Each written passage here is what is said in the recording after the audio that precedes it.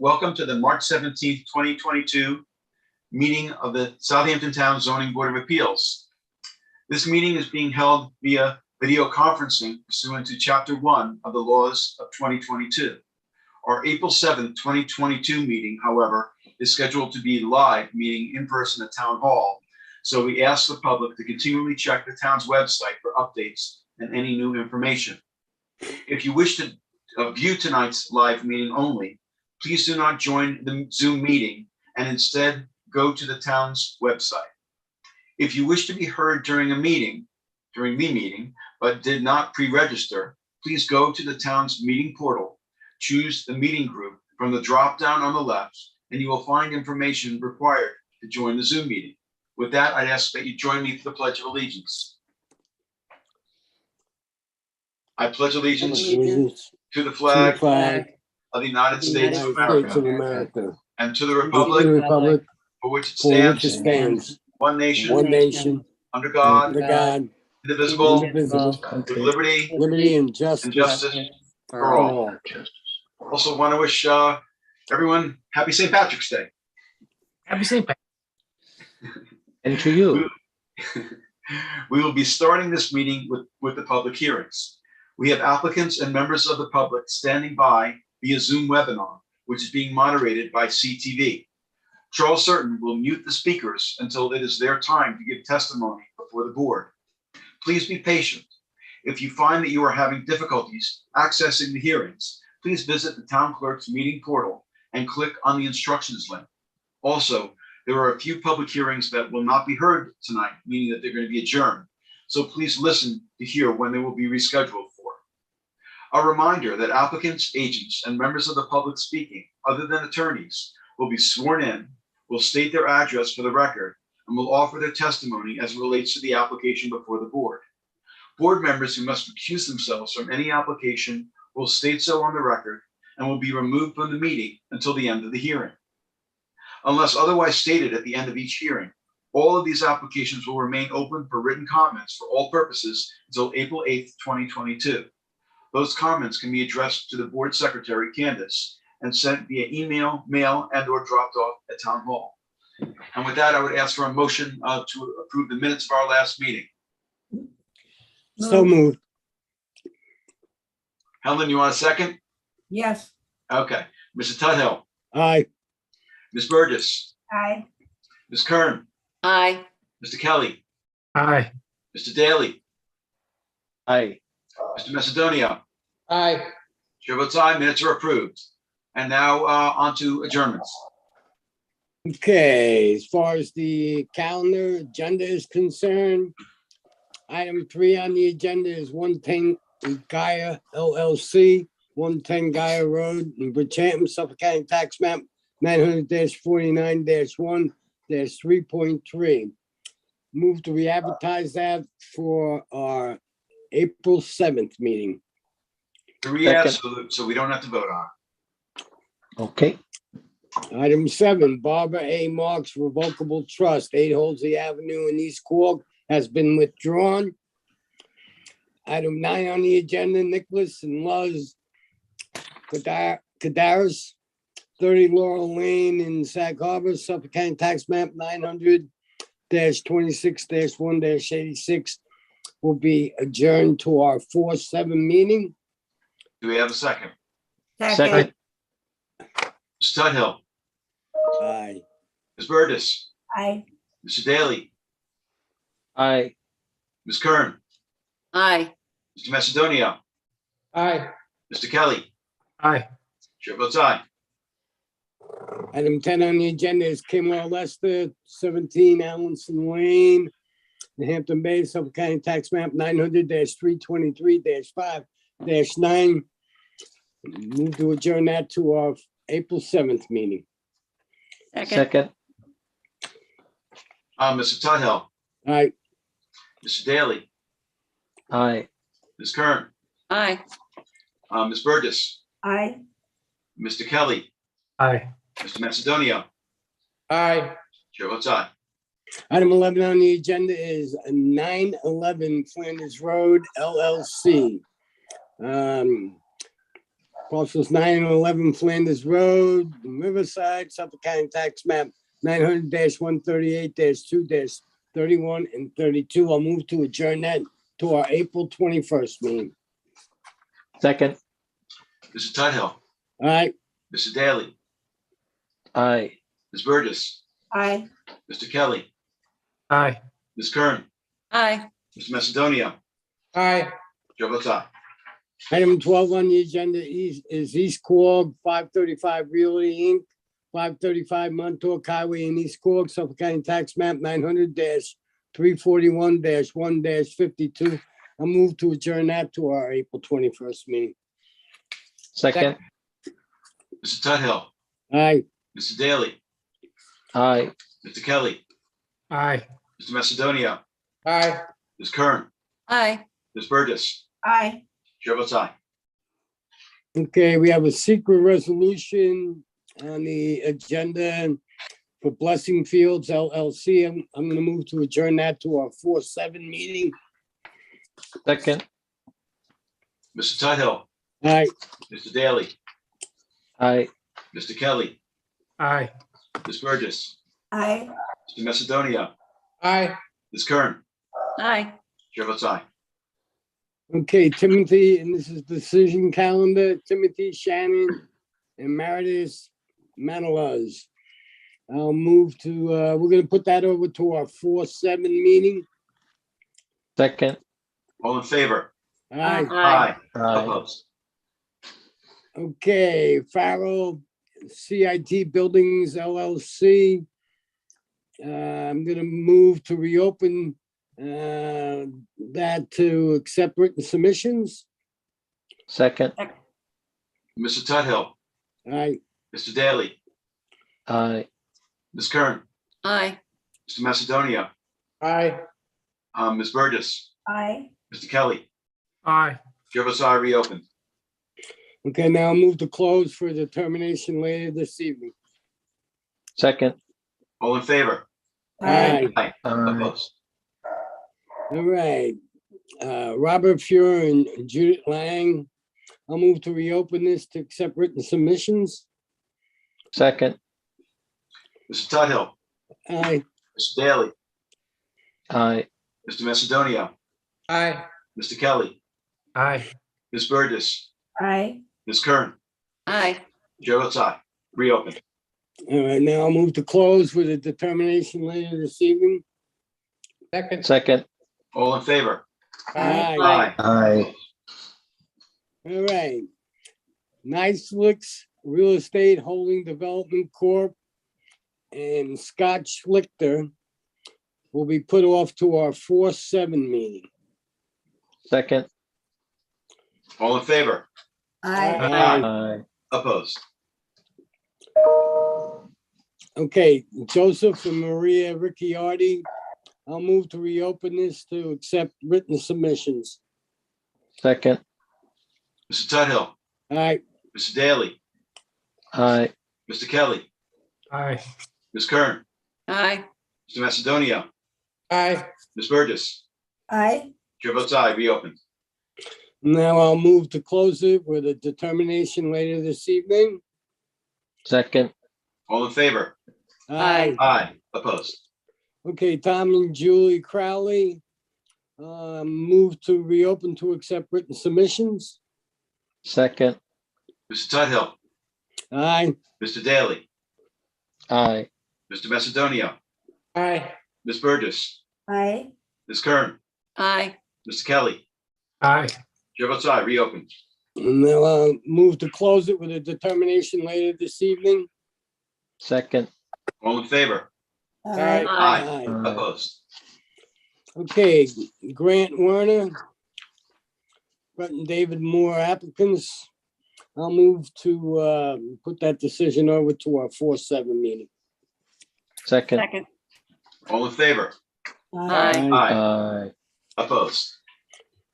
Okay, back to the beginning of the agenda. Well, Keith, there's one more, two Keith, tenths. you didn't do 2/10. I didn't do 2/10. Yep, just need a motion to adjourn that one to 4/7. What about Scott Schlochter? We did that That one. was adjourned. Yep. but we've got 2 tenths. 2 tenths. Right in the Did middle. you make that Apologize, motion? All right.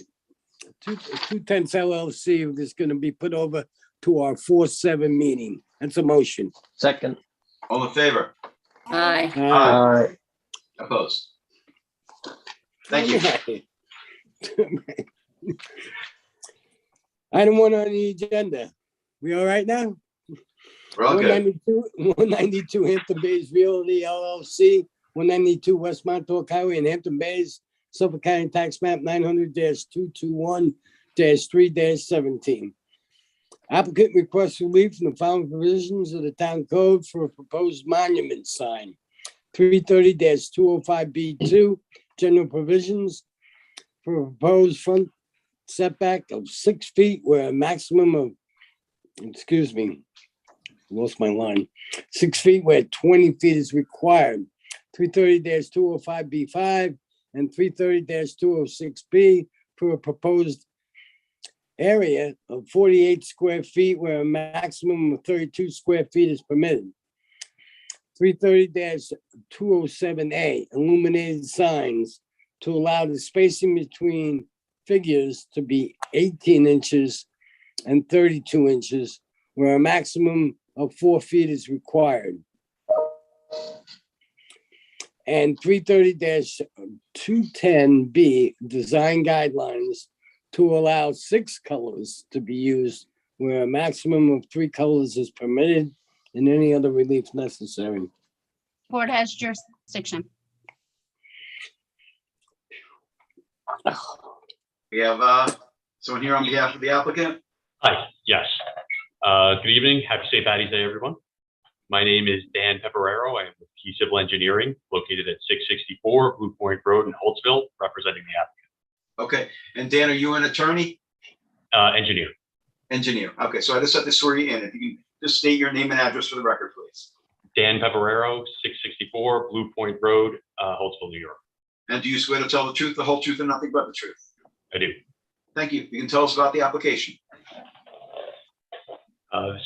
Subject parcel is located at 192 West Montauk Highway, a 3-lane roadway with a 40-mile-an-hour speed limit in the vicinity of the subject property. The applicant is seeking to construct a 7-Eleven retail store and gas station, including 1 externally illuminated wall-mounted sign and 1 externally illuminated freestanding sign. The site includes 1 two-way curb cut along West Montauk Highway. The project is as of right, with the exception of a few items regarding the proposed monument sign for which the application is seeking variances tonight. Section 330-205B2 requires that the proposed monument sign be set back 20 feet from the front property line, where the proposed plan depicts the sign 6 feet from the front property line. The proposed sign does not have any volume outside of the sky exposure plane, and the property to the east of the subject property is a heavily wooded lot with trees extending up to the right-of-way line. These trees substantially limit the visibility of the site and the signage for westbound traffic traveling past the site. Due to the existing tree line and the speed limit of the roadway, the proposed sign is located 6 feet from the front property line to allow motorists to see the sign, have enough time to make a decision on whether they want to buy their gas here and pull into the driveway. Well, they're doing 40 miles an hour, huh? That's the speed limit. I'm not going to say that that's what they're doing, but that's what they're supposed to be doing. Sections 330-205B5 and 206B require that the proposed freestanding sign have a maximum size of 32 square feet. The subject application includes a 4-foot by 8-foot sign sitting atop a 2-foot by 8-foot decorative cultured stone base. The area of the proposed sign only exceeds the code requirements when you count that decorative stone base. The sign itself is 32 square feet, and the cultured stone base is 16 square feet. And that's adding to the 48 square feet for which we got the denial. The base is, as I said, a cultured stone finish, which really adds a nice attractive element to the signage. That's why we included it. Section 330-207A requires the spacing of the external light fixtures illuminating the proposed signage to be 4 feet apart. The plans show proposed gooseneck lighting that is 18 inches apart of the top of the proposed sign. Unlike a standard advertising sign, which can usually be recognized by a motorist by branding colors or fonts, This signage includes information for a gas station, the price of gas that motorists really need to see, understand, process, and then pull into the site as they're driving along. So it's important to have all of the information on the sign properly lighted. Usually you could have like parts of the sign that are really well lighted, and the motorist would be able to comprehend what it is by various cues. But for a gas station, it's important that the price be well lighted. It's important to note that the code requires that each of these fixtures be no more than 60 watts. The proposed lighting fixtures are only 12 watts each. So while we are proposing 2 more than would be allowed if we met the permissible separation from the lights, we're only proposing a total of 48 watts, where we could have 60 for each light. So the idea here is that we're going to have a more uniform and softer lighting of this sign, as opposed to the two lights that we would be allowed with more contrasting, sharper lighting profile on it. Lastly, section 330.210.1.b allows for 3 colors to be utilized, where the proposed signage utilizes 5 colors. It's 6 if you count the stone base, so I think that's what the denial counted. The colors for 7-Eleven are known throughout the area. Everyone knows what a 7-Eleven sign looks like. It's important for 7-Eleven, really for the customers too, to have that cue as you're driving to know that this is a 7-Eleven. Part of that, large part of that is the colors. And the main colors are green, red, and orange, which would be the 3 colors. The ancillary colors on this sign are a white, really background to the sign, a small bronze trim in the stone base, which I think if any of those colors were the 3 base colors, it would really be a detriment to the sign. In sum, the applicant is seeking modest signage variances that will not have a detrimental impact to nearby properties or any impact on physical or environmental conditions of the area. The applicant cannot achieve the benefit sought by another method other than the variances sought due to the need for an easily seen and recognized sign. The requested variances are minor signage variances, not substantial, and for all these reasons, it's not self-created. I'd be happy to answer any questions. Yeah, Dan, I appreciate your presentation, and I appreciate what 7-Eleven is looking to do. This is not the first or the second or the 5th or the 10th time that we've had a national entity propose a sign that is exactly what they do everywhere else, and essentially ask us to forget that we have a sign ordinance. And just basically do whatever they want. And so what I say in these situations is I'd like to see efforts made on behalf of an applicant with a sign application to go in the effort of trying to satisfy our sign ordinance. The one thing that I understand is the setback. I understand. I live in Hampton Bays.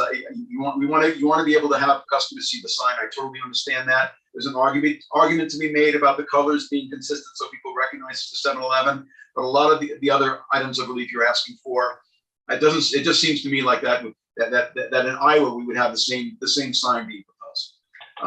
So anyway, those are my initial thoughts. Sure, and I think that this sign is substantially different from what they would choose to do here if they had their way. It is a 32 square foot sign on top of a decorative stone base. So I think the efforts being made to comply with the intent of the size of the sign. It's really what you guys are looking for, just on top of a nice finished base. And I do think that looks better than the sign sitting basically on the ground and complying with the signage size requirement. If I can share my screen here.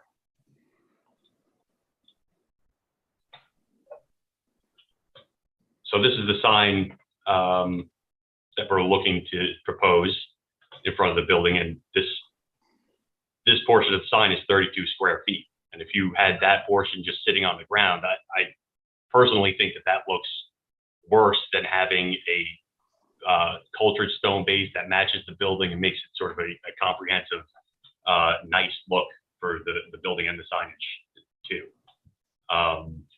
And as far as the lighting goes, which is one of the other variances, it's externally illuminated. Obviously, 7-Eleven in somewhere in Iowa would choose to have this be internally illuminated, or at the very least, externally illuminated, pointed up at the sign and not gooseneck signage. So I think the request here is, again, trying to get a more uniform light spectrum thrown across this sign. And in order to do that and accommodate the intent of the code, we could go all the way up to 60 watts for all of these, and we're only going 14 watts for each of these. The So- watt measures power, right? It doesn't measure light.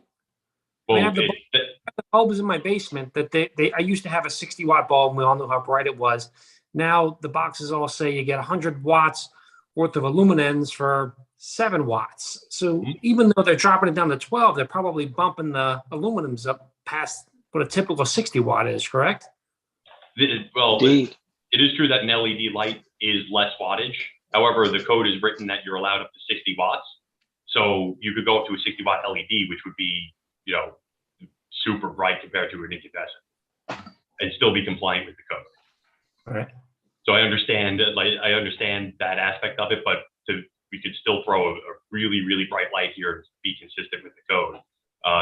Probably because lighting technology has progressed faster than people write codes. Dan, this But is Bob Mastonio. How are you? Good, how are you? Good. Is this location, is just this east of the Stop and Shop and the McDonald's in the same? Correct. Okay, so I'm just looking at the other two signs that were there. It appears they're a little more into code. You're seeking a little bit more than they actually. It's before you get to that entrance, Bob. It's the old Sunoco station. Yeah, I see that. How many gooseneck lights are you proposing for? 4, correct. So the sign is 8 feet apart. So we'd either get 1 dead in the middle and 2 all the way on the ends, or 2 sort of centered on the side, each half of the sign. So I think we're really asking for 1 additional light compared to what we'd be allowed to have, and just separated over each half of the sign so that it looks even.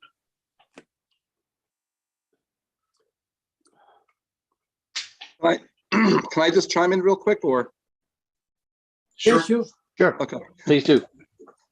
So obviously this is going to get referred to the planning board. I spoke to Claire Shea is the planner that reviewed the site plan. Just to sort of piggyback what Adam said, the planning board went to great lengths on the site plan. We put a lot of work into the design, even of a gas station and a convenience store. And I appreciate the concept of branding. I'm not against it, but we also don't allow franchise style architecture either. That building doesn't look like a 7-Eleven would up in my neck of the woods, for example. So we put a lot of effort into designing things the way Southampton wants them. I understand the setback and the concern. The reality is that the road is filled up with traffic 10.5 months of the year these days, and it's going to be 12 months before we know it. But I understand the setback might be a little much, but the planning board is going to provide comments.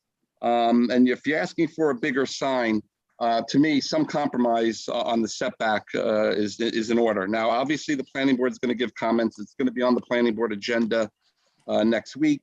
But those were the initial thoughts from staff when we discussed it today.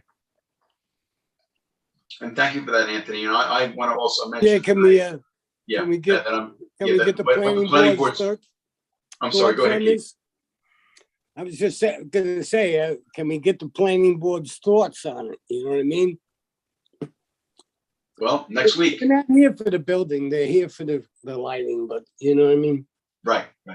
Yeah. I don't know Well, how the planning board- I don't know how eastbound traffic is gonna take a left-hand turn into this place. But they're not here for, that's not what we're listening to tonight. Yeah. But in terms of the sign and the compliance with the sign ordinance and the various relief being requested, I'm very interested to hear what the planning board has to say. And I really rely upon them in terms of what their thoughts are. And so we're going to get that information is going to follow. But I give a great deal amount of myself, a great deal amount of deference to their point of view here. Yeah, I Absolutely. agree with you, Adam, with your initial comments. I'm not in favor of relief for the size, the colors, or even the setback. Put it in a place where you can get the most visibility, is my feeling about it. So I'm anxious to hear what the planning board has to say, because from what I understand from Anthony, that they're going to look at size versus setback. So I'd be curious as to what they come back with. So in terms of the setback, you can see the edge of trees right here along the project's eastern flank. And maintaining the 20-foot setback, one moment here.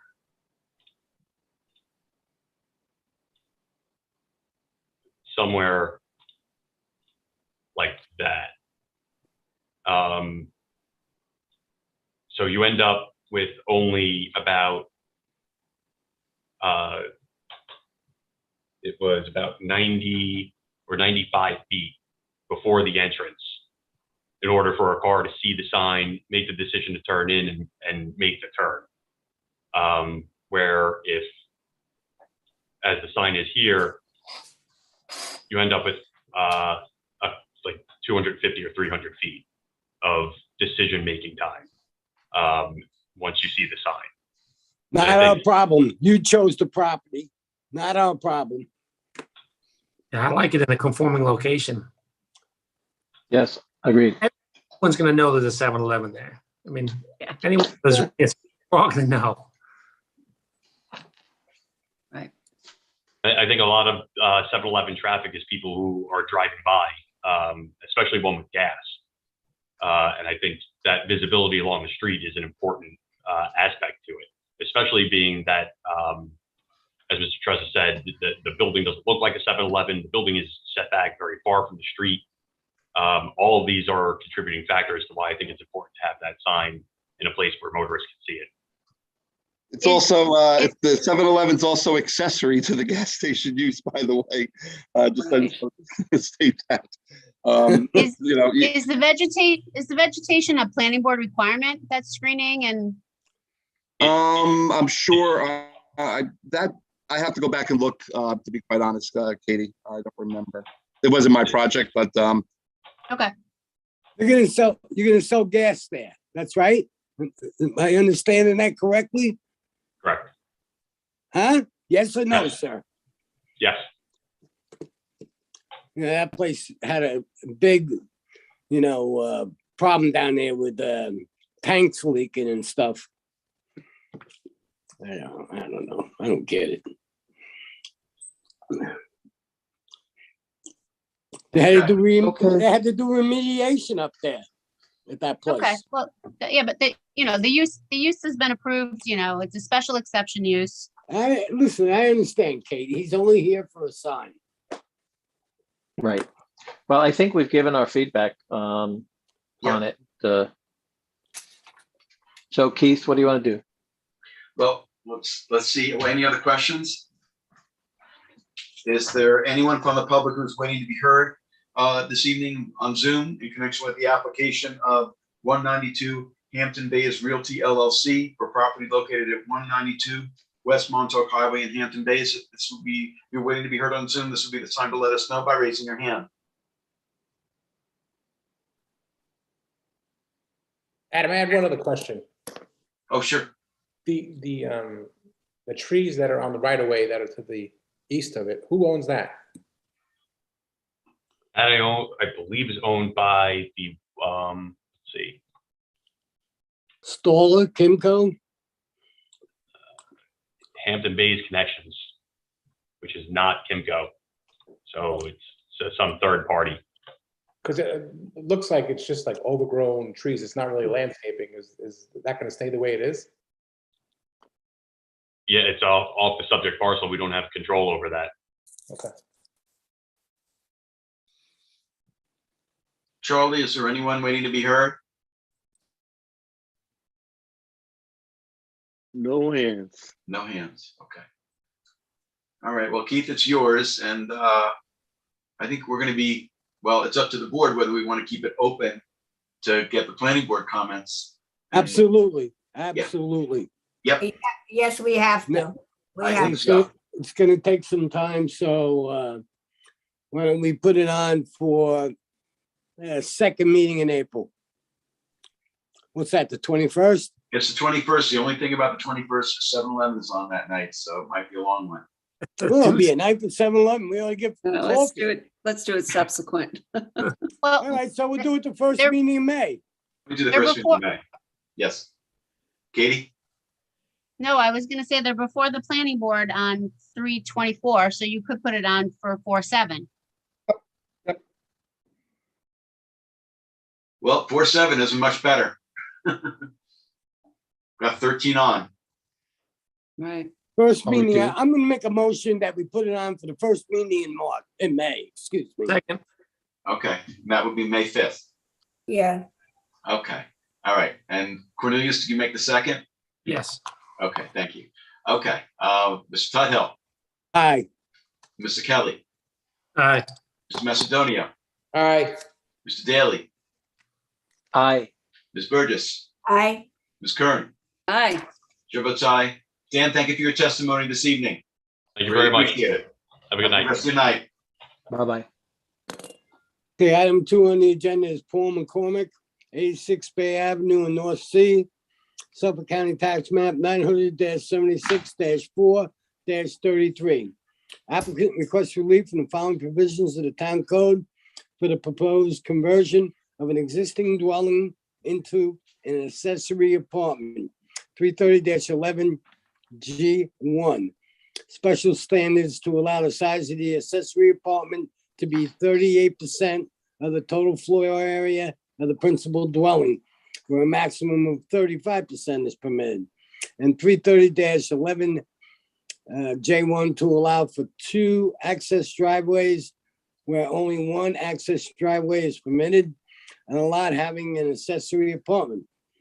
And 324 an existing garage/studio, 330-11.2F for a side yard setback of 3.7 feet where 5.6 feet is permitted. In addition, the applicant requests relief from town code 330-11 residential district's table of dimensional regulations for an accessory side yard setback of 3.7 feet where 8 feet is required for the existing garage/studio, and any other relief necessary. Board has jurisdiction. Good evening, Liz. Good evening. Good evening, board members. Liz Vale, Greenberg Traurig, 2317 Montauk Highway, Bridgehampton, on behalf of the applicant tonight. I'm sharing my screen. I hope you're seeing a survey. Is everybody seeing that? We are. Great, thank you. Yes. The subject property is located at 86 Bay Avenue in North Sea. It's comprised of 20,000 square feet located in the R10 zoning district. The property has 2 front yards. I'll just use my cursor. Hopefully you can see one on Locust Avenue and one on Bay Avenue. And the application is to convert an existing residence, which is over here, to an accessory apartment. North Sea, as the board is aware, is a census designated place determined by the US Census Bureau to be under the density threshold of 500 persons per square mile. Therefore, an accessory apartment can be located on a 20,000 square foot lot.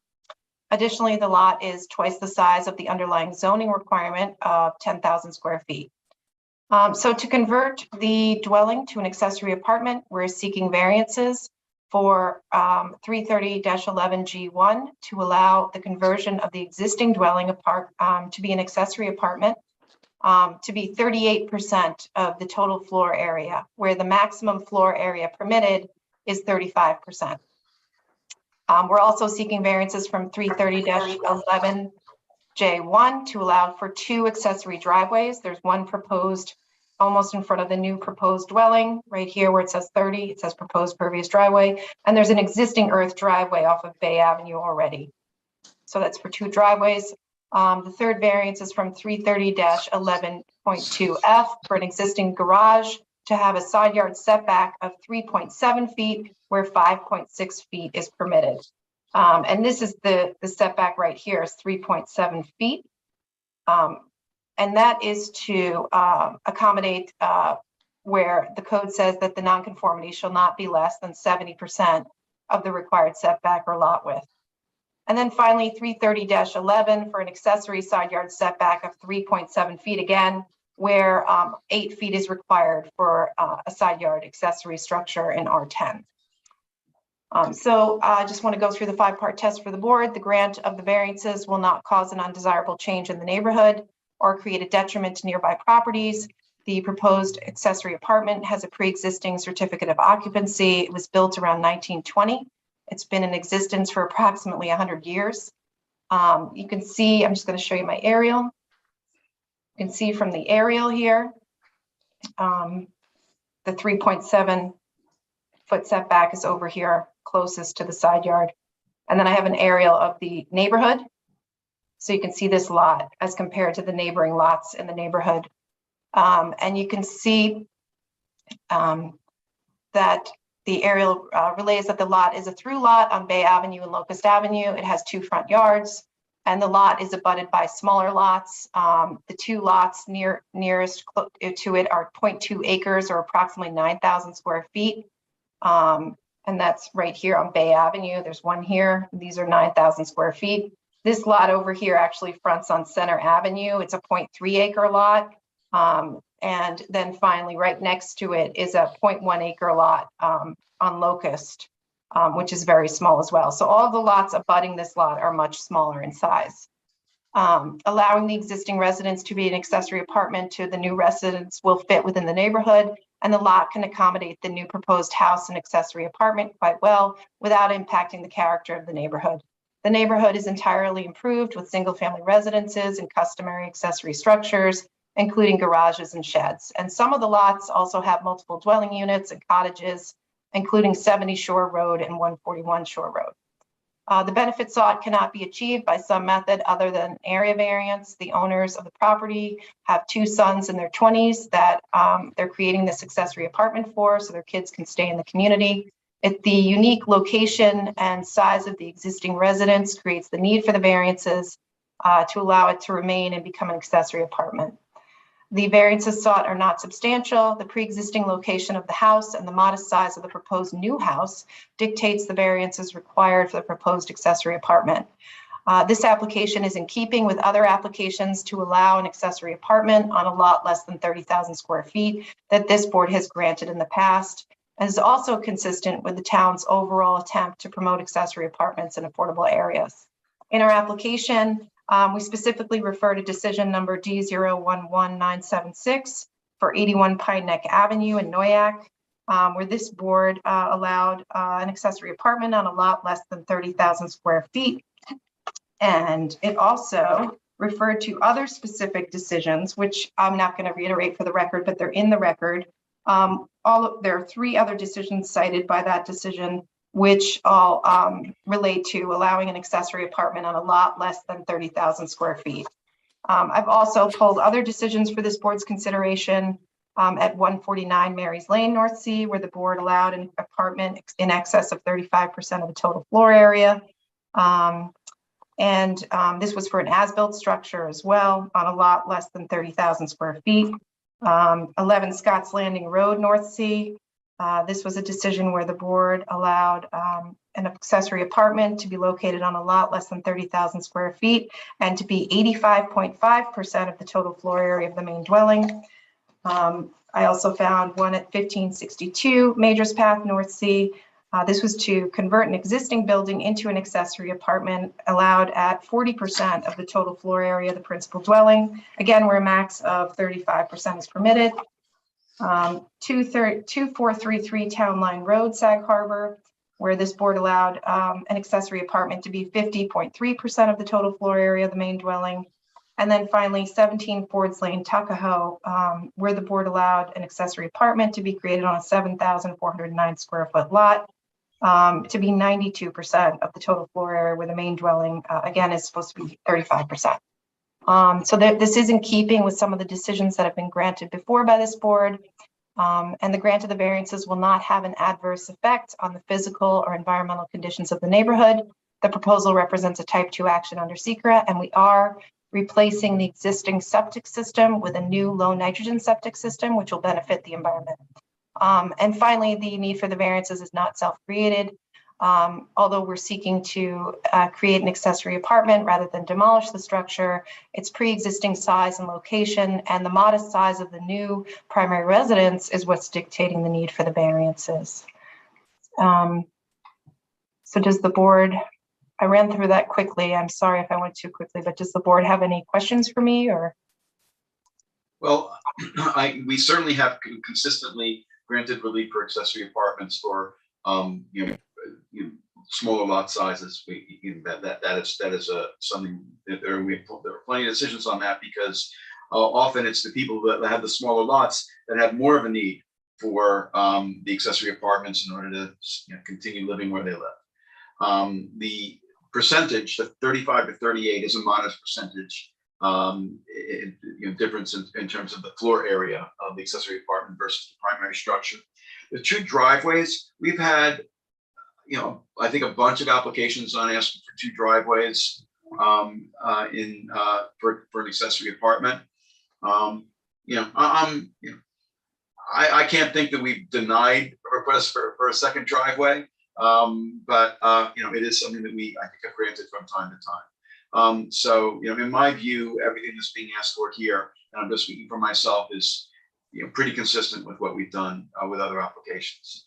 I should note for the board, there was a building department comment that was brought to my attention. The comment is that the garage adjacent to the existing dwelling that was converted into a studio with a bathroom and outdoor shower were all built without the benefit of a building permit. So that it says that although not part of this application, that work shall be addressed with the building department.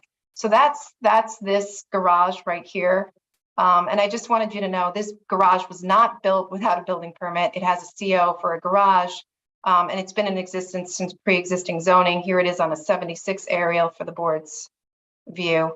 And it's also on the CO survey connected with the CO. So I just wanted to let you know it is the conversion of that installation of a bathroom in it and making it a studio or an art studio that requires building department approval and apparently does not require variances from this board. And we're hoping you'll make it a condition of approval. I should note also that the architect is here tonight, Mark Matthews, if you have any questions for him. Okay. There were a few other comments from the building department. Did you get the sheet, Liz?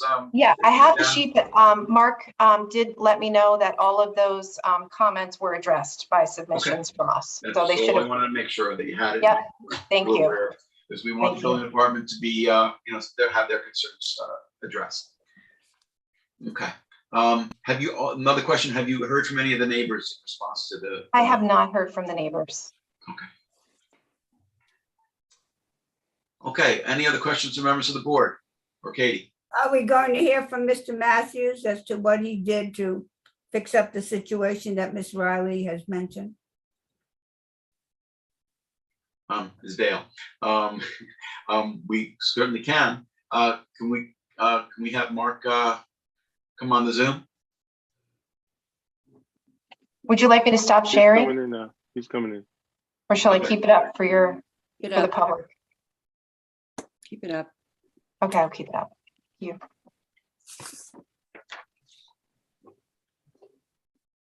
you. Liz, as Mr. Matthews is coming in, I wanted to ask you a question. I don't have a problem with the relief requested, but on the survey, it looks like that, and you just referred to it as a studio. It appears on the survey that it is attached yes, it is. That structure, but on the floor plans or the site plans, it looks like it is not. I mean, it may be sharing, two walls may be sharing a common connection, but you cannot enter this structure through the existing house. It's connected, but You have to exit the house to come into the garage. Yeah. Okay, so should that be reflected in that way on the survey as well, or?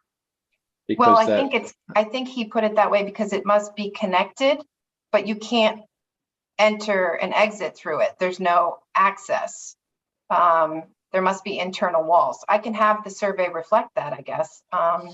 Yes, we can update that. I'm not asking you to do that. I'm just asking if that's the way it should be, if that's the way if it's okay the way it is. I mean, Katie, I don't know what your thought is on that, but the survey looks like you can walk through, but maybe that's not what the job of the survey is, whereas you clearly can't.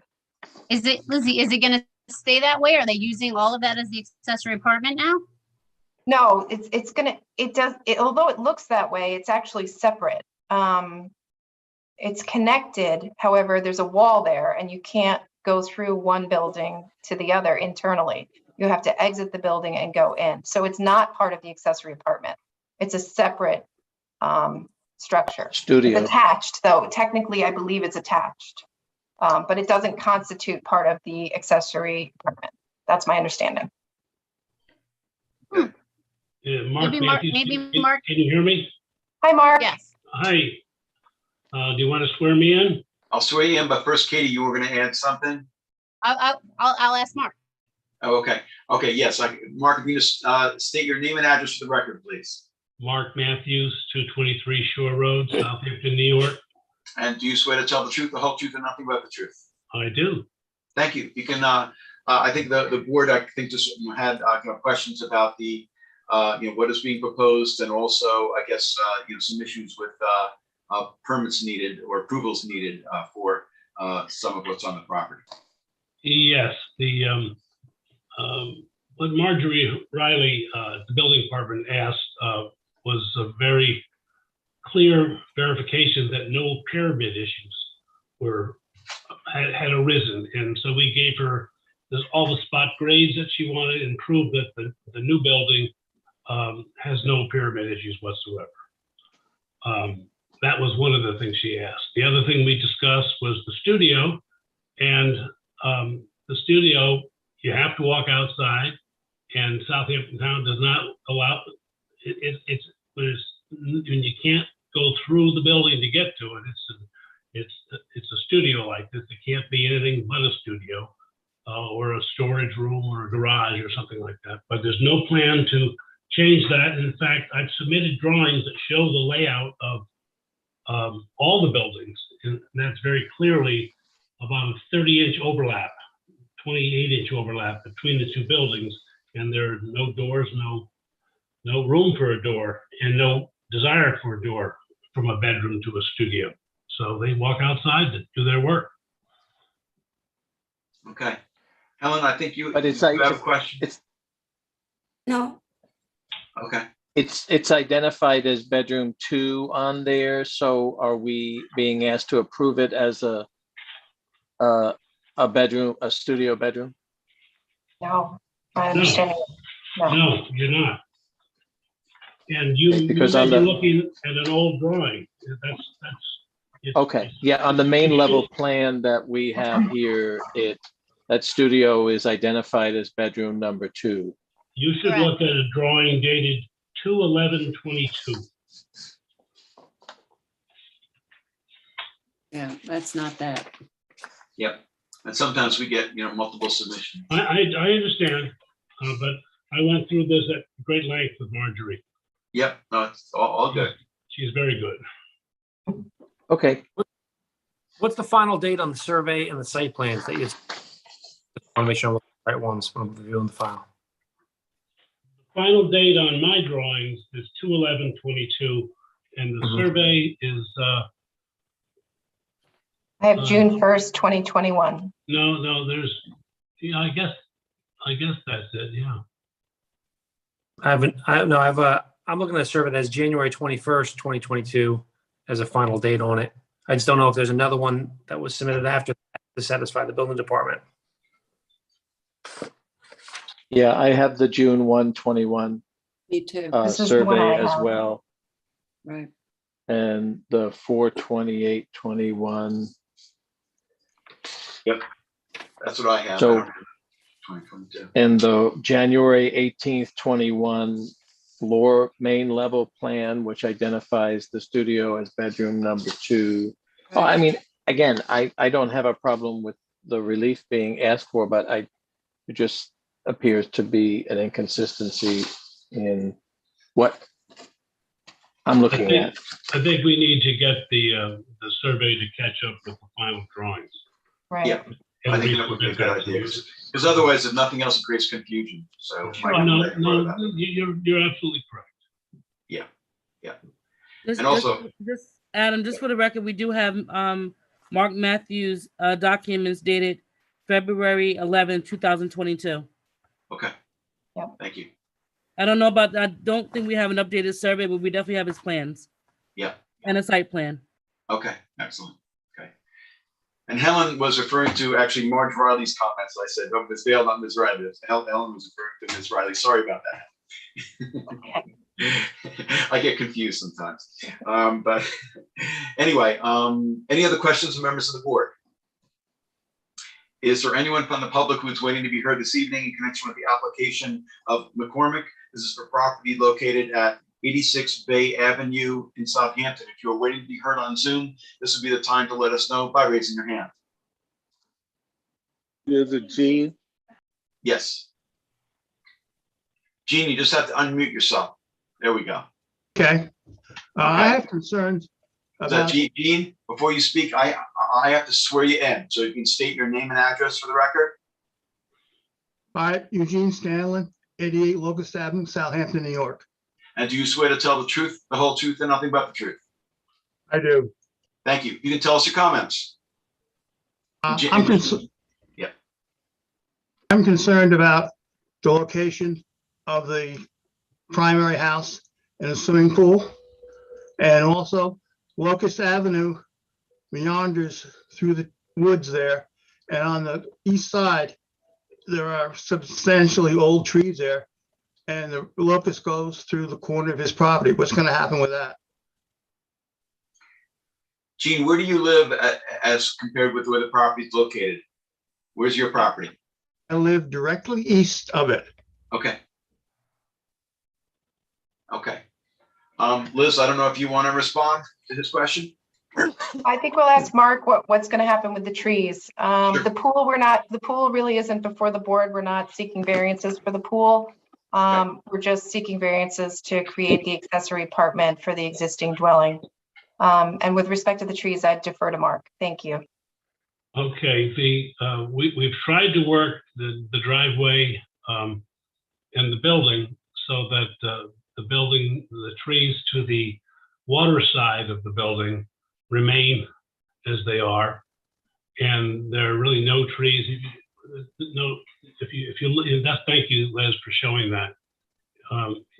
Unfortunately, my building is not drawn on it, but you can see that there are very few trees along Locust by Mr. Scanlon's property. He has some major trees on his side, which are very nice. But the clients and McCormick's desire is to maintain trees. In fact, if anyone has been by there, you can see that they're busy planting like crazy all along Bay Avenue because they care about that. Yeah. Gene, do you want more trees, more screening? That'd be fine, but I'm talking about the road. If they put a fence in along their property line, it's going to take up 1/3 of the road and make it impassable. Well, wait a second. The property line is the property line. The road is the road. And if the road is meandered over the years to locations where it's no longer in the roadway, then it just has to be corrected. That happens regularly on these dirt roads. Yeah, and also I want to mention the aerial can be very confusing. The aerial may not accurately reflect the boundaries. Well, it shows the property to the northwest. His driveway is on your property. But in fact, it's not. Oh, yeah, it's not. I'm sorry.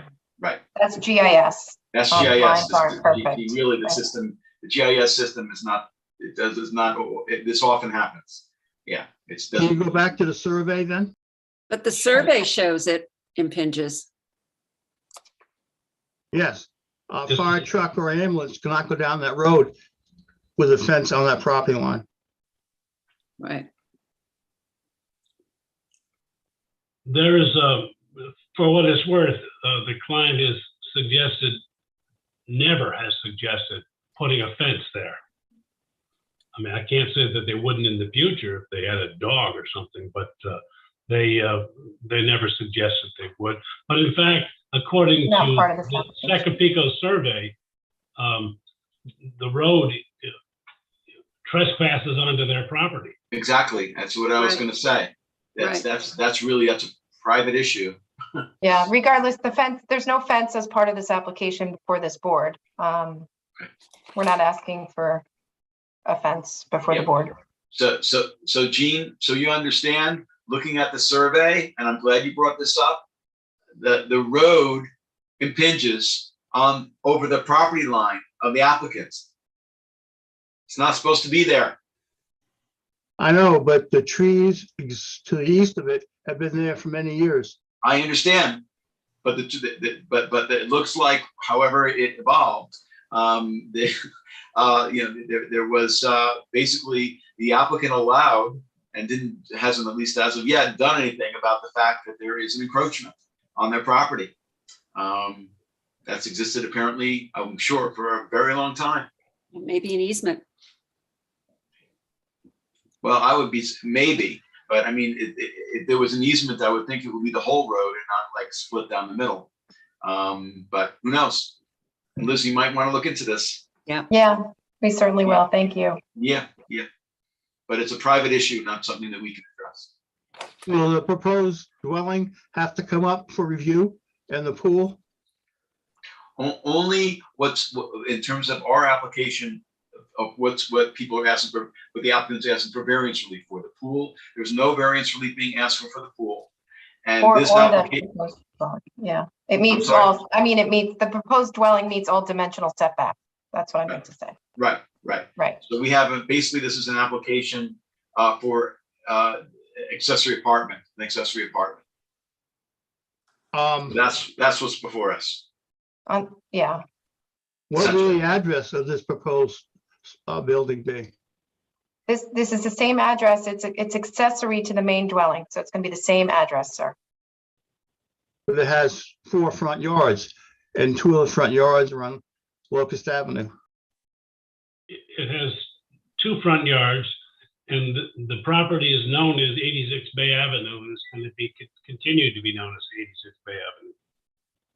The frontage is going to remain 100 feet on Bay Avenue. And there'll be no road improvements because they're building on the land next to Locust. Say that again? It's my understanding if you build on an improved road, you have to make some improvements. So if this house is on Bay Avenue, no improvements are going to be made. Just like the house they built on the end of Shore Road, and it has 3 front yards, and they did no road improvements. That's the way the law is written. If you have a frontage on Bay Avenue, you don't have to improve Locust. Okay. So Gene, I'd like to stick to what's the subject of the application. Are you opposed to the accessory apartments? No, I'm glad they're going to legalize the garage. Okay. And what are you? I know you talked about some other issues. If you're not opposed to the apartment, I mean that's basically what the subject is of this application. How can you build an accessory apartment when there's no main building yet? You get the CO for the accessory apartment after the CO for the primary dwelling is issued, sir. Okay. Yeah. And that's how the building department ensures that it's an accessory apartment to a primary dwelling. Okay. And Gene, unless you have other comments to make about the proposed accessory apartment, these other issues are really not what's before us. It was my chance to ask questions. I appreciate the time. No worries. Okay, thank you for your comments. I do appreciate it. Is there anyone else who's waiting to be heard on Zoom in connection with the application of McCormick for 86 Bay Avenue in Southampton? If you're waiting to be heard, this will be the time to let us know by raising your hand. No other hands. No other hands. Okay, Cornelius, it's yours. Okay, Wait, Liz, Cornelius, wait, before you do that, Adam, a question. Sure. If in fact they're asking for access onto Locust, does that trigger something in terms of road improvement? It might. Well, this It is might. getting It into might. road So review. I think, yeah, so I think we need to look at that issue, Katie. Well, they'll need to look at that issue. Yeah. Somebody needs to look at that issue because It's if they're part of asking the for, process. Yeah. okay, Yeah. okay, So if It it's could. determined that they have to get, do improvements Right. on road review, they have to go to road review. Often we have Right. applicants who leave us and go to road review afterwards. okay. Cornelius? yep, all right. Liz, how do we leave it with the survey? You're gonna update the survey with some building department stuff, or the Jan 21 is the final? May I offer this, please? With the latest documents I submitted to Candace, there was a site plan dated 2/11/21. I'm hoping, since I printed 12 copies of it, that they made its way to your desk, but that would clarify, and we can have a survey drawn to look exactly like that, because that is what our goal is. All right, But perhaps we can close it with written comments for us to submit a survey. please. survey. Happy How to. much, Liz? How much time do we need, Mark, to get the survey? This surveyor is very good. So Great. next meeting, we can finish this up. Okay. Okay, all right. Move to close the public hearing, leaving open for written submissions only until April 8th, with a decision on April 21st. Thank you. Second, Thank you. Thank you. Mr. Kelly, Aye. Mr. Daly, aye. Mr. Macedonio, Aye. Ms. Burgess, Aye. Ms. Kern, Aye. Mr. Tudhill. Aye. Chair votes aye. Thank you all for your comments this evening. Have a good rest of Thank your you night. so much. Have a Good good night. night. You too. Okay, item 4 on the agenda is Carlton Gibson and K.I. Highmark, 96 Island Creek Road, North Sea, Suffolk County Tax Map 900-92-3-13. Applicant requests relief from the following provisions of the town code for the existing shed on a non-conforming lot, 330-84D height pyramid for a pyramid encroachment in the amount of 41.66 cubic feet on the west side of the property. 330-76D, placement of accessory building structures and uses in all districts.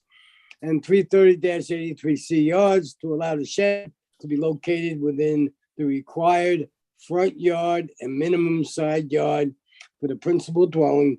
And 330-115D5 continuance for an accessory side yard setback of 5.2 feet where 10 feet is required, and any other relief necessary. Board has jurisdiction. Good evening, Daphne. Just have to swear you in. Hello, Aye. You state your name and address. Daphne Vaughn, Surfside Environmental Planning, 225 Montauk Highway, Mauritius, New York. And do you swear to tell the truth, the whole truth, and nothing but the truth? I do. I'm Thank also you. here with the owner, Kaya Highmark, if you want to swear her in now as No well. problem. I can do that. Kari, you just have to unmute yourself. Okay, there we go. You just state your name and address, please. Kaya Highmark, 58 Hemlock Drive in Sleepy Hollow, New York, 10591. And do you swear to tell the truth, the whole truth, and nothing but the truth? I do. Thank you. All right, Daphne, if you can tell us about the application. Okay, I'm going to share my screen. Let's see. Okay. So this is a current survey. So the subject property is located on the northeastern terminus of Island Creek Road. in North Sea, and it fronts on Island Creek here on the east and southern sides of the property. It currently contains a one-story residence with an attached deck and a shed and outdoor shower that are over here, as well as this detached accessory shed, which is the subject of our application today. We're in the process of obtaining all of the approvals necessary to construct these proposed first and second story additions to the property, to redo the decking and install this. That's not the subject matter of this application. Is that What's right? that? Daphne, that is not the subject matter of this application. Is that right? That's correct. That was the rest of my Try to sentence. concentrate on the shed Yes. and the encroachment. Okay. So let's stick to what we have in front of us. I was getting to that, Helen. Thank you. You're welcome. Okay. So anyway, we're in the process of doing all of that, and there's no variances required for any of that, as I was just mentioning. So we're currently zoned R80 here, and we're non-conforming because the site is 26,008 square feet. We did submit a single and separate that came back to October 14th, 1957. We do have a pre-existing CO for just the existing residence from June 24th of 1971.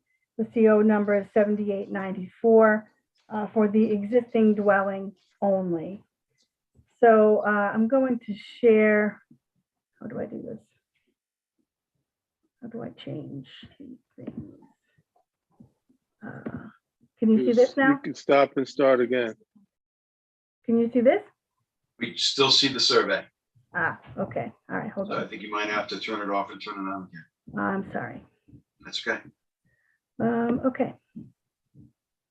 So we have a survey from 1984, and that's this, that shows that structure was existing at that time. I can blow it up so you can see the date here is April 28th, 1984. And this is that structure that's labeled as a garage at that time. Give you something else from my collection. Okay, this is the good stuff. Okay, so this is a picture of the shed as it stands today. 2 photos.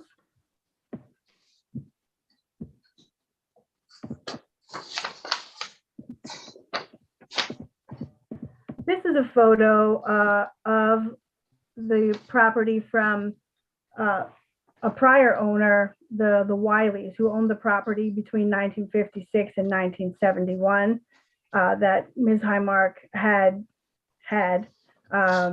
And this is the front of the photo and the back of the photo, and you see it's labeled Wiley's Camp, Island Creek, after the second storm. And it shows the structure there. This is the house. And this is Island Creek Road right here. So the And we don't structure- know exactly when that photo was taken. No, we just know that it was taken while they owned the property. So that's anytime between 1956 and 1971. However, when you look at historical aerials, and this is difficult, it's blurry, but this is a 1962 aerial. This is the house. This is the structure in 1962. Right. So that kind of narrows it down a little bit. And then we have a more recent aerial. This is the 2021 aerial, just to show you it's still existing there. Of course, the property lines are off, as you discussed in the last hearing. So this survey is the 1943 survey of the property that was done. And this survey is what goes with the pre-existing CO. It does not show the structure. However, and I will show this later, this is the 84 survey again that I showed you closer up. I did submit all of this for the record in paper form, so you have it. Yes, we did get it. Oh, fantastic. Good. Okay, so this is a property record card from the tax assessor from 1991. I did submit a newer property record card, and this information basically mimics on the new record card similarly. That it shows that the shed was constructed as a 16 by 16 sometime in 1935, which is interesting because it's not shown on that 1943 survey, but it's referenced.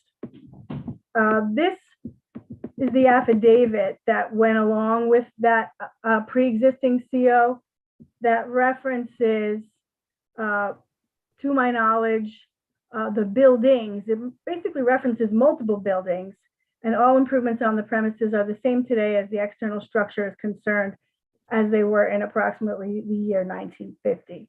And for anybody who doesn't know, this affidavit was signed by Makita Kendrick, former town justice in the town of Southampton. Ah. Oh, yeah.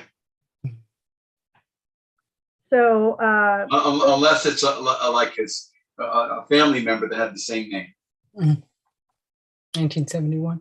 yeah, so in 1971, the property changed hands from the Wileys to Andrew DeWheel, who owned it for a little while. And Kaya can go into that a little more, but basically, this is all the information that's in town records that we put into a presentation for you.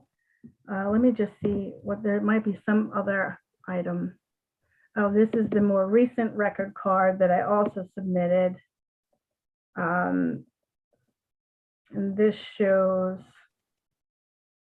this is the outline of the house, which still stands today as it did back in the day. And it's on this page here, where it references the shed, again, actually built in 1935. So I don't know where that information comes from, but that's the tax assessor's information. So nonetheless, it's been there since at least 1962, as we can show from aerial photographs.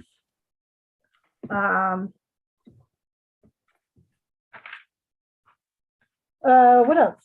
What else do I have to say? So basically, What kind of shape is it in, Daphne, being that it's so old? well, it has been repaired over the years.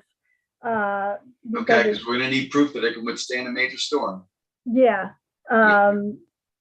So we did submit pyramid plans, and ironically, that's the one thing I did not put into my share screen. But we are looking to have the following variances for the setback of 5.2 feet on the west side, where 10 feet is required because we have the single and separate. And then 330, 70, 60, 83C because it's within the required front and side yards. And pyramid variance for 84D in the amount of 41.66 cubic feet. The shed, as you veer south, it's not parallel to the property line, so it kind of veers away from the property line. That's why it's such a minor amount of pyramid. I believe it's 12.5 feet in height, so it meets the accessory height requirements. I did receive a letter from, Marjorie's her denial letter with her comments. And that is the last thing I can share with you.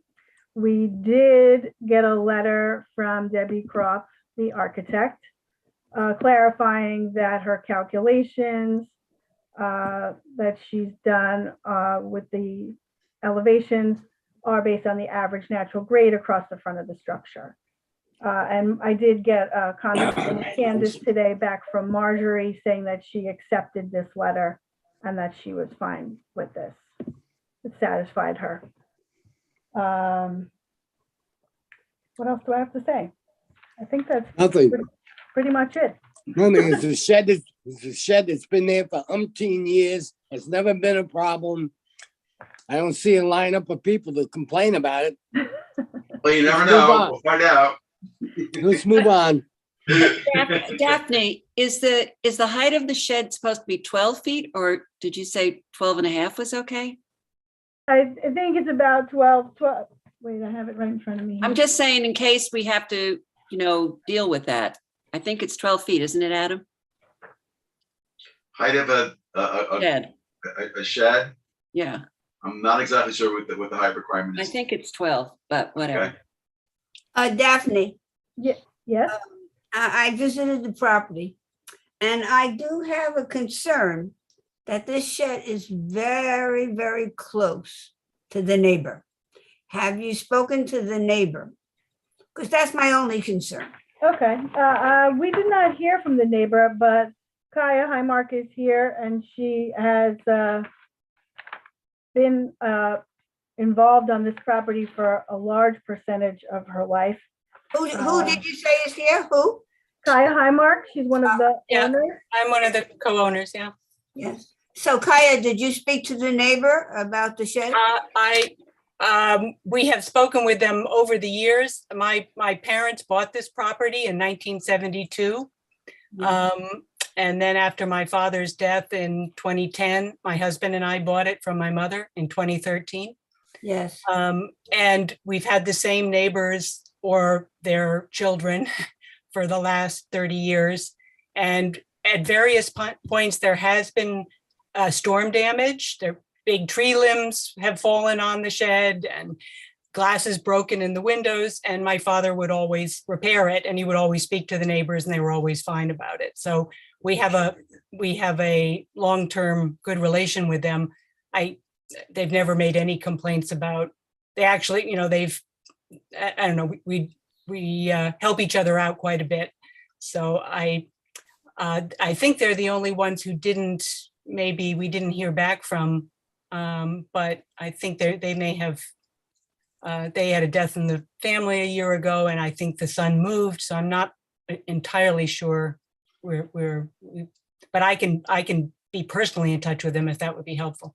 No, as far as I'm concerned, that was my only issue when I looked at the property, how close. But if the neighbors have no problem, because I had no problem with the condition of the shed. So it was all the question of how close. Yeah. So I'm okay with your application, Daphne. Okay, thank you. Yep. Kai, also just wanted to clarify, we think it was built, somewhere prior to 1962, and I presume we have no information as to who put it up and how it went up. No, that I don't. The house was, our understanding is that the Wileys who were there, it was a hunting and fishing cottage, camp, not winterized, and it had a little dock behind it, actually, into the creek that runs behind it, which between, I don't know, the early 70s and the mid 80s, that got removed. It just kind of fell apart, and vegetation filled in behind the shed and the creek. Our neighbors actually still have their little dock on the creek behind us, and that's about the only change that's occurred, and the house hasn't changed much either. Okay. there is no basement in the house. The house right now is not winterized. When they do these proposed additions, the house will have heat and will be winterized. But it still won't have a basement. That's not an issue. All right. Any other questions of members of the board? Is there anyone? Yeah. I'm sorry, go ahead. If I may, Adam, first of all, thank goodness you're moving that cesspool. Yes. But secondly, it seems like you're going through an awful lot to get a variance. Is there a hardship? Would there be a hardship moving that shed to a conforming location rather than going through all of this? What is the motivation to seek a variance rather than just move it 4.8 feet over? Daphne, do you want me to? Or... Sure. Yeah, I was actually asking you. Okay. I don't think there's any room to move it. There were, because it's, my understanding is we're already going to need a variance, I think, regarding the new septic and where the well is and where the, and a geothermal, hopefully. So to get the utilities that we need back from the water, we don't have any, we don't have any space to move anything, actually. Also, Kaya, Okay. isn't the shed has a concrete slab floor, doesn't it? Yes, it does. It does.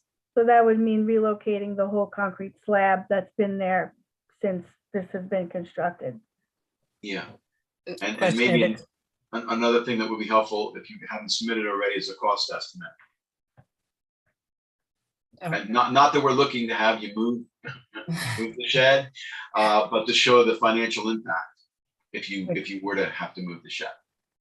Well, I think also, yeah, as Daphne said, the questions about whether it would be more disturbance than into the, because it's right on the wetlands there, and the cesspool is there too.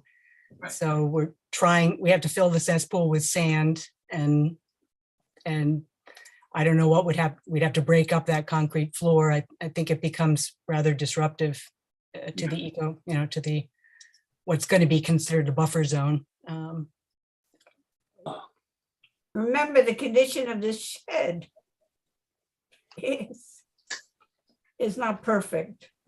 Well, and we're going to need something on that. Moving it would be somewhat problematic. Well, But if Adam, if you need. Yeah.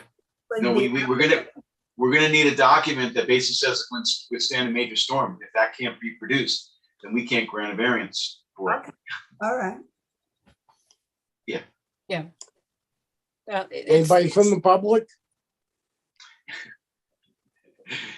Nope. It's a matter, Keith. We've been a half hour on Any- the shed. It's been there for 50 Any years. other questions? Okay. Is there anyone from the public who's willing to be heard in connection with the application of Gibson and Highmark? This is for property located at 96 Island Creek Road in North Sea. If you're waiting to be heard on Zoom, this would be the time to let us know by raising your hand. No hands. Okay. Not Helen, it's yours. Okay, we'll close the public hearing.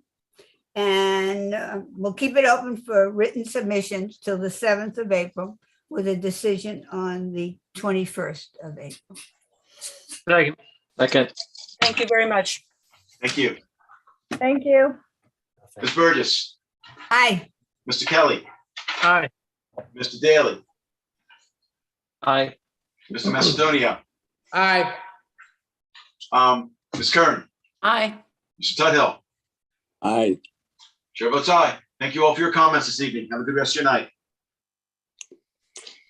Item 5 on the agenda is 3 Sticks Q LLC, 111 Quimby Lane in Bridgehampton, Suffolk County Tax Map 900-117-1-11. Applicant requests relief from the following provisions of the town code for a proposed carriage house. 330-9D4, density incentive provisions to waive the transfer of one or more development rights or Pine Barrens credit to the site. And 2, town code 330-9D4H to allow 2 driveways where only 1 driveway is permitted. In addition, applicant requests relief from town code 330-77A, placement of accessory building structures and uses in residence districts as it relates to 330-94, schedule of off-street parking space requirements for residential uses to allow an additional 2 off-street parking spaces to be located within the required front yard. A maximum of 9 spaces is permitted. 11 spaces are being proposed and any other relief necessary. Board has jurisdiction. Good evening, Brian. Good evening, members of the board. Brian Lucas with the Adam Miller Group, attorney for the applicant. As stated, we're here for a proposed carriage house on the property at 111 Quimby Lane. The property is located on the R60 zoning district. This lot is 146,202 square feet, but just shy of 2.5 times the applicable zoning. The property is currently improved with a single-family dwelling, detached shed, pool, and pool house, and the owner is looking to replace that with a new single-family dwelling attached garages, pool, carriage house, and a one-story accessory structure, wooded accessory structure. As stated, we're here for relief with respect to the driveway, parking, and the transfer of the development right for the carriage house. I will start with the development right for the carriage house. As stated before, this lot is in excess of 2 times zoning. So this lot inherently has an extra development right up for grabs. Presumably, we could apply to the planning board to subdivide and create an increased density beyond what we're proposing here. So what I would offer to the board is, in exchange for this approval, if you're inclined, is that we would be willing to condition and waive any future subdivision so long as this carriage house exists. So what we have is a 2.5 approximately times zoning. We would agree to cap that at the 1.5 times permitted under the carriage house code. As for the 2 driveways, the property, since the detached garage was built under a building permit issued in 2001, CO provided in 2005, there have been 2 curb cuts at this property, in generally the same location as we're proposing now. These driveways are attached, so while I do acknowledge that there are 2 curb cuts, it is in sense 1 circular driveway. I can go ahead and share a site plan so you can see what I'm speaking about. Second.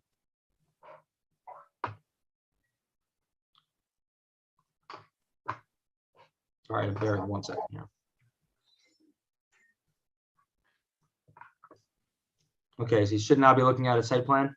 Yep, we can see it. Okay. All right. So this is what currently exists today. This survey, we have a single-family dwelling with a driveway and then another driveway attending to the garage. As you can see, we're keeping that consistent, but we're connecting the driveways to have 1 connecting driveway. And then as for the parking, while I acknowledge that Marjorie is taking the position that we need 2 additional off-street parking, the code does provide, I think it's 330-97 provides for a total accessory off-street overnight parking of the number of bedrooms plus 1. So we are proposing 11 bedrooms, which is the permitted off-street. It's just the view that 2 of those are in the front yard. Obviously, I think it's the intent to have parking off of the road. Quimby Lane is a rather narrow road, so obviously we don't want any parking on the front. And it's that, and then I think that covers the request needed. I'm happy to answer any questions. I also have the architect before us, and then this is an aerial just to give you a sense of kind of what we're looking at here. This is the subject property here before you. It's much larger than the surroundings, specifically to the west and the south. So, you know, had we subdivided and gotten conformity, we could have a greater density. You know, these lots are, you know, we're trying to preserve that. And I think that is the intent of the development right provision of the code. So again, we'd be willing to waive our, you know, inherent built-in second development right had we subdivided.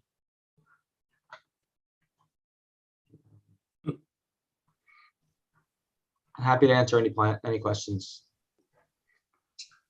Anthony, do you have any thoughts about the development rights part of this?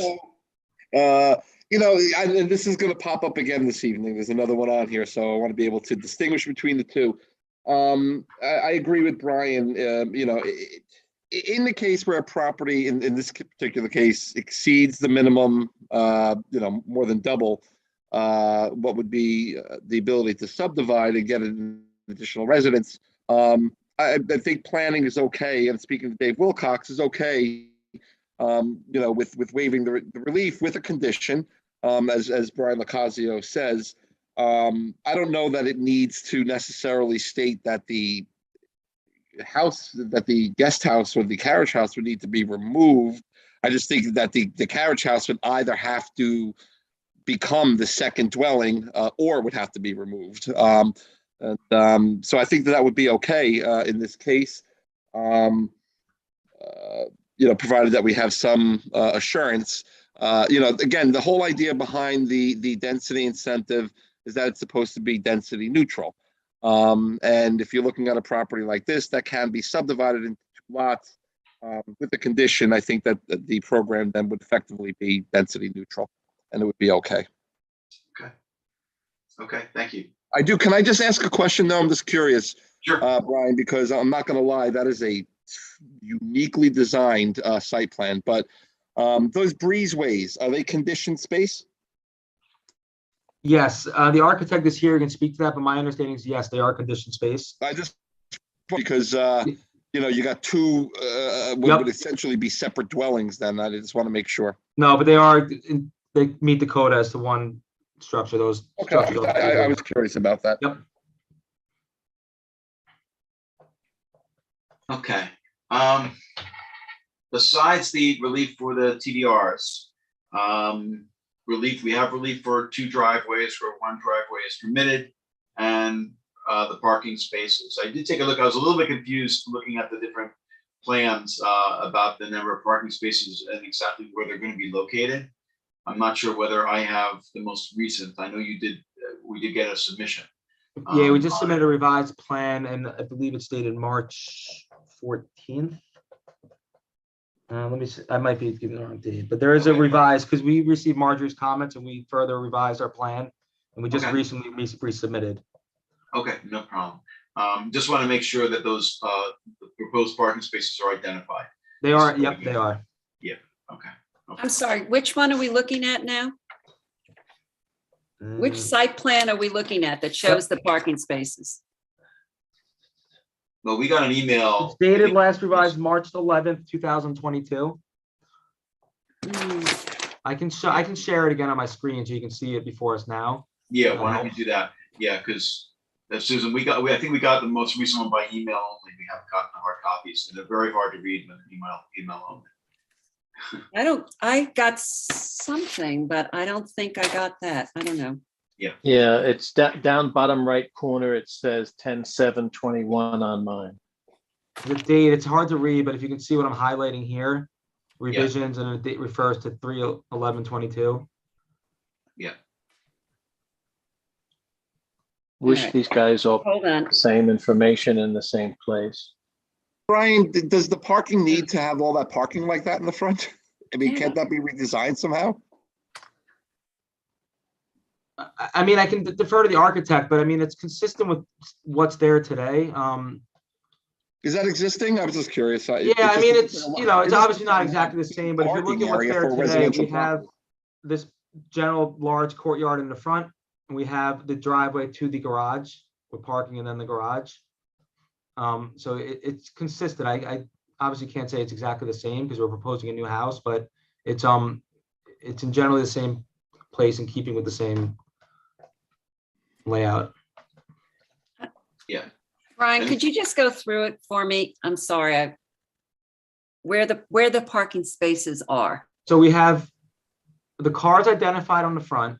There's Right. a tree here, but we have 1, 2, 3, Yeah. 4, 5, and then there's 2 3-car garages, which Marjorie is interpreting as it's off-street parking in the front yard. So that's when you total these, you get the 1, 2, total 3, 11. 4, 5, And then 8, and 11, right? Yep, correct. Okay. Do we do that off-street park? Can consider off-street parking when you're parking in a garage? Really? I mean, I still am kind of unclear as to the interpretation and the explanation I've been given. That's a new one for me. That's Marjorie's. Adam, can I say position something? Sure. Yes, the parking spaces in the garage has always been an interpretation by the building department. Okay. For years. And also, just for the record, Marjorie has not seen these plans yet. They were just submitted, I think, on Tuesday. So she hasn't seen these to make any additional comments. I see. Okay. So, all right. Thank you, So Candace. parking, so yeah, it's okay. So parking spaces, whether garaged or not, are counted. Okay. Okay. So that Is there a maximum number? The maximum allowed off-street is 11. It's basically bedroom plus 1. And then the required is, How many bedrooms? it's 10 bedrooms in total, 2 for the carriage Okay. house, 8 in the main house. Okay. Okay. And it's shown that we provided, if you look at, it's hard to see, but we show the required and provided. It's all Okay. calculated. Okay, good. All right. So the other thing besides the TDRs and the off-street parking was the 2 driveways. So Again, which I mean, I offer it, well, it has 2 curb cuts. It's still one connected driveway. I see. But it's, we have an application as relief for 2 driveways. Where one yeah, driveway. yeah, I mean, that was Marjorie's interpretation of it. I had a conversation with her, so, you know, we need to request per her interpretation. I understand. So, but basically, in reality, it's not 2 driveways. No, I'm of the position it's not, because it's one, basically a circular driveway. It has 2 curb cuts. I'll certainly acknowledge that. And it's a condition that exists today, and it has existed for about 20 years. Okay. Any other questions from members of the board? Yeah, just, you know, as a rule, I'm not in favor of waiving a TDR or a Pine Barrens credit on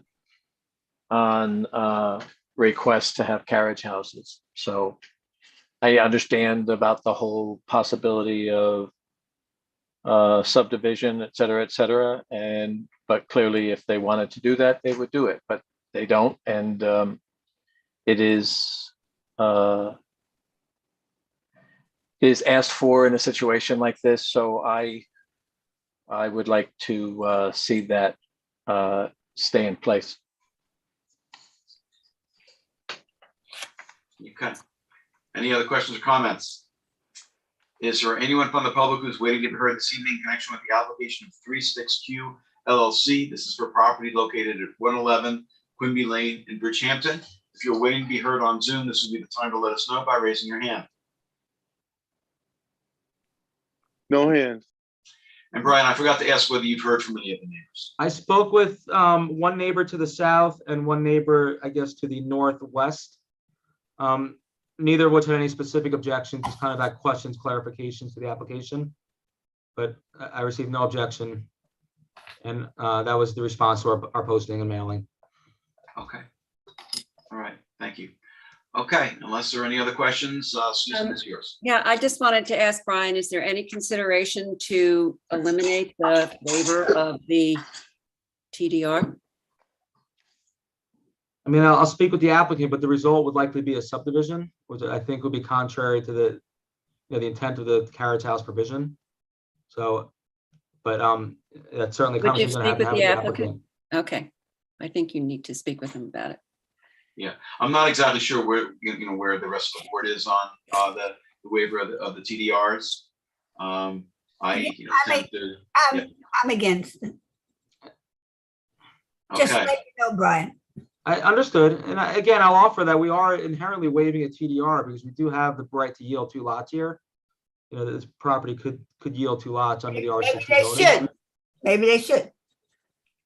I mean, based on the plans that you've submitted, they're very interested in having something that's not subdivided. So, I mean, it's a beautiful piece of property. It's quite large. You know, it's going to be a grandiose development. So. Yeah, and I don't like making decisions under the threat of a subdivision. That just doesn't feel right to me. Well, that's my opinion. I understand.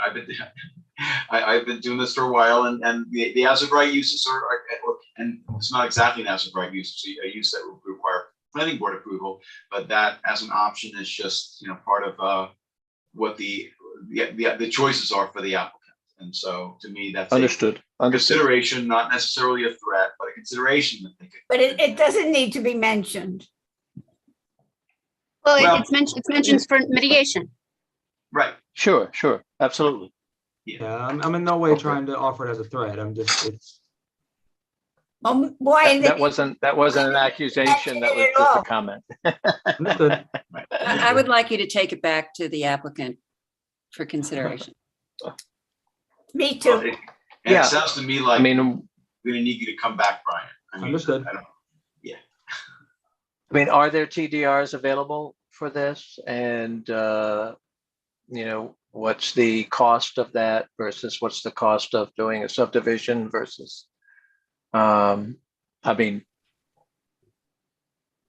it's, It's in there, it's in the code for a reason, and that's just my initial feeling about it.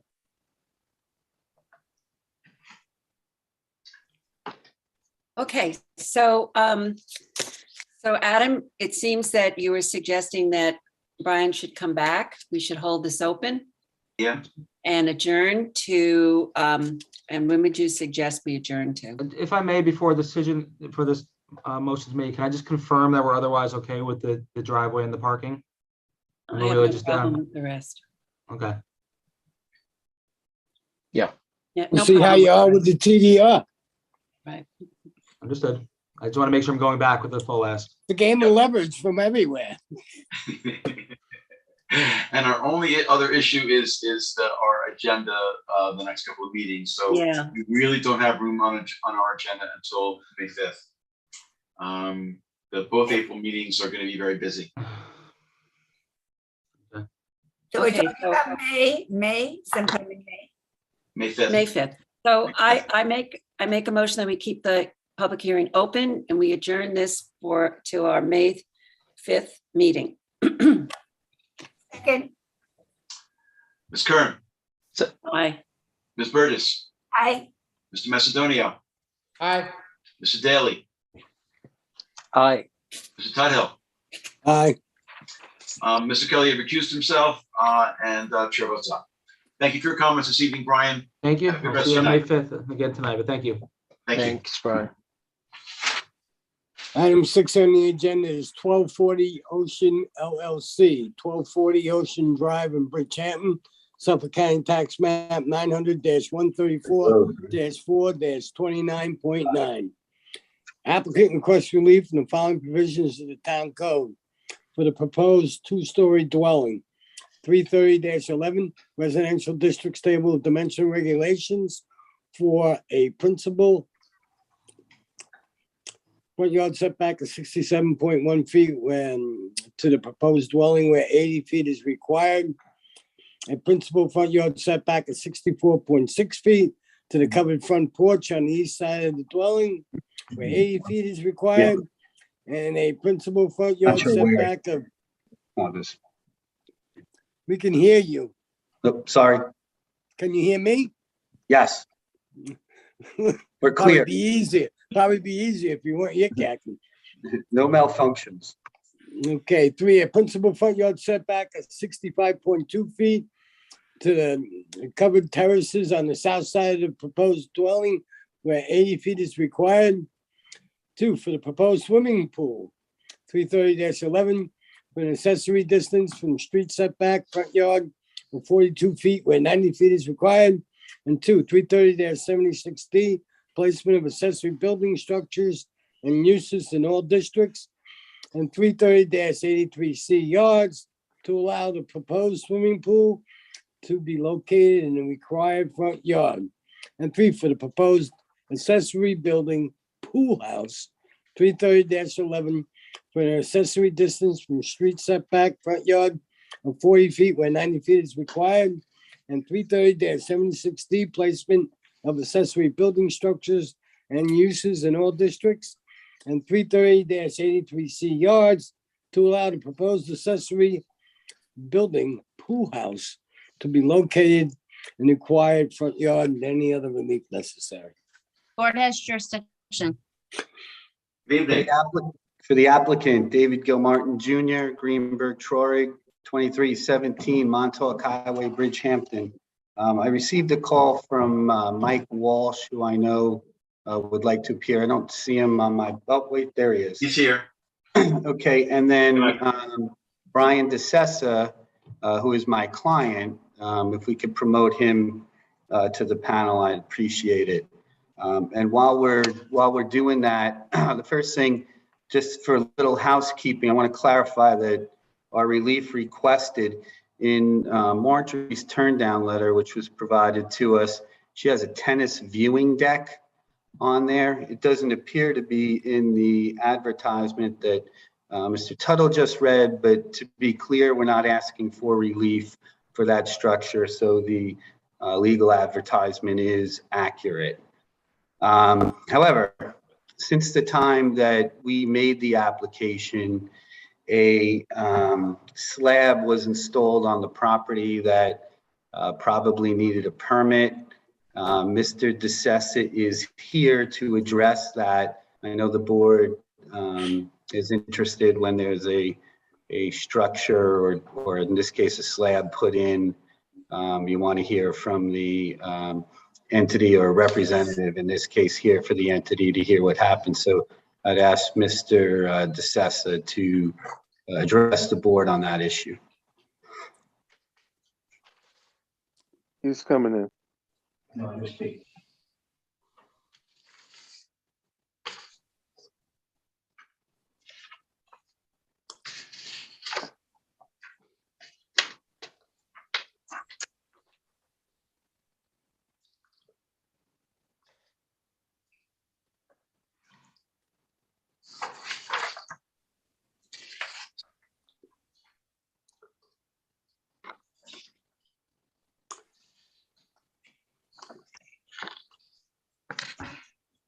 I think Brian's having a little bit of issues getting in, so he's going to use my computer. We're in the same room. Okay.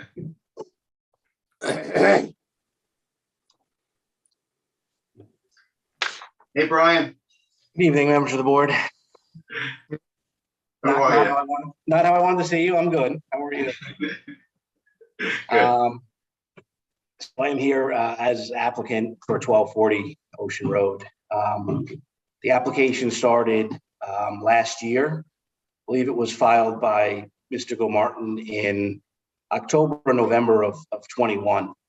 And at that time, a demolition permit had been issued for all the existing structures on the house, on the lot rather. At that time, the application was for a pool and pool house for the placement and accessory distance. The house, which is subject this evening, was not part of that application, the proposal. The lot, and Mr. Gilmartin will go into it, but in essence, the surveyor that we had that cited the project had the zone in which this lot is listed as an A zone, which has a 60-foot front yard setback. The lot was created, and Mr. Gilmartin will go through the history of that, but we relied on the surveyor in plotting the house, which was then submitted for a building permit at that time. And at that time, when they did the excavation and demolition of the existing house, which had a basement, excavation was down 9-10 feet. They removed the basement. This is a house in a FEMA zone. So at that time, the decision was made to put the foundation into where we thought it was a conforming location, knowing, and my mistake, that we didn't have a permit yet, but it was pending, but thinking that the slab was in a conforming location, meeting the setbacks. It was in, the setback being an A zone of 60. That turned out to be inaccurate, so that the house now is also the subject of this evening's meeting. So that's how we got here this evening. Okay, well, appreciate the information. Any questions, members of the board? I'd like him to go through it again a little bit more carefully. I was having trouble following it. So you thought that this was a different designated zone than what it actually is, and you Correct. relied upon the surveyor? The surveyor and GIS and the map that was on file with the town. There was a subsequent, and Mr. Gilmartin will go into the legal effects, but yes, the survey, the zone designated on the survey, which is part of your application, lists the property as designated in an A zone. A is an apple. A is an apple, that's correct. And that was the prescribed zone on the original subdivision map.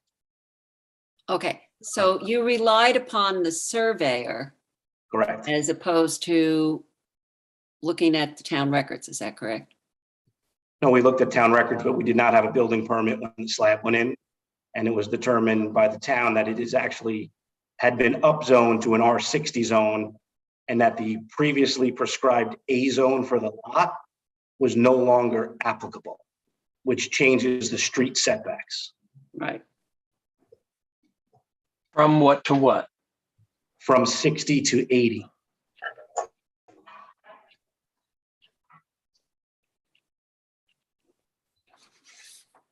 Okay, so clearly there was an error. That's basically what happened. I will stay in the room if you have anything else, but I'll turn this over to our attorney, Mr. Gilmore. No problem, Brian. Take care. Thanks.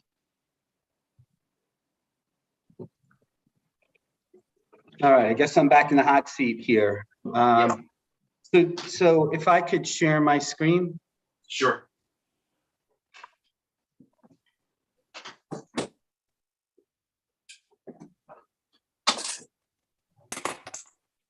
So I have a couple of exhibits here. The first one is a survey of the property as it existed prior to its demolition. And I would highlight here the second portion of the one-story frame residence, which is 62.4 feet off of Mid-Ocean Drive. We then go to the survey for the existing, which does have the old structures outlined here, but this is the house right here. This is the pool, and this is the proposed pool house. So when I looked at the legal advertisement here, it jumped off the page at me at all the relief that we're requesting. But you know, in my experience and in a prior administration, the way that the zoning board would advertise these is for the front yard variance. We would just take the closest to the street, and we wouldn't go to every structure. So it looks like there's 3 there. And for the pool and the patio, I mean, the pool and the proposed pool house, those have setback variances, and then the yard variances, which, you know, sometimes were included in the prayer for relief and sometimes weren't. But the current administration and specifically March has, in an abundance of caution, decided to put all of them in. So it jumps off the page at you like we're looking for a lot of relief. But I would say it's really it's relief for 3 separate structures. And the first one that we're looking at here is the house, and that's where you have the setbacks, where the setback is 80. Our covered porch is at 64.6. The only reason we need the relief is because there is a cover on the porch. The house is located 67.1 feet away, and then our covered terraces are 65.2 feet away. Beginning with the character of the neighborhood, this neighborhood is this neighborhood has a lot of, sorry, I'm having a little bit of difficulty scrolling here. So this neighborhood is characterized by a lot of 2-acre lots, similar to the lot that's before you today. The difference with this particular lot and the particular challenge is that we have 2 front yards. We have Mid-Ocean Drive, which is here, and then we have Ocean Road, which is here. And that creates 2 front yards and the corresponding setbacks, which really create a challenge. As we planned the development of this property, our main goal was to try and shift the house away from our neighbors. So this is Mr. Walsh's client here, and we have a neighbor behind us here. We haven't heard from that neighbor yet, but obviously Mr. Walsh is here and can quite clearly speak for himself. But our effort was to shift the house away from Mr. Walsh's client's house and toward the road, where there would obviously be less of an impact.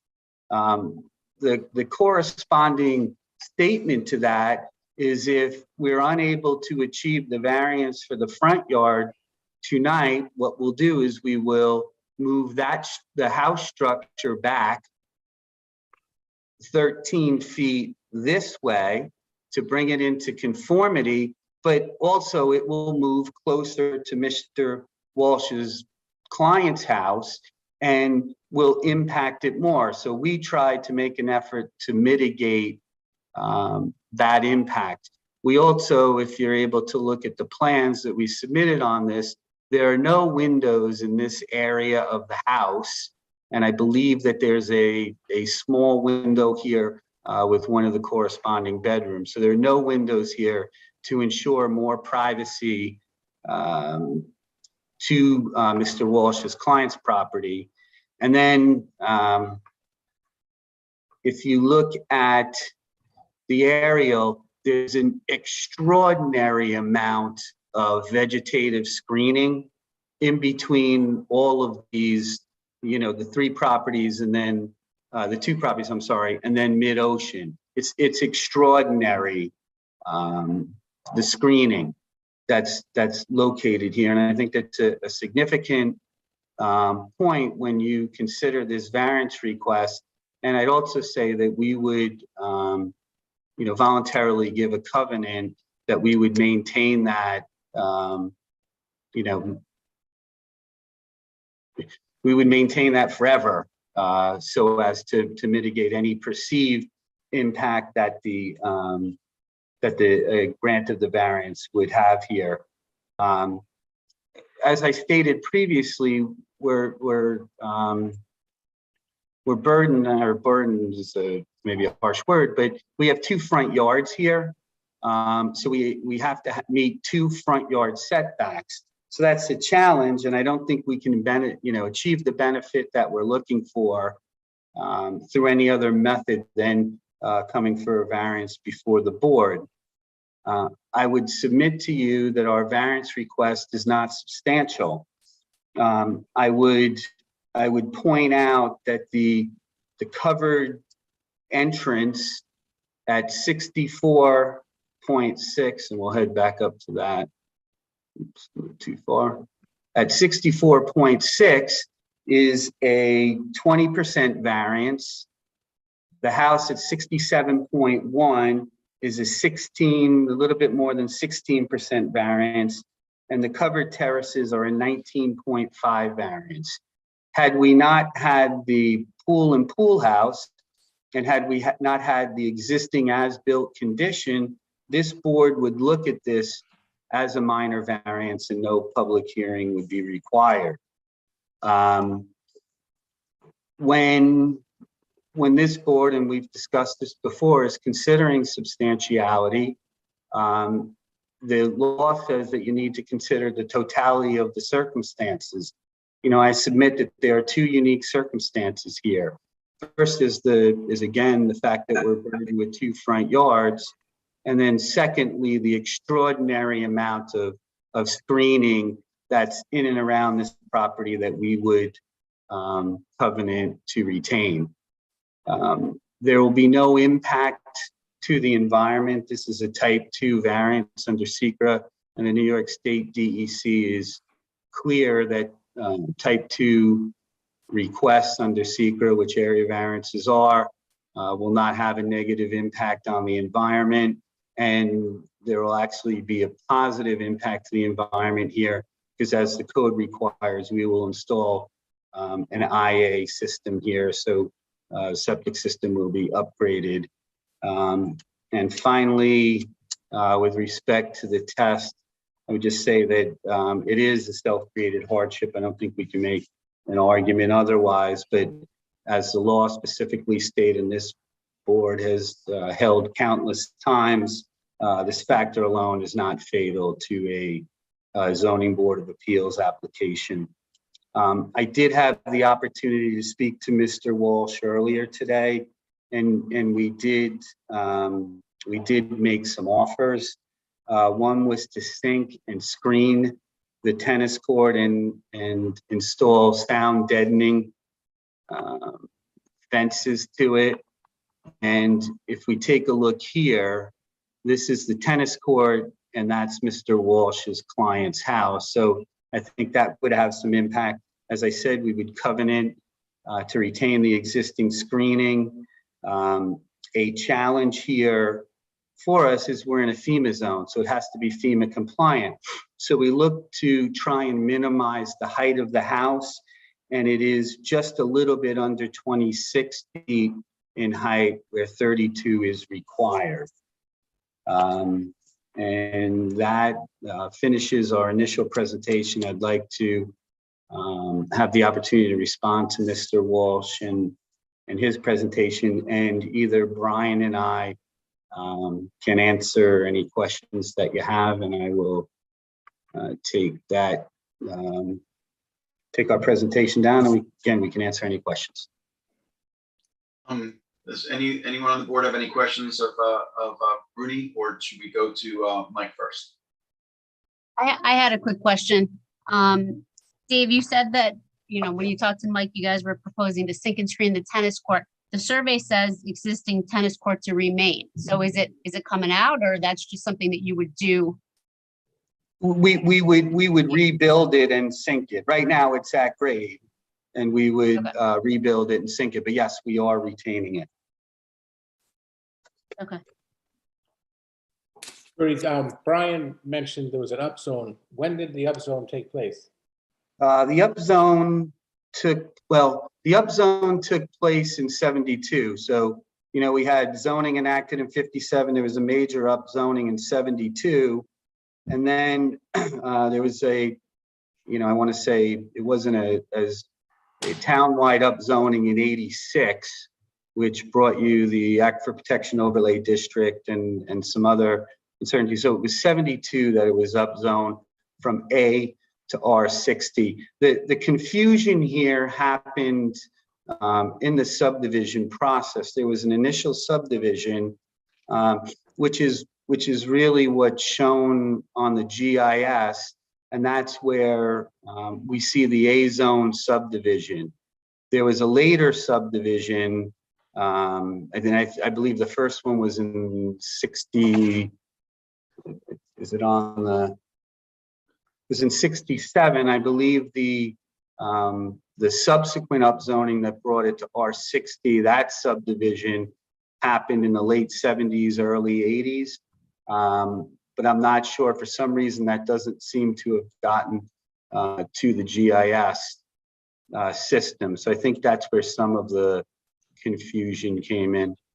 But the lot's conforming, so notwithstanding any upzones, it's not going to get any subdivision zoning, right? Well, now it is, because of the subsequent subdivision. That subsequent subdivision split a lot that was between us and our, I guess it would be our westerly neighbor, right? So there was a lot in between us and our westerly neighbor. The second subdivision, the late 70s, early 80s subdivision, created a larger lot here. So that's what happened. So in 67, it was not the 2 acre, or I'm sorry, 1.5 acre requirement. Right, but today it's conforming, so it doesn't get any benefit of subdivision zoning. Well, I don't want to say that that's absolutely true. I don't know the answer to that question. We've taken a look at it, and there's no straightforward answer. So we're proceeding as if we didn't get automatic relief for the purposes of this hearing, but I don't want to say that we don't have any residual entitlements from a prior subdivision. Anthony, do you have any thoughts about that issue? Yeah, it's a good. I don't see it doesn't pop up very often, but I've seen instances where a lot does conform to current zoning, but was a lesser zoning at the time the subdivision was done, and it was post 57. So the question has become, are they entitled to the relief? I believe, I can't say, but my understanding is that if it's conforming under today's zoning, that the non-conform, the relief that you would get for non-conforming lots based on a subdivision is not applicable if it's conforming under today's zoning. Yeah, I mean, that's what the code says.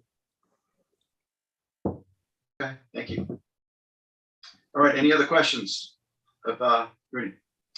If not, Mike.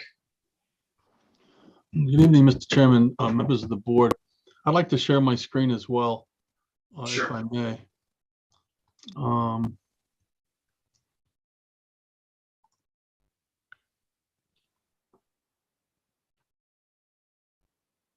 Okay, we see it. Okay, you can see the tax map? Yes. Terrific. I represent the neighbors immediately adjoining Mr. Gilmartin's client's property, which is the subject to proceeding, the Fraden Family Trust. The subject lot that's before you is highlighted in green, and we're immediately adjacent to the north. I don't know if you can see my cursor. It's on lot number 30, immediately adjacent to the north. Yeah, and it's got a number on it, 4772, which I'll get into later. I just wanted to give the board an idea of where we are on the tax map and in the neighborhood in general. I'll start by saying that we're not talking about a 2-acre lot here that's the subject of your proceeding. We're talking about a lot that's 1.4 acres. And when this was first sent to me on Monday afternoon by a law firm in New York, the first thing I noticed about this particular tax lot is there's a dotted line running through it. And I looked at the project survey. And the first thing that struck me was how was this lot created? How did it get to be where it is? Because the dotted lines typically refer to a prior subdivision. I went through the GIS records and obtained some title work. What I'd like to do here is I'm just going to scroll up. This is all part of the letter that I've delivered to the board. I know that Ms. Cowles requested additional copies, which we'll deliver. I'm scrolling through the letter, and I'm going to show you, first off, the 1967 subdivision that was referred to earlier in your proceeding. How did this lot come to be, and how did this confusion over the zoning come to be? I think all we have to do to get that answer is just to look at the subdivision record. This is the map that was filed in 1967, the map of SAG Bridgehampton Corp. The subject lot is number 67 on that subdivision map. It was a 1-acre lot when created. The zoning scheme that applies to this, I believe it was 29 lots originally. The zoning scheme that was set was for A zoning. And the reason for that is between 1957 and 1972, the A zone applied to 40,000 square foot lots. And when this map was filed, that zoning was vested with this particular map. The next question is, how did the 1-acre lot, lot 67, become an 1.5 acre lot, or 1.4 acre lot, as we see today on the tax map and on the survey that's before you that the applicants filed? The answer is, I believe, and we don't have proof of this yet, but we're searching for it. We have to go through the title record. It would appear that the two adjoining owners, 67 and 69, entered into a deal where they split 68 in half. They each took 50% of that lot.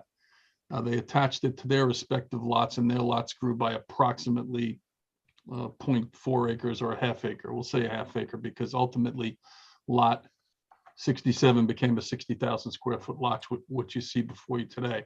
So that's how that happened. The question is, was it done under the supervision of the town planning board? Was it done under the supervision of the ZBA? How did this all happen? Because that's referred to as a re-subdivision. If you look at the subdivision regulations, an alteration of a lot line or a modification of a lot line and a re-subdivision of lots that appear in a filed map, which this is, it's filed over in the office of the Suffolk County Clerk. We can see that by the notations on the map. That's called a re-subdivision. At this point, we, as David mentioned, it's a little unclear how all this occurred. My suspicion is it probably occurred just by deed. We call it subdivision by deed. Oftentimes, eager owners of property will basically convey out portions of a lot. In this case, it would appear that this middle lot was purchased by the adjoiners, and or the developer sold off 50% of the middle lot to these two respective purchasers early on in the process. that question remains to be answered, but at least it gives us some light and color into how the A zone applies to this lot that's before you, and why the surveyor mentions it when he draws a survey. In fact, let's go to the survey for a moment, because the surveyor, he actually mentioned on his survey, and the survey I'm referring to is the survey that's before you that was filed by the applicant. That survey in prior applications and in the instant application mentioned that the subject lot was a portion of lots 67 and 68. And it also mentions in the most recent iteration that the zone that applies in this case is the R. Let me just get to the survey. Here it is. Mentions that the zoning on the file map, we've taken an excerpt of the survey and put it into our letter. This is the survey that's before you. And the surveyor mentions property zoned R60, A residence per the file map. And the reason he does that, the surveyor, is because he knows that when he's surveying a lot, he's got an obligation as a surveyor to depict the state of facts shown on the original file map, which this surveyor did a nice job of doing, Mr. Barilski, I believe it was. And what he's showing here, we've extended the line, which is the yellow line, from the original lot.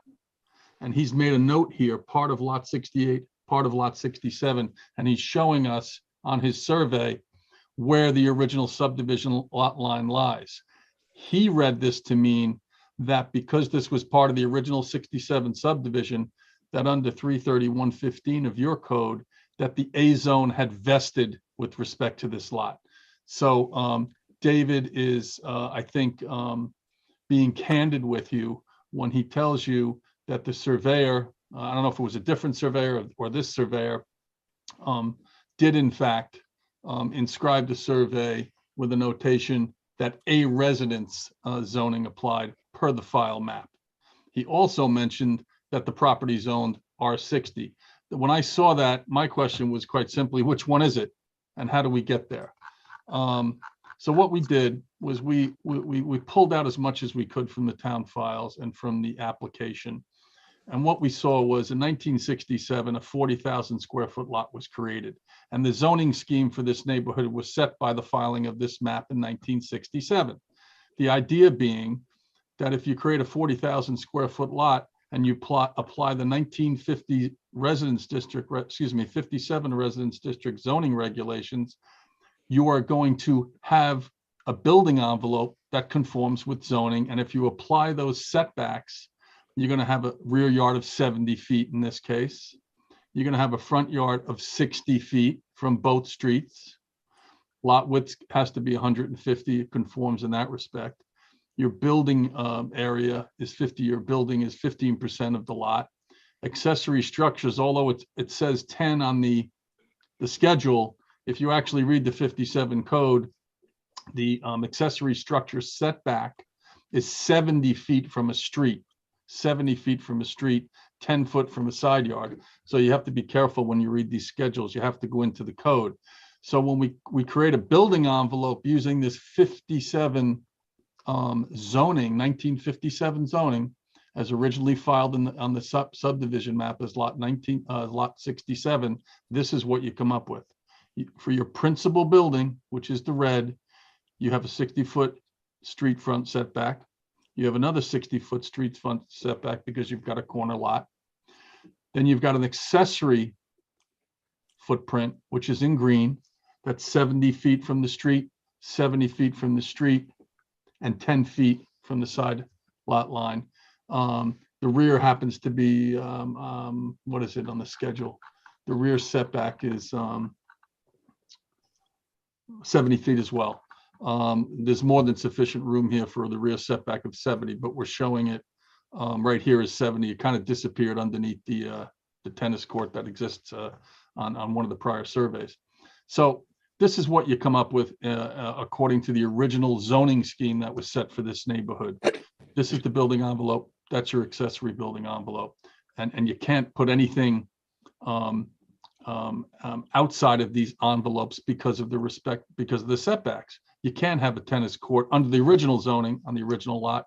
You can't have a swimming pool or a pool house in the front yard, nor can you have any parking. We'll get to that a little later, but you're not supposed to have any parking in the front yard as well. Then, giving every benefit to the applicant, we went to the R60 zoning and we applied the same principles. What is the zoning today? The lot has been expanded. We're no longer showing the old mapped lot line in yellow. We're showing the full 1.4 acre lot. It's not 2 acres, it's 1.4. The surveyor tells us how large the lot is. It's 60,154 square feet. And these are the building envelopes you come up with: 80 from the street, 80 from the other street, 25-foot rear yard. It's got to be 65 combined, but you got minimum 25, which we're showing. And then you have the accessory building envelope, which we're showing here, which is 90 from the street, 90 from the street, 30 from the rear. That's your accessory building envelope in green. Now, when we talk about whether or not this variance request is substantial, what you have to begin with is you have to figure out how big a house can I put within the accessory building envelope, the principal building envelope, which is in red, and preserve enough accessory building envelope, which is in green, in order to fit the improvements within the accessory building envelope. Your problem here, Mr. Chairman and members of the board, is when you eat up the entirety of the principal building envelope on this lot and a substantial portion of the accessory building envelope, as we can see, because they overlap, you have very little left. That's why this variance application becomes substantial, very substantial. It prohibits the location of the swimming pool and the pool house, and the tennis court in the rear yard. You just can't fit it.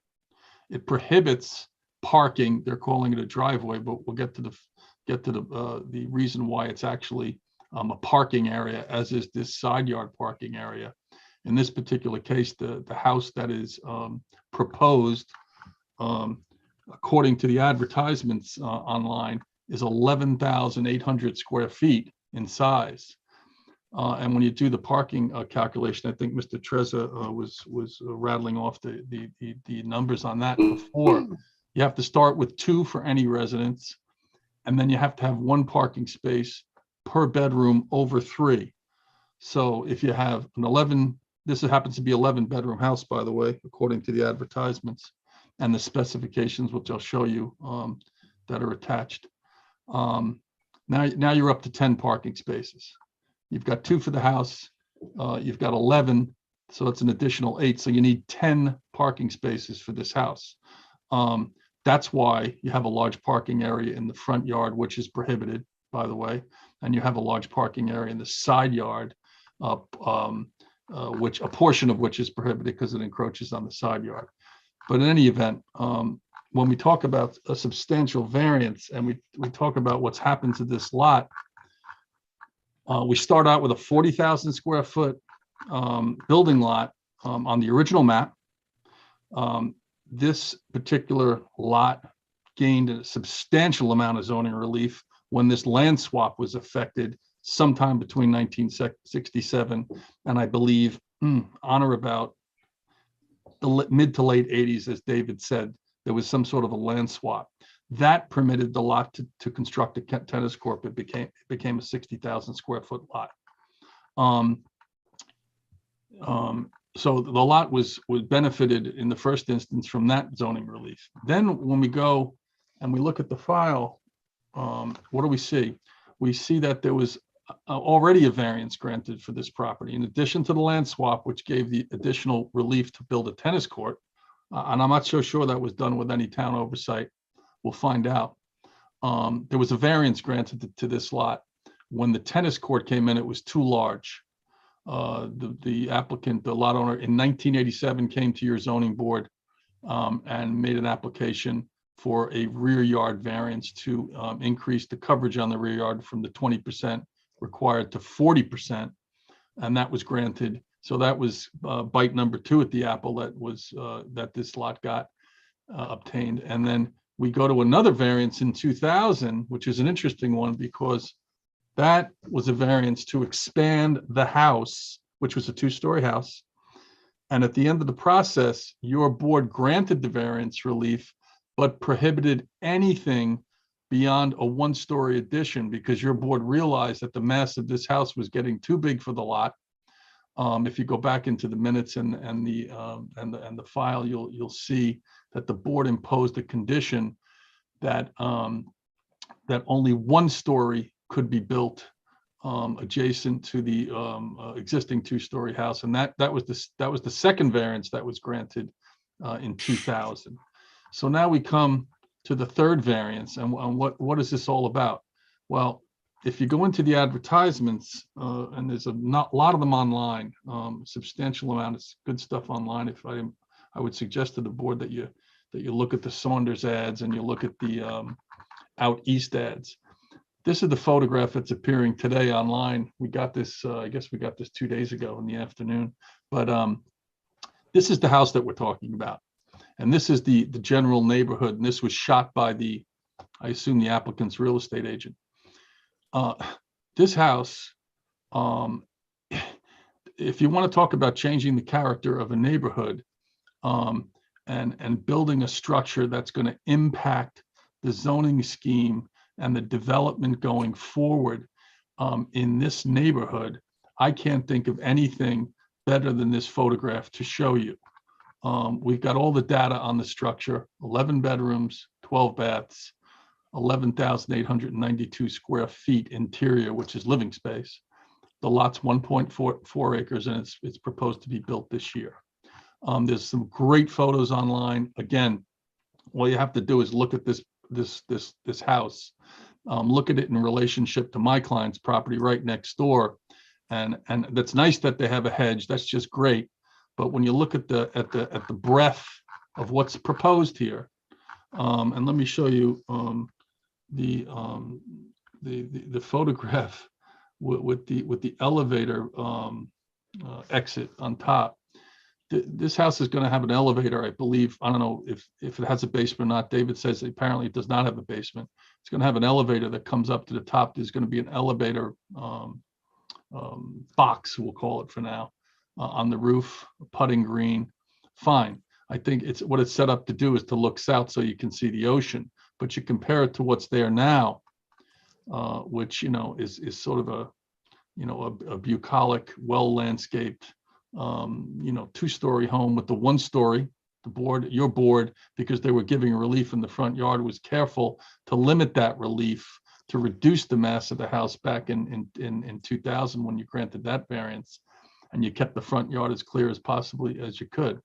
You'll notice that my client's property is clear in the front yard. The fact that there are 2 front yards is really of no moment when it comes to the application of the zoning ordinance. When these lots generally go a little less expensively, although in this case I'm shocked at the price that was paid for this lot. But in the initial development, when you have a corner lot and you have 2 front yards, you come to the zoning and you buy the zoning that exists. That's how that works. So when we talk about impacts, you can still see what I'm putting up here, I assume. Yes. Yeah, thank you. What I've attached is the zoning variance decisions that we were able to download, in short order the last couple of days. And what you'll see here, if you go through, you scroll through the specifications for this house, and then you compare it against the existing homes in the neighborhood. And we did a short analysis this afternoon, actually. What we did was we went into the town's GIS, and you have online, very helpful. Your assessor keeps mass appraisal information online, which is updated every year. In this particular case, 2021. And what we did is we simply went to the square foot area that the assessor picks up when they go out to these houses, and they measure for purposes of tax assessments. And we lifted that information from the GIS mass appraisal, cards, and we dropped it onto the lots that surround the subject of this variance application. And what you find is lots across the street are generally speaking in the acre range. The adjoining lots, my client says 1.1. The adjoining lots are generally speaking in the acre, 1.1, 1.2. There's an acre and a half over here, waterfront. My client says an acre again, and the subject is 1.4, 1.4, 1.4. And when you look at the square footage of those houses, keep in mind we're dealing with a house that's proposed to be 11,800 square foot in size on the subject lot. The average of the lots, the average living area based on the assessment records, 3,970 square feet of living area, 3,970 square feet, five bedroom houses.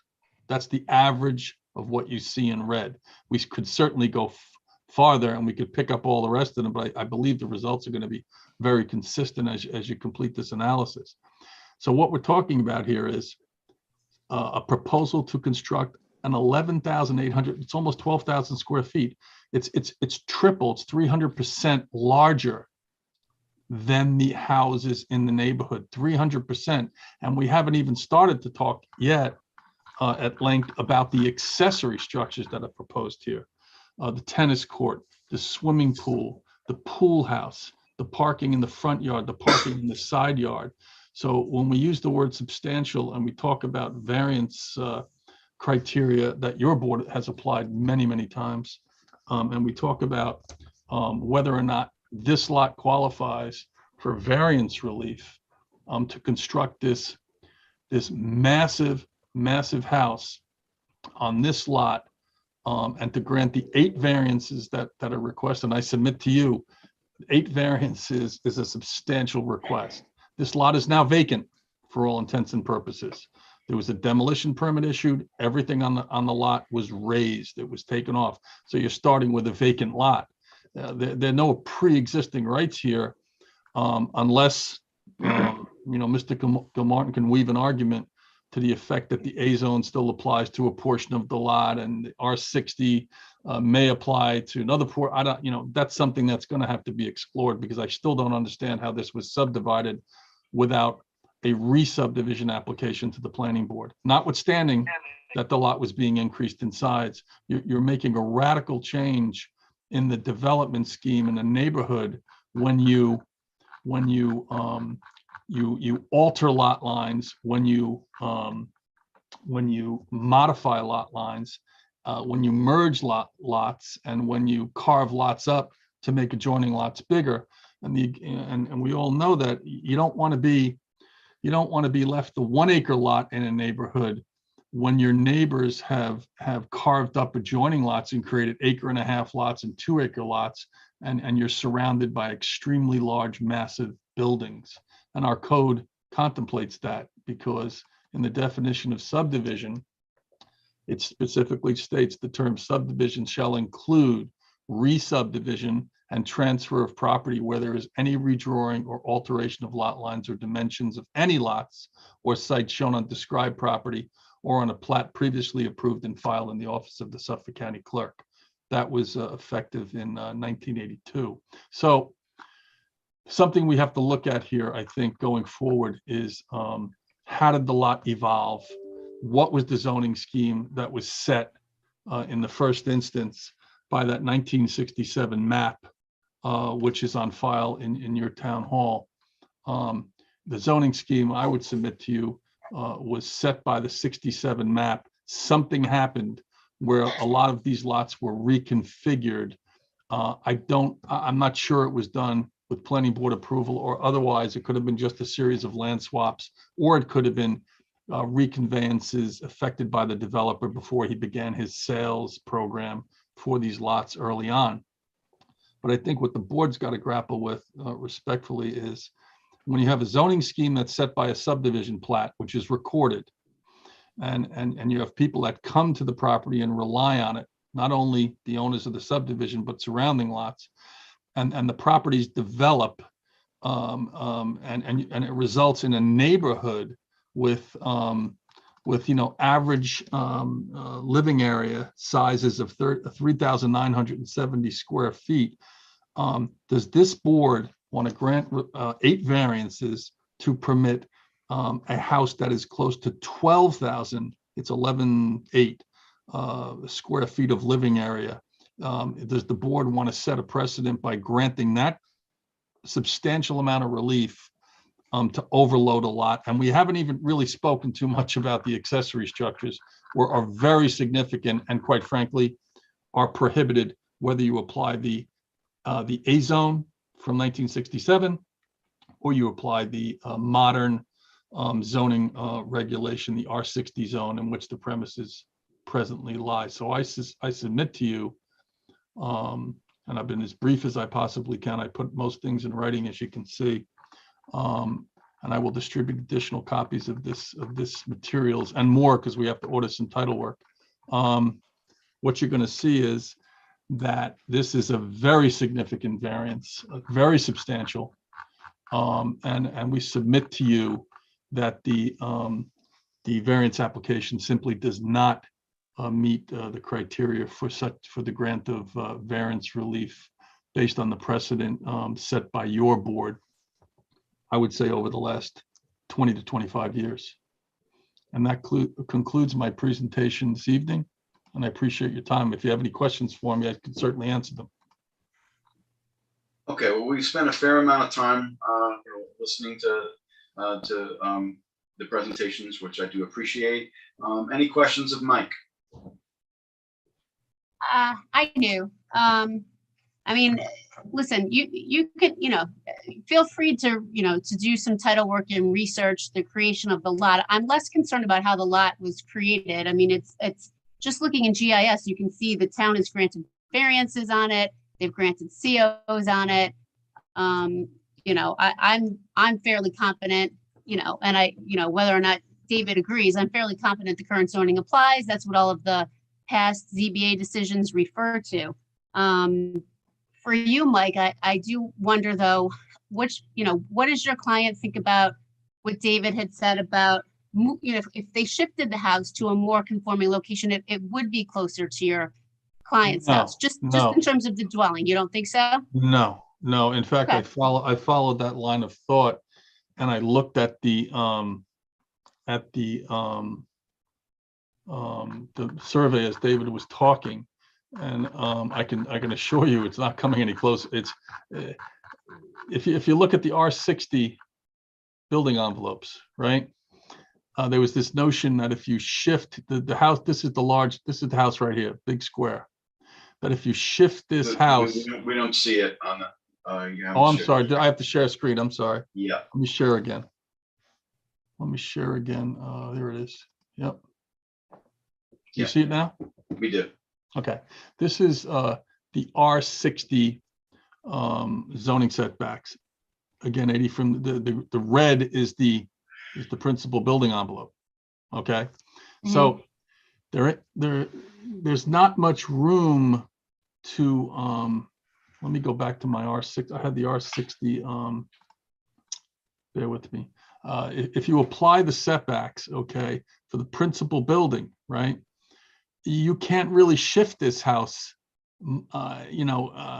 anywhere and much closer to my client. I just can't see how much closer you're going to come. First of all, the parking can't be there. You've got to have a minimum, I believe, of 20 feet. First of all, you can't have any parking in the side yard, so that's got to disappear.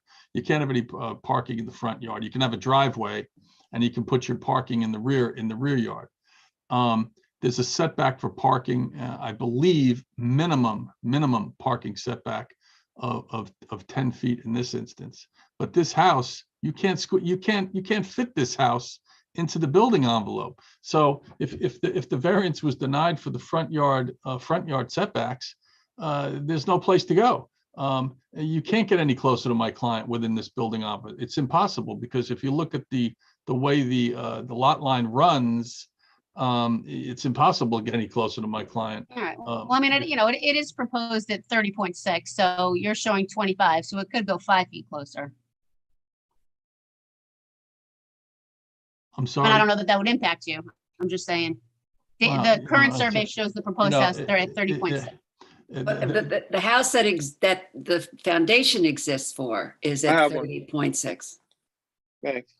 Yeah, it may be, but you know, again, That's what it's. Okay, I have one. what you're looking at here is the as of right zoning setbacks and the as of right. And I, you know, look, I encourage the surveyors and the architects and everyone else to look at this and check our math, you know. But this is what we've come up with. So, you know, is there an alternative to variance relief? There sure is. Build your house within the red box and build your accessory structures within the green. Okay, and try to fit them in. But to say that, oh, you're going to build an 11,000 square foot house and eat up the entirety of the principal building envelope and leave nothing for accessory structures, and then come and ask for variances for the accessory structures, you know, my client's not going to support that. Absolutely not. You know, and I'm going to be very frank with you at the outset of this, and I appreciate your asking the question. The other thing I just want to mention is there certainly can be further communications between the skilled attorneys we have on both sides on this. And maybe some of the issues could be, you know, discussed, addressed. Mr. Chairman, despite our heartfelt advocacy before you, we're always very cordial, I assure you. And I know that you suggest that, and we take your suggestions to heart, and we do try to talk it out. We do. I appreciate that. Thank you. Okay, any other questions of Mike, members of the board? Katie, Anthony? Nope. Okay. Is there anyone from the public who is waiting to be heard this evening in connection with the application of 1240 Ocean LLC? This is for property located at 1240 Ocean Drive, Bridgehampton. If you're waiting to be heard on Zoom, this would be the time to let us know by raising your hand.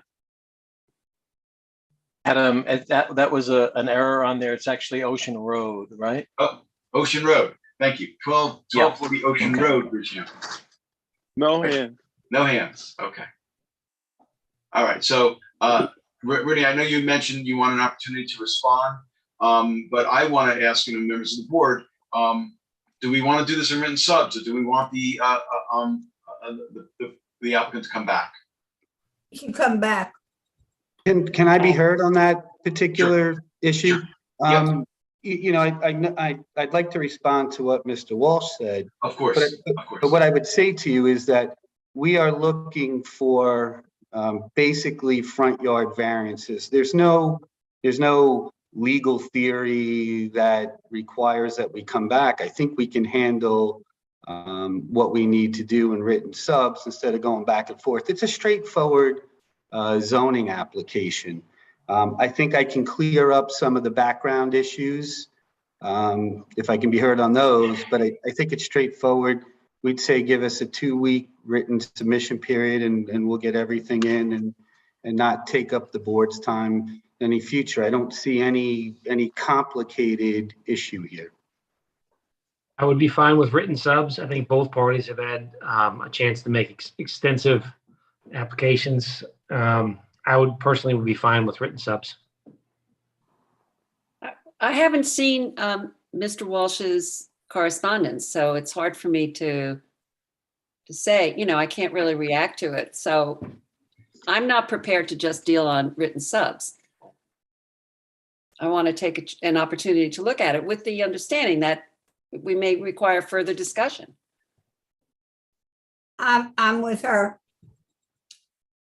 Susan. I agree. Okay. So, Keith, Bob, any thoughts? Bring them back. Okay, that's that. You guys coming back. Okay, but before we go tonight, let me just respond to what Mr. Walsh said so that you have these thoughts going forward when we come back. This lot was part of a re-subdivision in 1982. Well, I should say this is the first time I think in the history of the zoning board that Mike Walsh and I agree on something. I was candid. This lot was part of a re-subdivision in 1982, and that's how it went from the the 1 acre to 1.5 acre. Mr. Walsh's presentation seemed to, or it was pretty clear that he's concerned about the size of the house. I would offer this to you about the house and its size. We don't need pyramid relief. We don't need height relief. We don't need lot coverage relief. Those are the things that restrict size in the zoning code. So it is an as of right. As far as size, we can have that size house.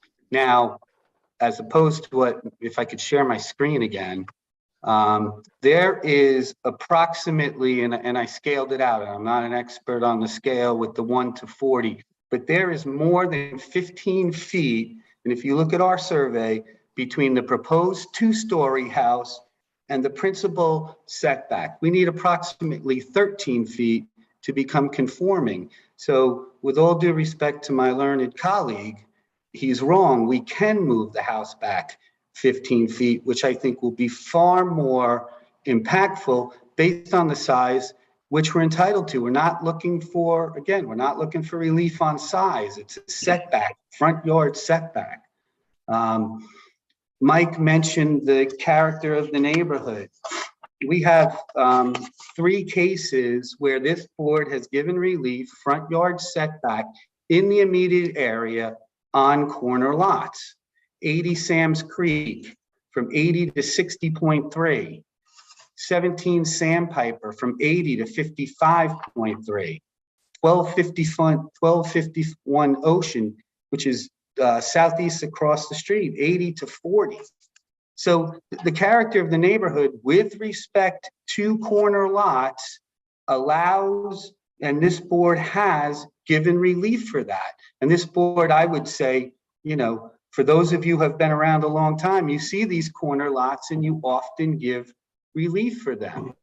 That's the character of the neighborhood. The other thing I would offer, and why I think this can be dealt with in written submissions, is Mr. Walsh made a presentation with respect to the size of the neighboring properties, the size of houses. What he neglected to show you were the areas that have been completely redeveloped, which are in the immediate area. And this particular house is within the character of the neighborhood if you expand beyond the limited cherry-picked list that Mr. Walsh showed you. Again, these are front yard setbacks on a corner lot. I think it's something that we can resolve with written submissions. I'm happy to come back and re-argue this, but I think we're not going to cover any new territory when we do. Well, you're coming back. So I appreciate that coming back. Can we come back as soon as possible? Well, unfortunately, our calendar is a problem. The both meetings in April are full. So our next available date for you to come back is May 5th.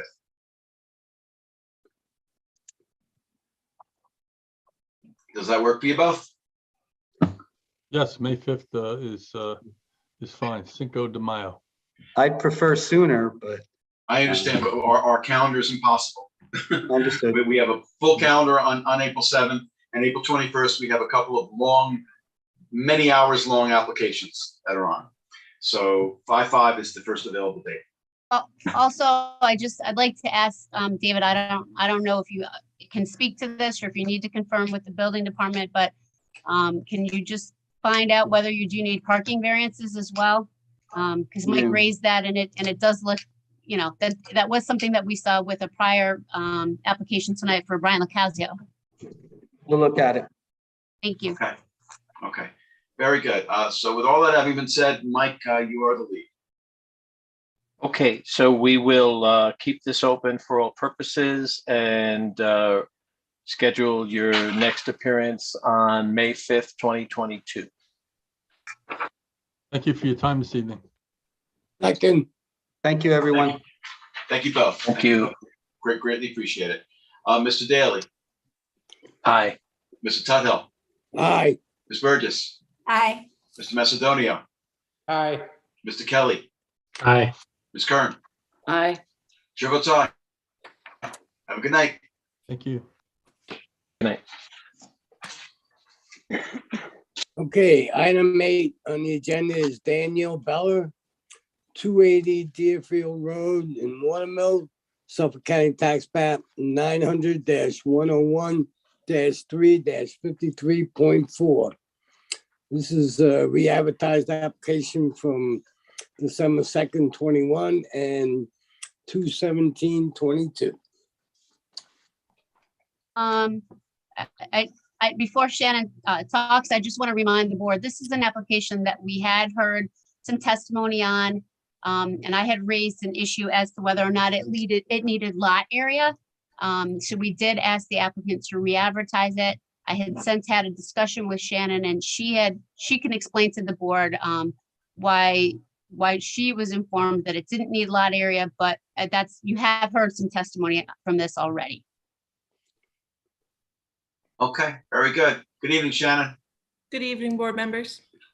And I previously swore you in, so I don't think I have to swear you in again. Okay, awesome. So since last time we met, I have submitted updated plans that have been stamped to include the proposed habitable area of the carriage house.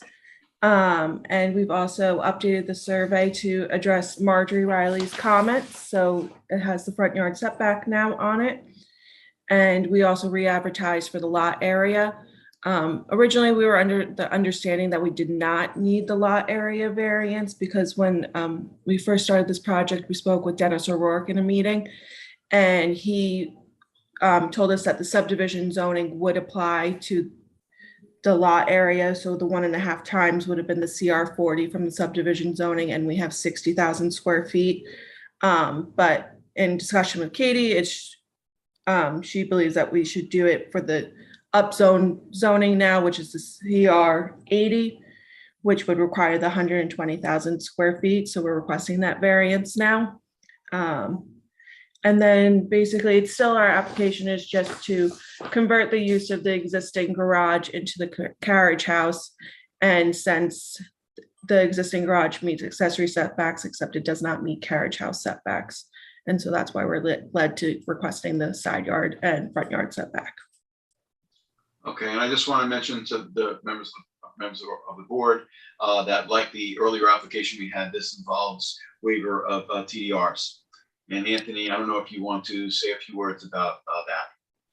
Yeah, so, unlike the first application, where the property it did meet the minimum, or I should say, did meet the 1.5 times the lot area requirement in that zone, the subdivision potential.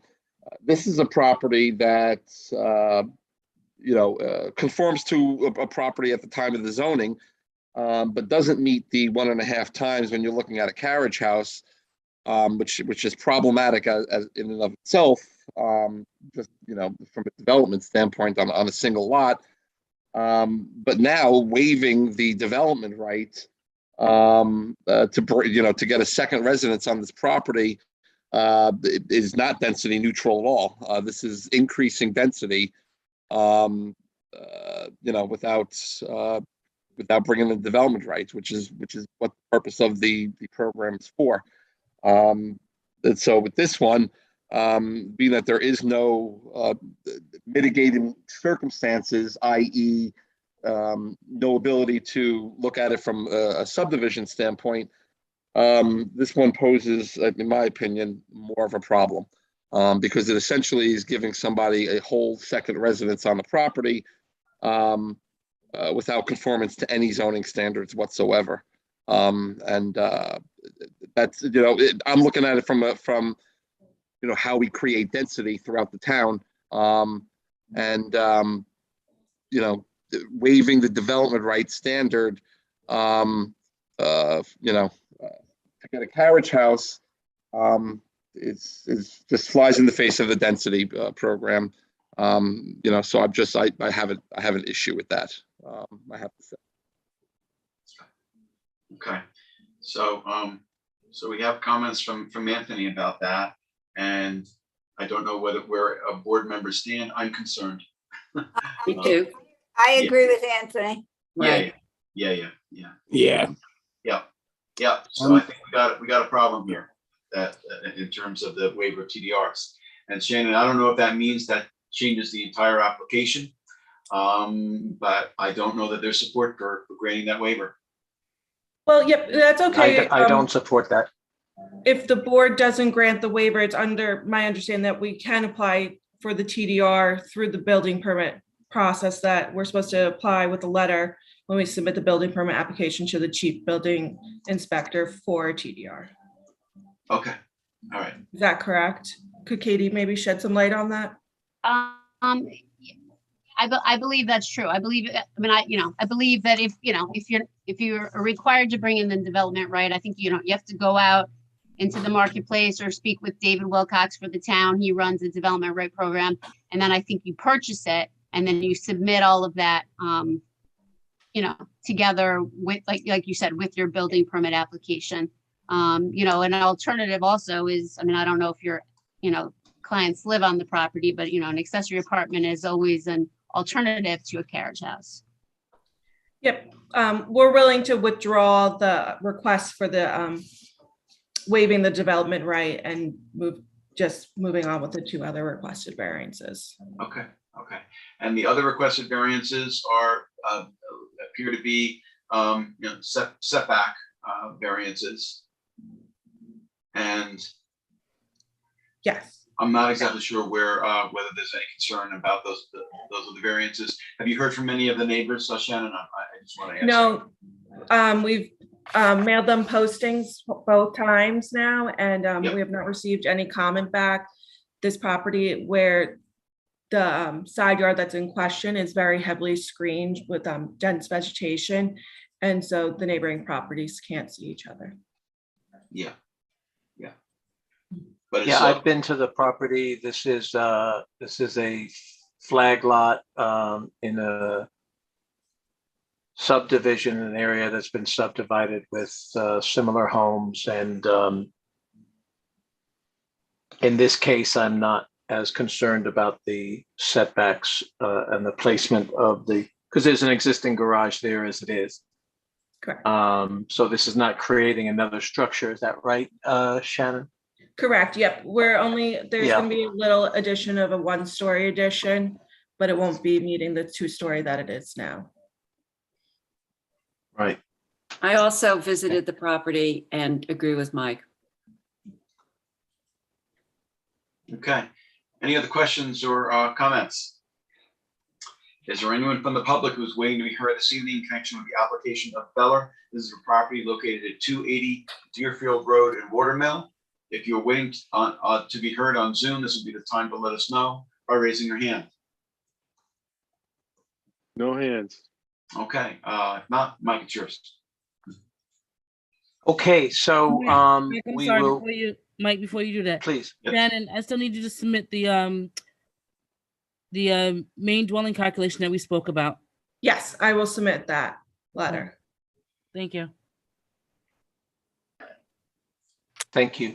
Okay, so we will close this public hearing and leave it open for written submissions until the April, I'm going to find it soon, date 8, April 8th.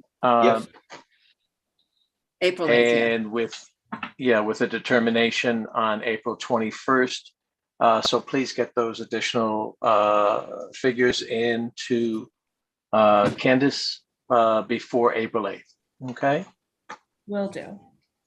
Determination on the 21st of April. Okay. Do we have a second? Anybody? Second. Mr. Daly, Aye. Ms. Burgess, Aye. Mr. Tudhill, Aye. Ms. Kern, Aye. Mr. Kelly, Aye. Mr. Macedonio. Aye. Chair votes aye. Thanks so much, Shannon. Have a good rest of your night. Yes, you as well. Thanks.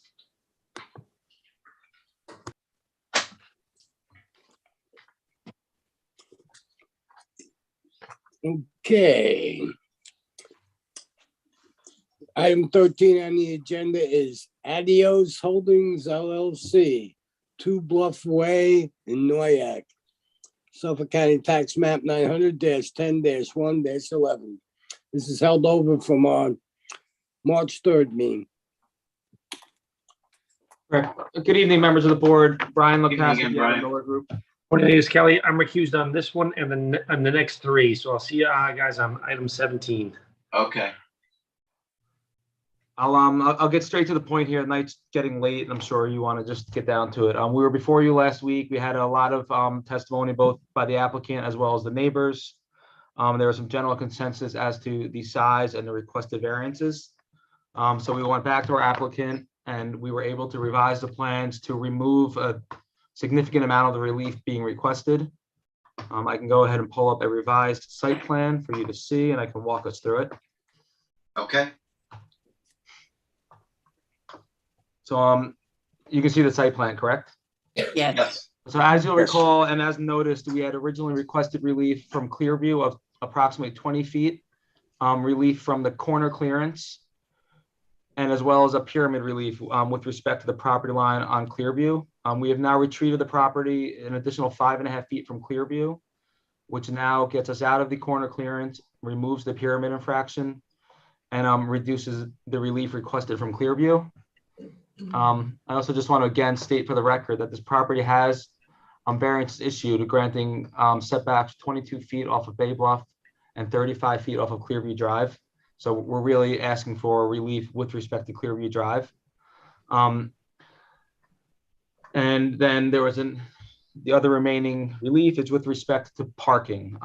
Again, it's similar to what we discussed in my last application. We have a 2-car garage and then 2 driveways. The garage together the 2 driveways were interpreted as a total of 6 parking spaces in the front yard.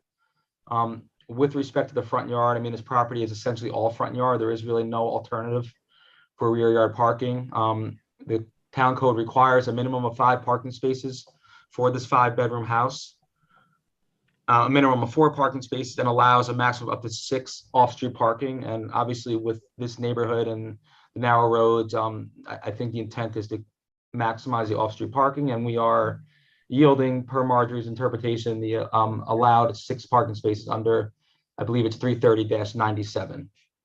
And then again, this property does not pierce the sky plane. I know the neighbors are here, and I'm sure they'll speak as the conversations we had, but it seems that the bulk of the concern is the Bay Bluff setback and how it was noticed as we're requesting relief from the 40-foot setback. As you can see on the aerial, this property was designed in a way that it kind of steps away from the street.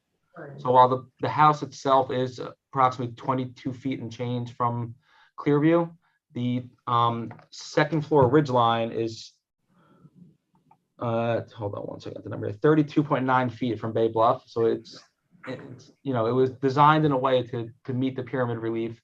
We're only at 25 feet and approximately 2 inches in height, so we're well below the allowed height. You know, Bates and Massey put a lot of time and thought into how they can design this house in a way to yield what the applicant wants while completely respecting the pyramid and the views that the neighbors have over this what is now a vacant lot, and you know, I'm sure what they continue to want to enjoy.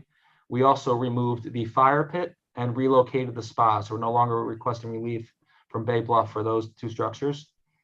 So just to run through it, that we're now asking for 25 feet and 25 feet 2 3/8 inches from Clearview.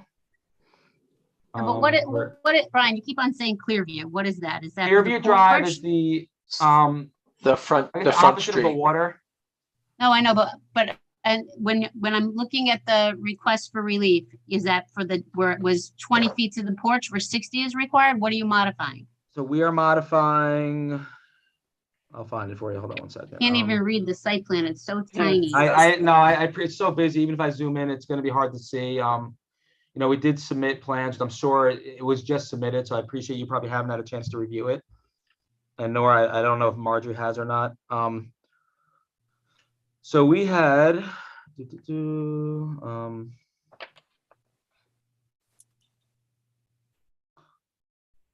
so I think it's the first relief. 20 feet for the porch or 60 is required. Hold on one second.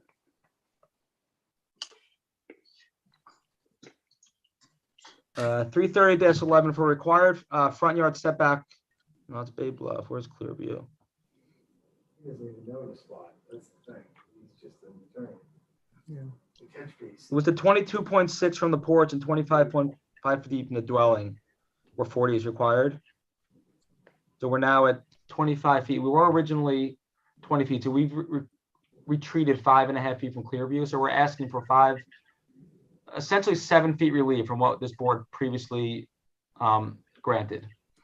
Just, Yep. what is the setback? The setback is 25 feet. I can 2 3/8 inches from Clearview Drive. So that's what we're asking for. And The call out doesn't have clear view. So is that where 60 feet is required? correct. Okay, and it still has 28 feet to the dwelling? 25 and 28, what are the setbacks? No, so the dwelling now is at the ground level. We're at 33.2 feet at the ground where the garage door is. But the roof overhang, which I believe is the dimension that counts, we're at 25 feet, 1 9/16 inches. 25 feet, 2 3/8 inches. I apologize, I keep inverting the dimensions. All right, you're gonna have to have Marge look at that then, because we don't even. Yeah, I have the understand. roof It was overhang. just submitted, so she's certainly gonna need to review it, but the point I'm trying to make is that we retreated from Clearview to remove the pyramid infraction and the corner clearance, Okay, which was a bulk of the relief being asked. and the spa's gone something and the in fire writing? pit's gone. Correct. Okay. And Brian, do you have something in writing that you submitted? Yes, Breaking yep, this we down? submitted, yes, correct. It was a letter and There's a plans letter? submitted. Okay, great. And it addresses, it lays out what was done as well as addresses my point on the parking. And as a result of this also, the pool and the patio spaces were also reduced. So to the comment that there was no lawn, I mean, we're now adding additional 5 feet of space from on the Clearview side. And, it's also worth noting that there was a building permit issued in 2019 honoring the prior setbacks. It had a 32-foot tall house kind of in the center of the property. So I think, had that been built, I think that would have a more impact in terms of the view from the neighbors, which is kind of the consensus of the objection here as to what my client, had a high-end architect, Bates and Massey, and Ed Hollander landscape design to try and do this in such a tasteful way to design this. And, he's gone through significant measures to do what he can to get his desires within, this is a hard lot. It's 3 front yards, a corner lot.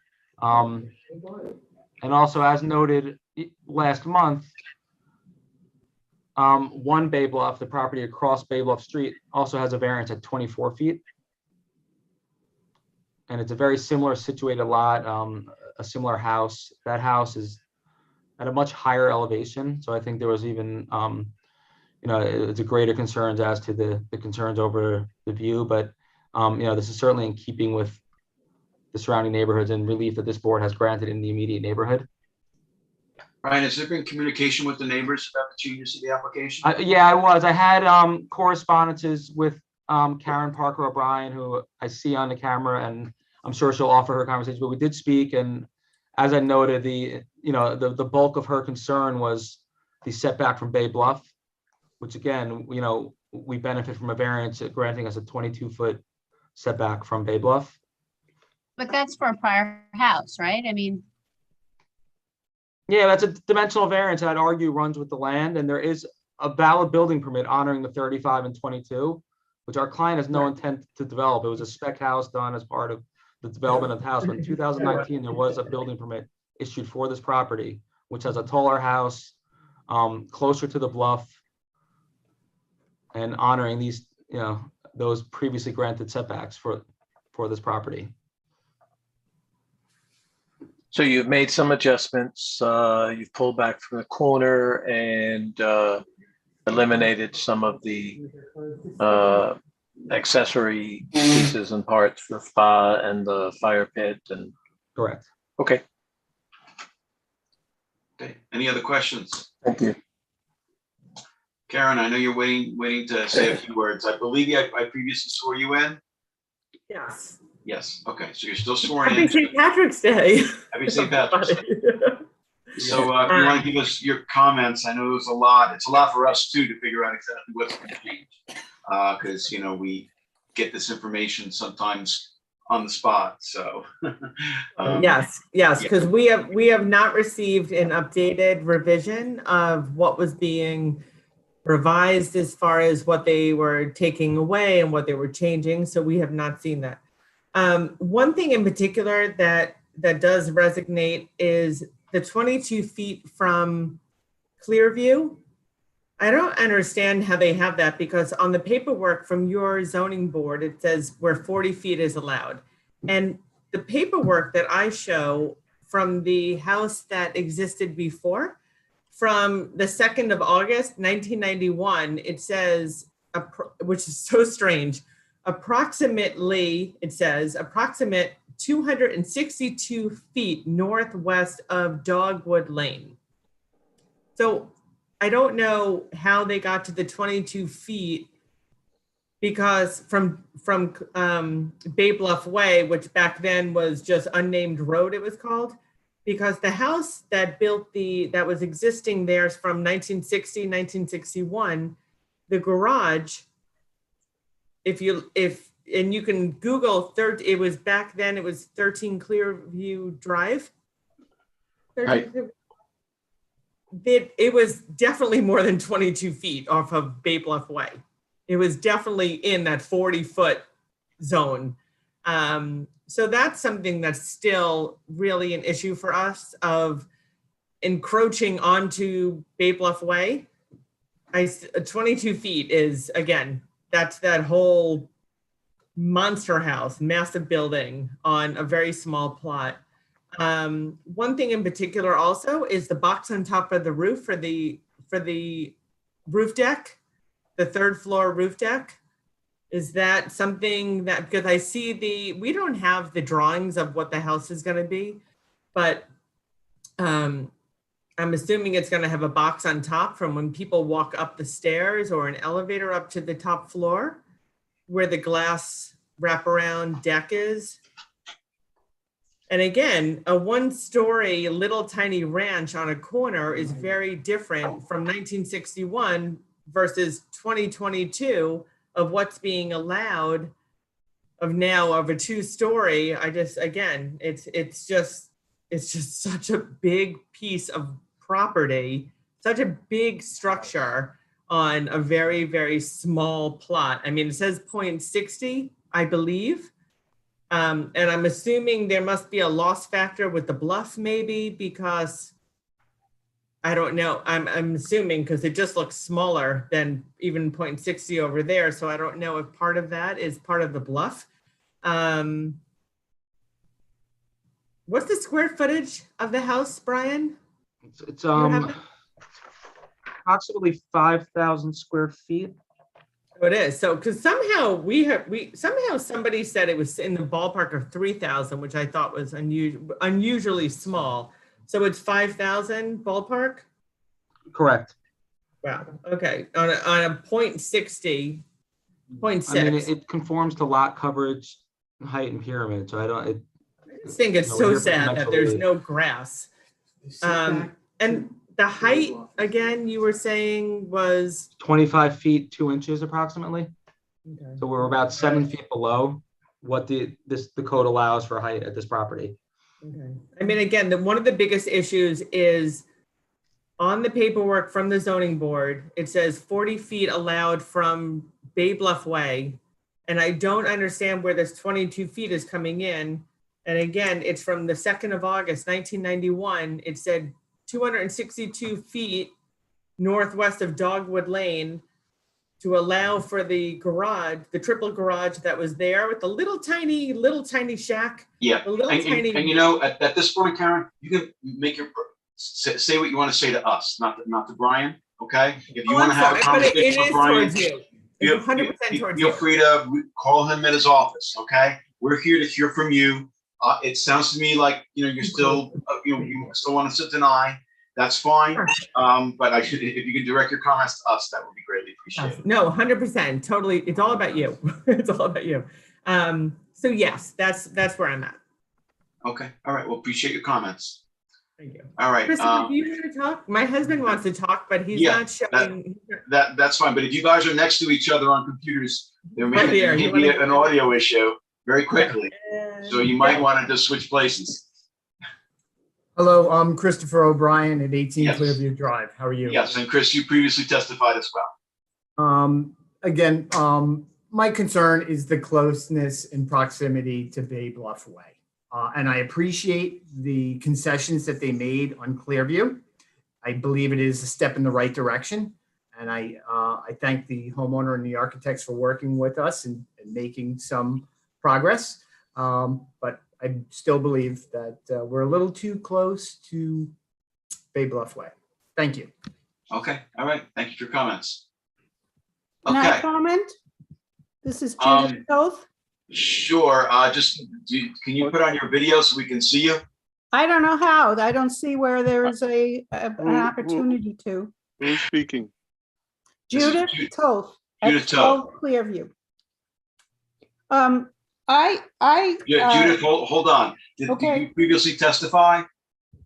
No, I didn't. You did not, then I have to swear you in, so if you can state your name and address for the record, please. Okay. Oh, here's start my video. Great. There I am. Yeah, and please again, state your name and address, please, Judith. Judith Toth. I own 12 Clearview Drive. Okay, and do you swear to tell the truth, the whole truth, and nothing but the truth? Yes, I do. Okay, you can give us your comments, please. I was not at home when I apologize for not being at the last meeting. I did not receive the information from Mr. Locascio until after the meeting was over.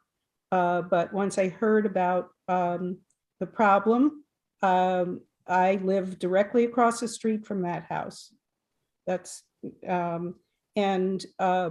just listening to all of the previous comments, especially about that enormous house on the other corner lot that is totally not within the aesthetic of what the Hamptons are trying to be, which is a rural kind of community. And watching the new buildings that have been going up on Clearview Drive within the last 10 to 12 years, it's clear that we're headed towards citification in this little tiny community, which is Judith, mostly can you get into the housing. specifics of this application rather than speaking generally? I mean, I appreciate your comments, Okay, but we have a particular application. Okay. The setbacks are really 2/3 setbacks of what the original setback allowance is. And we're not even at a halfway point for most of these setbacks. It seems to me that if you want to change the setback, you ask for 1/3 more property to develop. So I don't know why, to begin with, this person who is developing this land needs to go and ask for so many variances to begin with. Everybody else in the community basically has stayed within their lines. The houses are set back. They're treed lots. This house has no trees. It has no vegetation to speak of, and we are going to become Queens if we keep allowing this to happen. We'll be Brooklyn.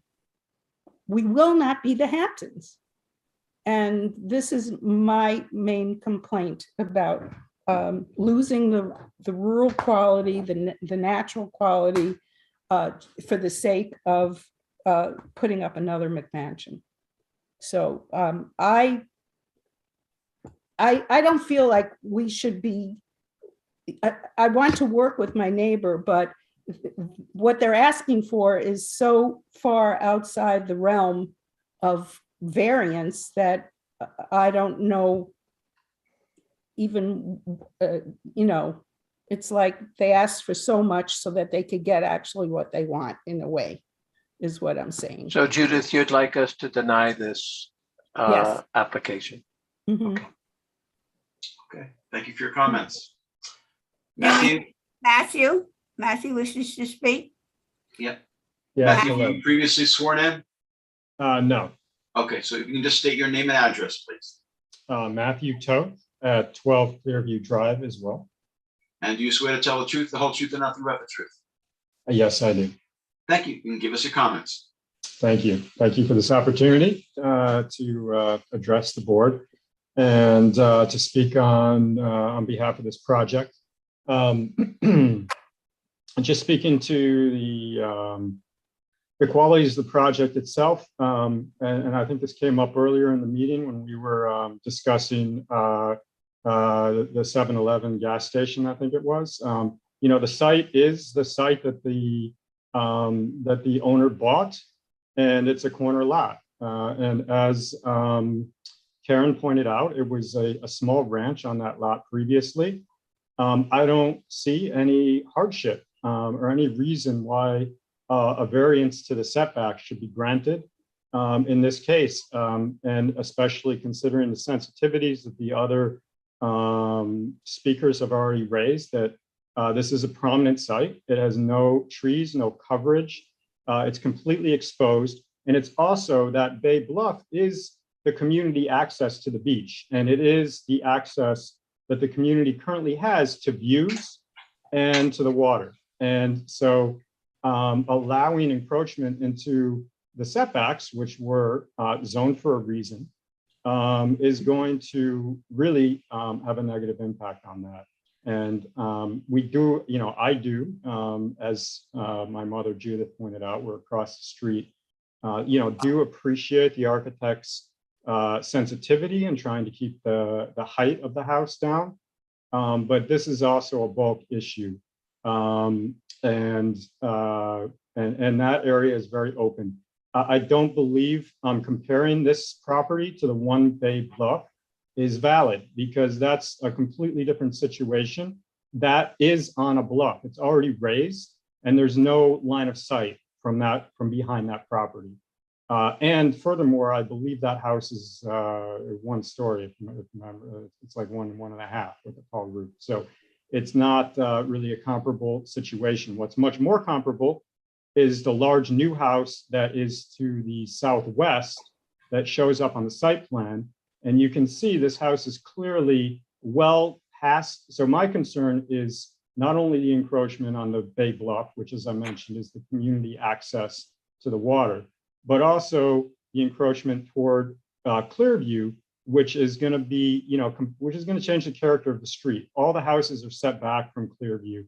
If you look at the house next to this lot to the southwest, as I mentioned, it shows on the site plan, you can see they propose to build significantly in front of, closer to Clearview than what that other new property already developed. So I'm assuming the old that property built to the setbacks per code, and that this is how much more this owner is proposing to build a house out. It looks like 20 feet close to the street to me.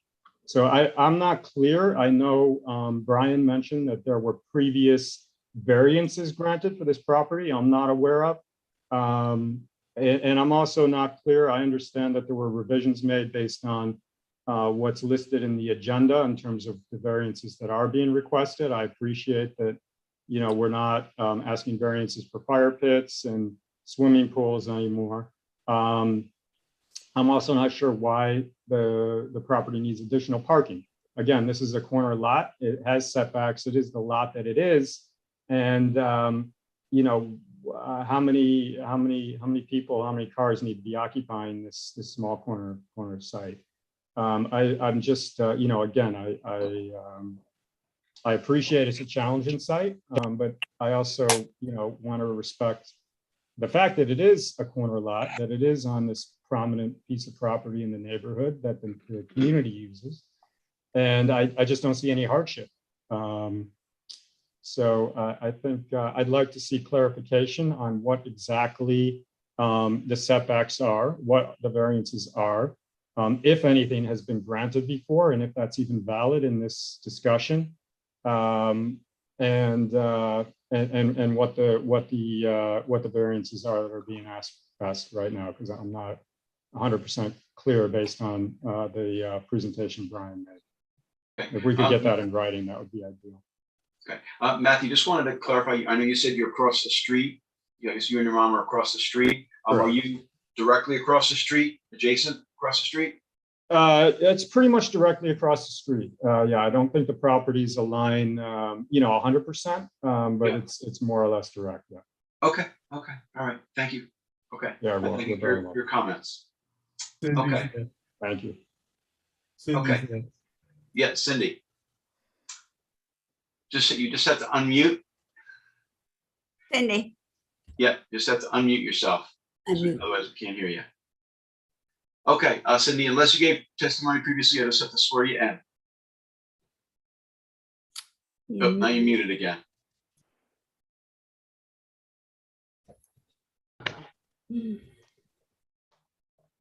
You're still muted. Okay, you're not unmuted now. Okay, so unless you were previously sworn in, I just have to swear you in. If you can state your name and address, please. 12 Clearview Drive, And your name? Cynthia Walker. Okay, and do you swear to tell the truth, the whole truth, and nothing but the truth? Yes. Thank you. You can give us your testimony. Well, we went through this before, and I do believe in it. Matt Toth and Judith Toth own the house I'm living in. I'm in design, and I'm looking at the setbacks, and from what I can see, there's a 40-foot setback off the water, and that's not in compliance. So I'm just really trying to understand where you guys are going. We're pushing this house, and it's a lovely house, and I know Bates Massey. They're great architects, but we're pushing everything out in this neighborhood, and we're on the water. We're on this little sliver, and we're always worried about, our wetlands and the pollution to our water. And we're going to put in 6 bathrooms and push it to the limit. It's just, somebody has to take responsibility for this, and we can't keep pushing it to the limit. I don't know really don't know where this is going. I mean, I would like to be, I don't want to be a part of the problem. I want to help resolve the problem. And this is a monstrosity over here. And I just think it needs another look at. It's a beautiful house. It just needs to be reduced. That's all. We already have one here that's too big. Thank you. Okay, appreciate your comments. Thank you. Is there anyone else waiting to be heard on Zoom in connection with the application of Adios Holdings LLC for 2 Bay Bluff Way and Noyak? If you're waiting to be heard on Zoom, this will be the time to let us know by raising your hand. We have another one coming in, Cindy Page. Okay.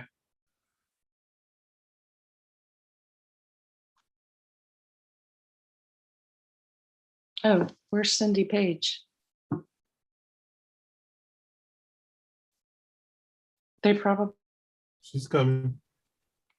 I've got a really slow connection here. I don't know if you can hear me. We can hear you, Cindy. We can't see you, but we can hear you. Okay. Okay. So I don't know if you can get your video going, but if not, we'll do without the video. Video on.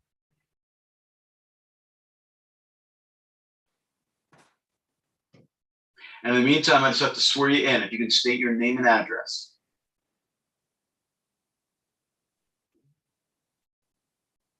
Cindy, can you hear me? Yes. Okay, now we can see, Okay. hear you and see you. I think I have it Okay, here. you just have to swear in. You can Cindy state your name Page, and address. 2297 Noyak Road in Sag Harbor. Okay, and you swear to tell the truth, the whole truth, and nothing but the truth.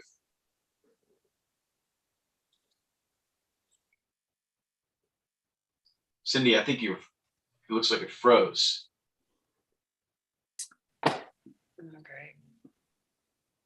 Cindy, can you hear me? It did freeze, yeah. Yep.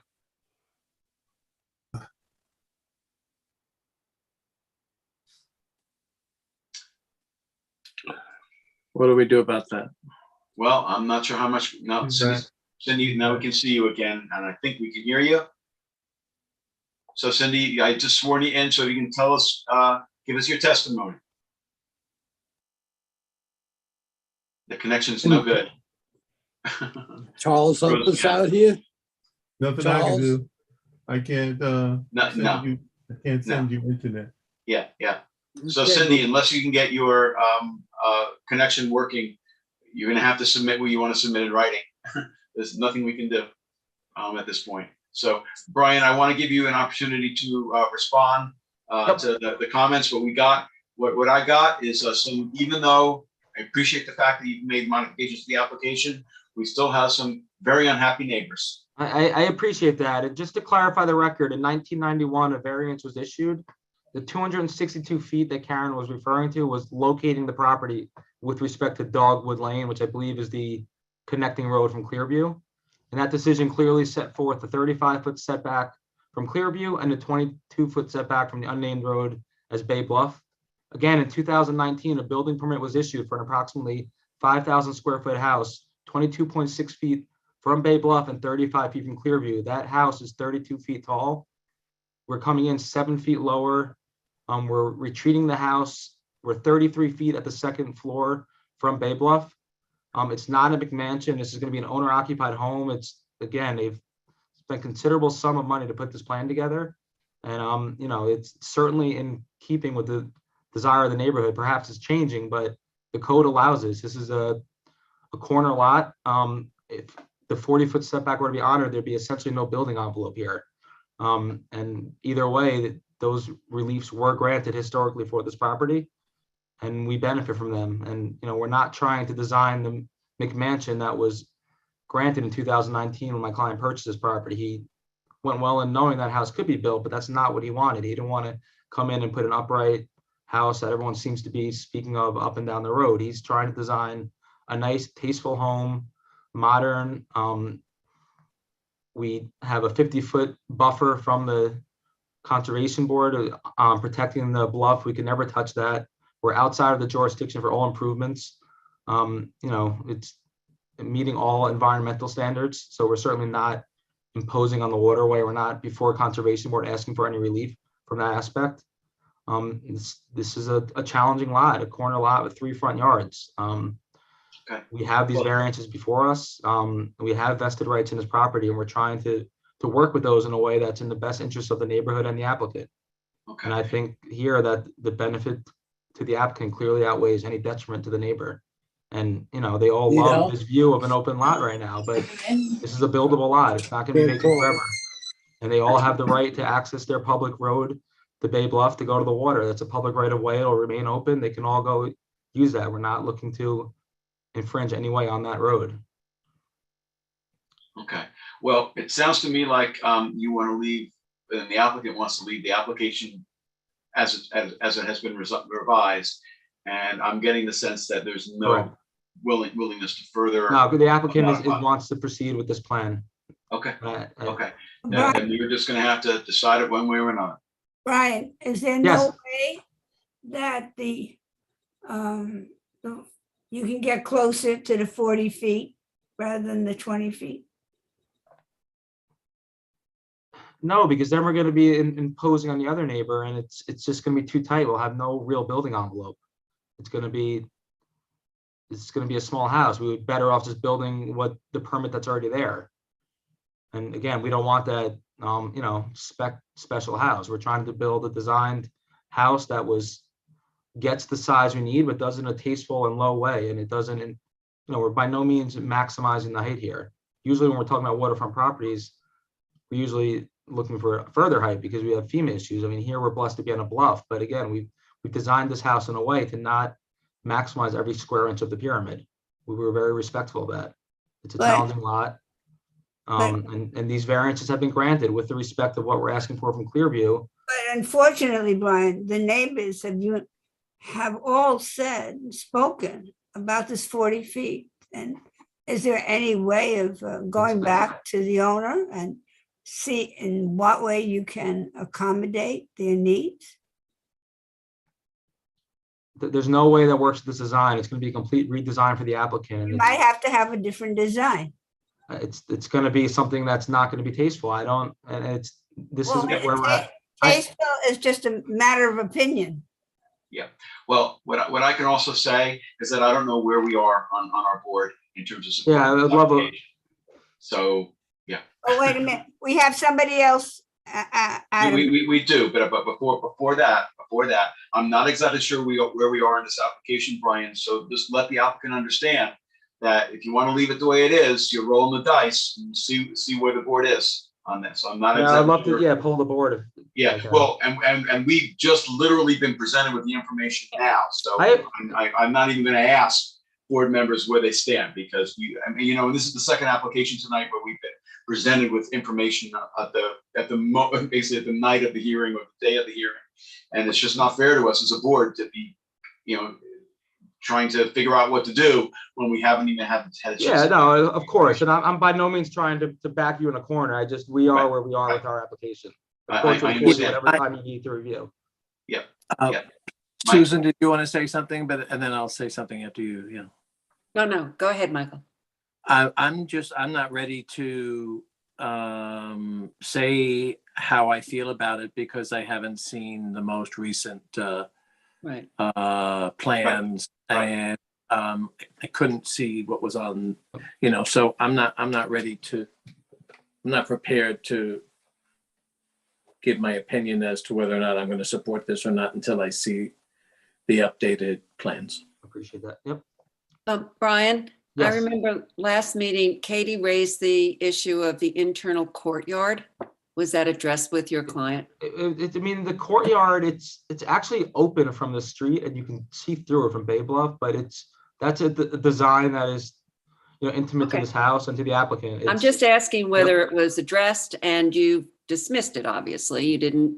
Yeah, I wouldn't say dismiss it, all but right. that's a key component to this design for this applicant. All right, just. Okay. Any other questions of Brian? Because Gene is waiting to be heard.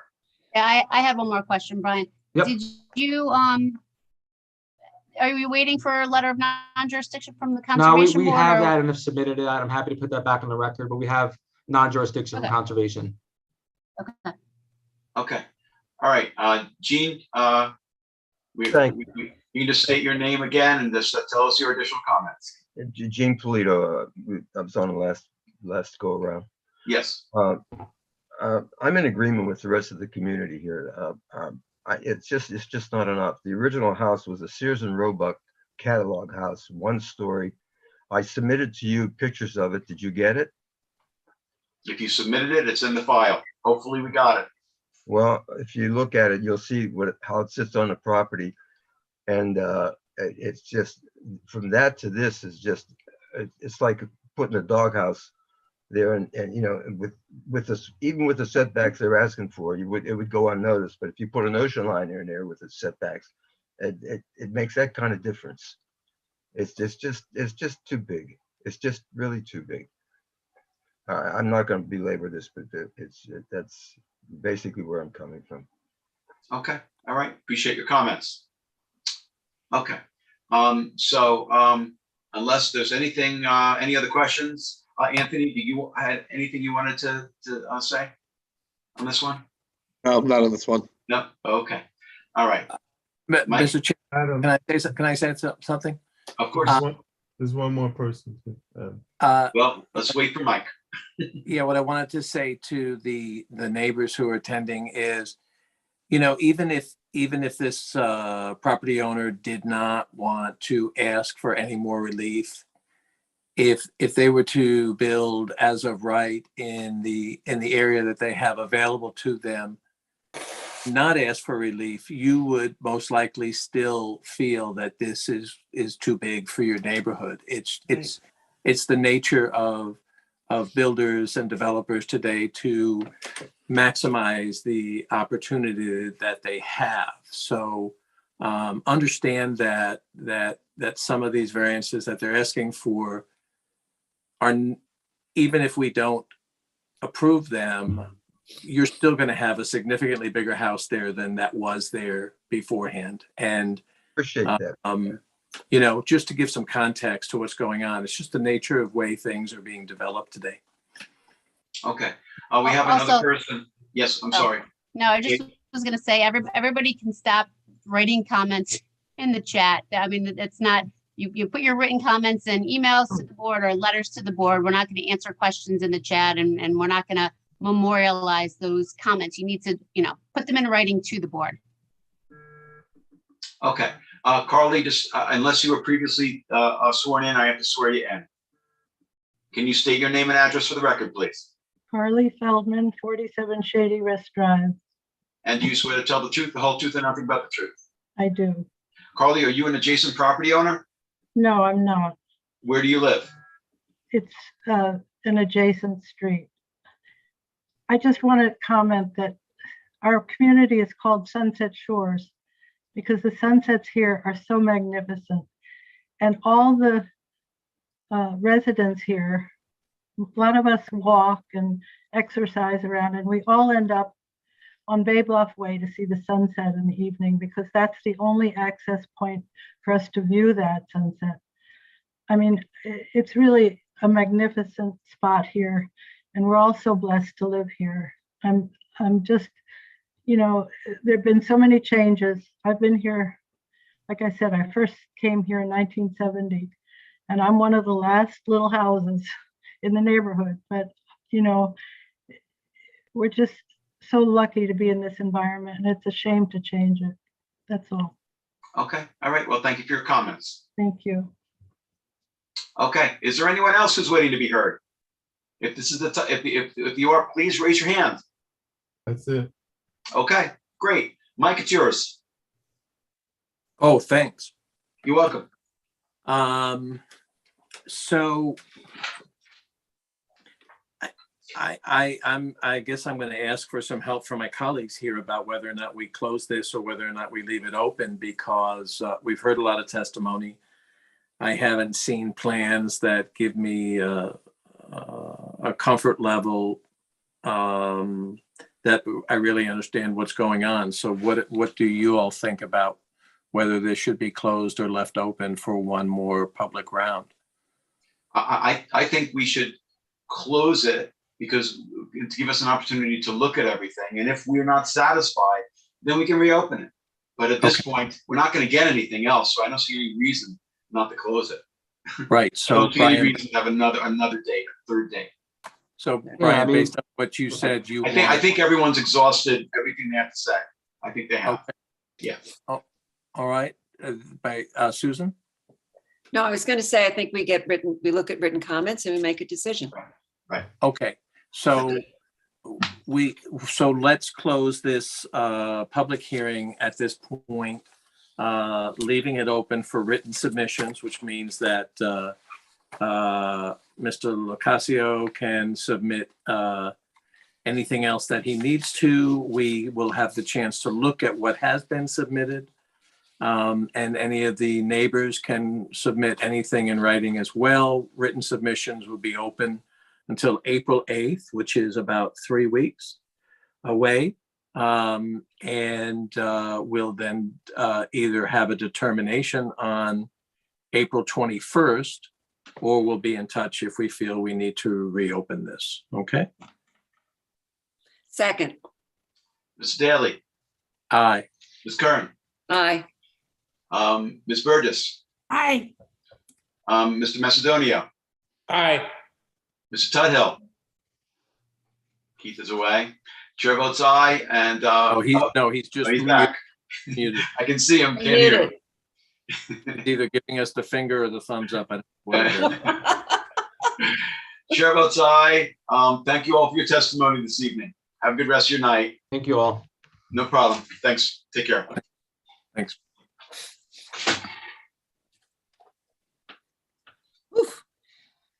Okay.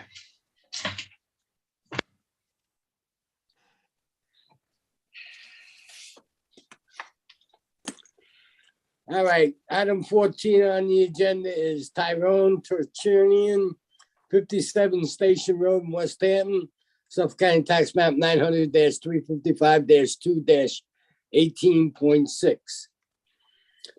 We Okay, you open want- these, You yep. want to do these one at a time or what?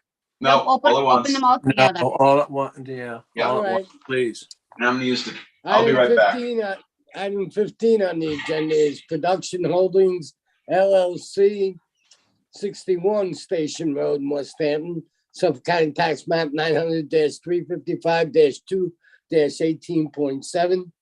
And 16 on the agenda is Production Holding LLC in Tyrone Tertullian, 57 and 61 Station Road, West Hampton, Suffolk County Tax Map 900-355-2-18.6 and 18.7. Did Adam say he was recused?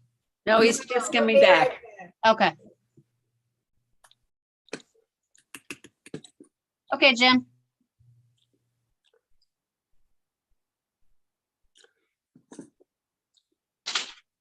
Mr. Hume, We can't hear you, Jim. I hear you, Jim. because he ain't saying nothing. No, he is.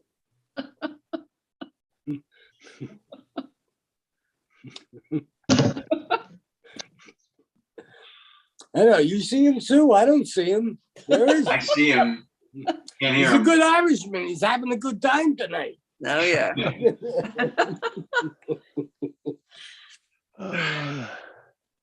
Oh, Can you hear me? Here's James. We can hear you now. Oh, okay, good. Sorry. Yes. Good evening. Good to see you all. Good A evening. long and interesting night, I think. I will try to make very short work of what I'm up to tonight. This case has been pending, as you know, for quite a long time. There's 3 related cases here. Yeah. This is I guess, quickly described as a subdivision by deed that we're trying to cure.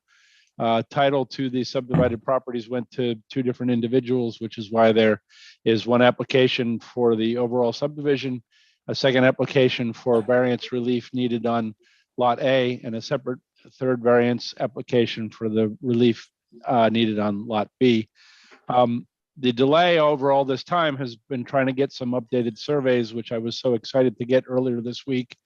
And I quickly shared with you, but I'm sure that you haven't had much of a chance to look at them. We got them, but we just In got them addition, today. as I was unpacking this case myself, because I haven't thought about it in quite a while, I realized that over the course of the last several years, there's been a number of different submissions, and I may have some things in my file from an architect that may not even actually have been filed yet. So what I would like to do, as far as, with your permission, as far as the zoning board application, is I would like to package together all of the most recent versions of the drawings that I have, which are responsive to comments from over time, and then submit those as one package so that you have everything in front of you all at once, and you know that what you're looking at is the most current version of all of those things. Thank you. So in a few minutes, I will ask you to adjourn this to your May 5th hearing, I believe. But the one thing that Mr. Trezza actually raised in an email from yesterday, or maybe earlier today, is our pre-application report with the planning board on this matter has expired. And he suggested that if you were to refer this, make a reference to the planning board, they could at least comment on this process in the near term while I re-up the planning board application, pre-application itself. So that's really all I wanted to do tonight. Okay. Yeah, we could make that referral. We need copies of everything to send Yep. to them. Okay, I'll put that all together and you'll have it, and then you can refer it, and then we'll have something to talk about. Okay. In the meantime, we're just going to put this over till May 5th. Perfect. Thank you very much. However, before I do that, any questions from members of the board? Is there anyone from the public who's waiting to be heard on the applications? There are 3 of them. Of Tertunian for 57 Station Road in West Hampton, Production Holdings LLC for 61 Station Road in West Hampton, and for Tertunian and Production Holdings LLC for 57/61 Station Road in West Hampton. If there's anyone who's waiting to be heard on Zoom, this would be the time to let us know by raising your hand. No hands. Okay, if not, I would move on all 3 applications that they be adjourned until our May 5th meeting. For all purposes. Mr. Daly, Aye. Ms. Burgess, I, Ms. Kern, Aye. Mr. Macedonia, Aye. Mr. Tudhill, Aye. chair votes aye. Thanks so much, Jim. Thank you. Good night, all. See you all soon. Thanks. Okay. Bye-bye. No problem. Good night. I think I'm reading application number 17. It's the application of William Owen and Neil Owen. Yes, this reopened. Okay, should I read the whole thing, Katie? Yes. Okay, please. 86 Straight Path, North Sea, the tax map number is 900-77-3-40.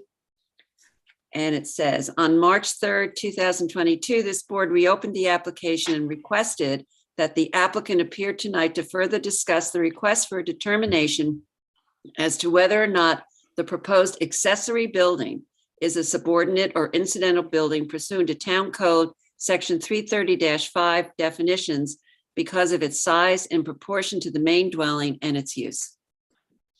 Thank you. If, as the board remembers, we had closed this application. We had asked the applicant to just give us a letter telling us the percentage. Lisa submitted a letter to the board indicating that the proposed structure was actually bigger than the dwelling, and the board had asked that she come back and just kind of further explain that. Hey, good evening, Lisa. Hi, how are you? We're doing okay. I thought we were gonna go much longer, so I'm very happy. Well, so did I. I was ready for a long night tonight. I was like, he's adjourning. Yeah. If we had 7-Eleven on tonight, this would be 2 o'clock in the morning. I know. Can I share my screen with you guys? Sure.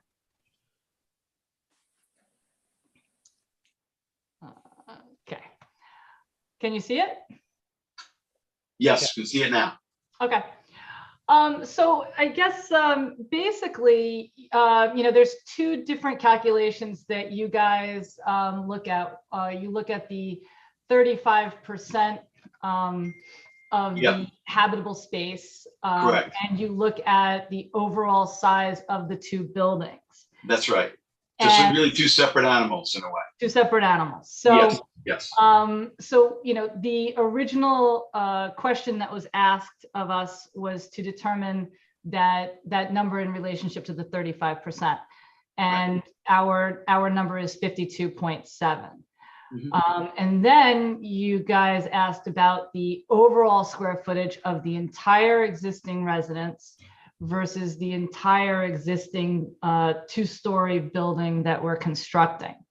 And that number, the existing house, if you take the whole house outside, it's 1,043 square feet. And if you take the entire structure, including the 2-car garage, we're 1,394 square feet. So that would be 134%.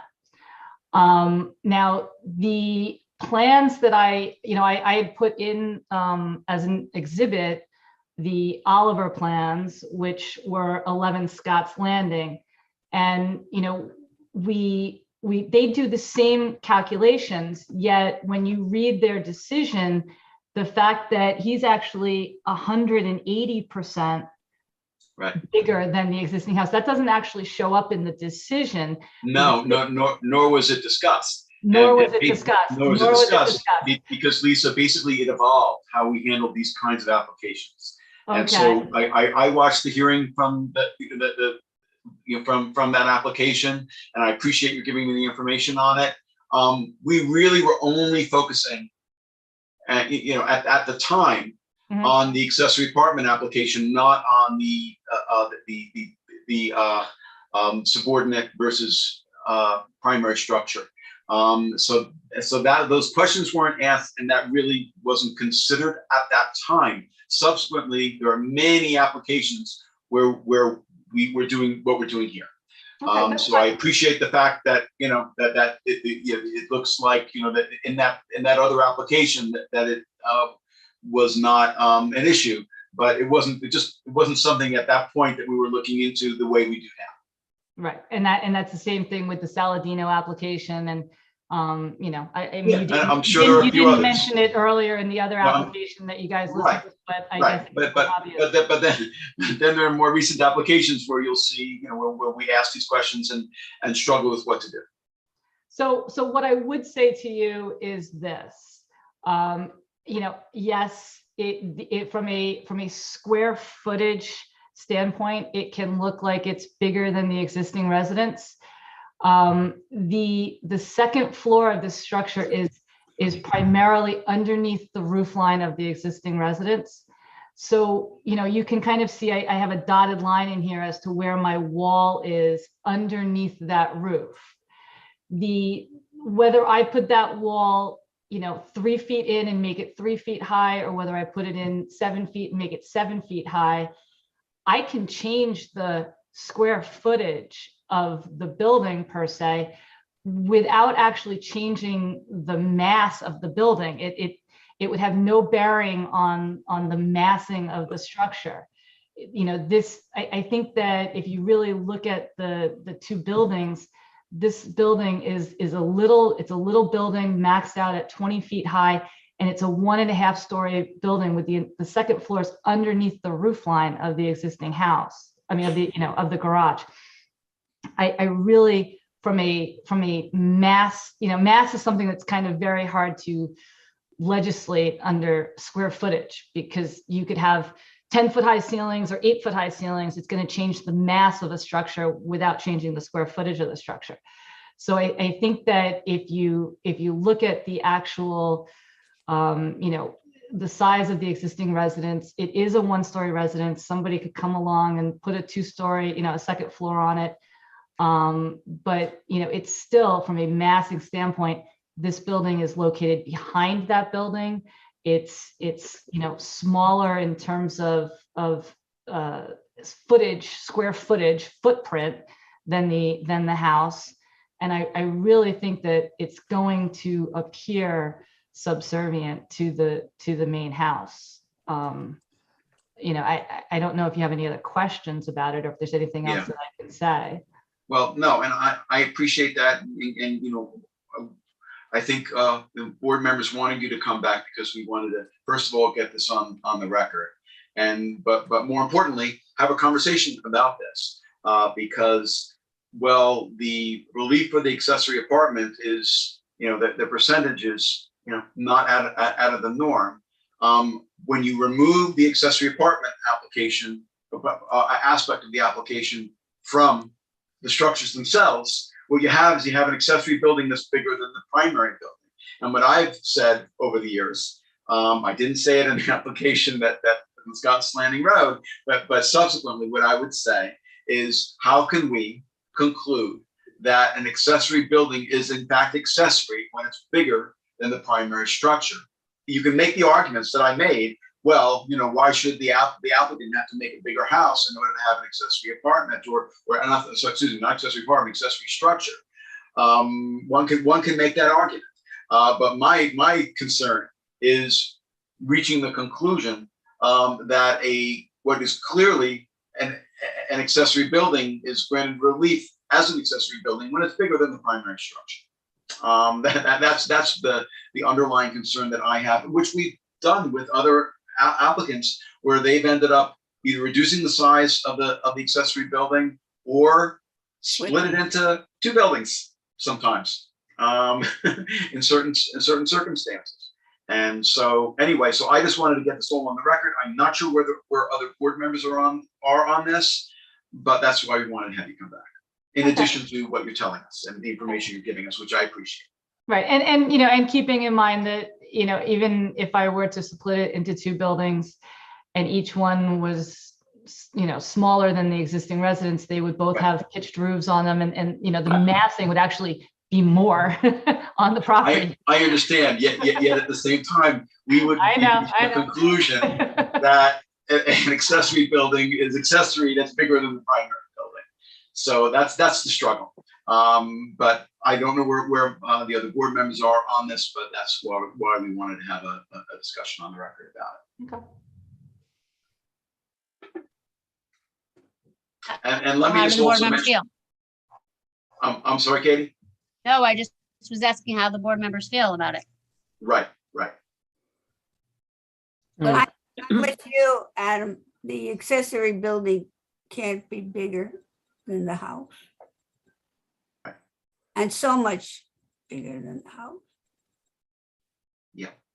I tend to agree with Helen. I'm there too.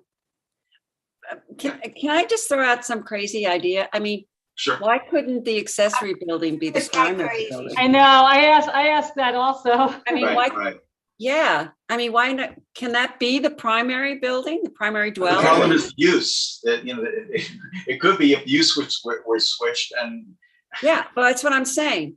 Yeah. Right, why can't this be the main residence and this be the accessory? Because the entire hearings have Well, and she suggested may have- otherwise. Well, There's a she may have garage. to reapply, but is that I don't know, is that a possibility? Has it ever been done? No.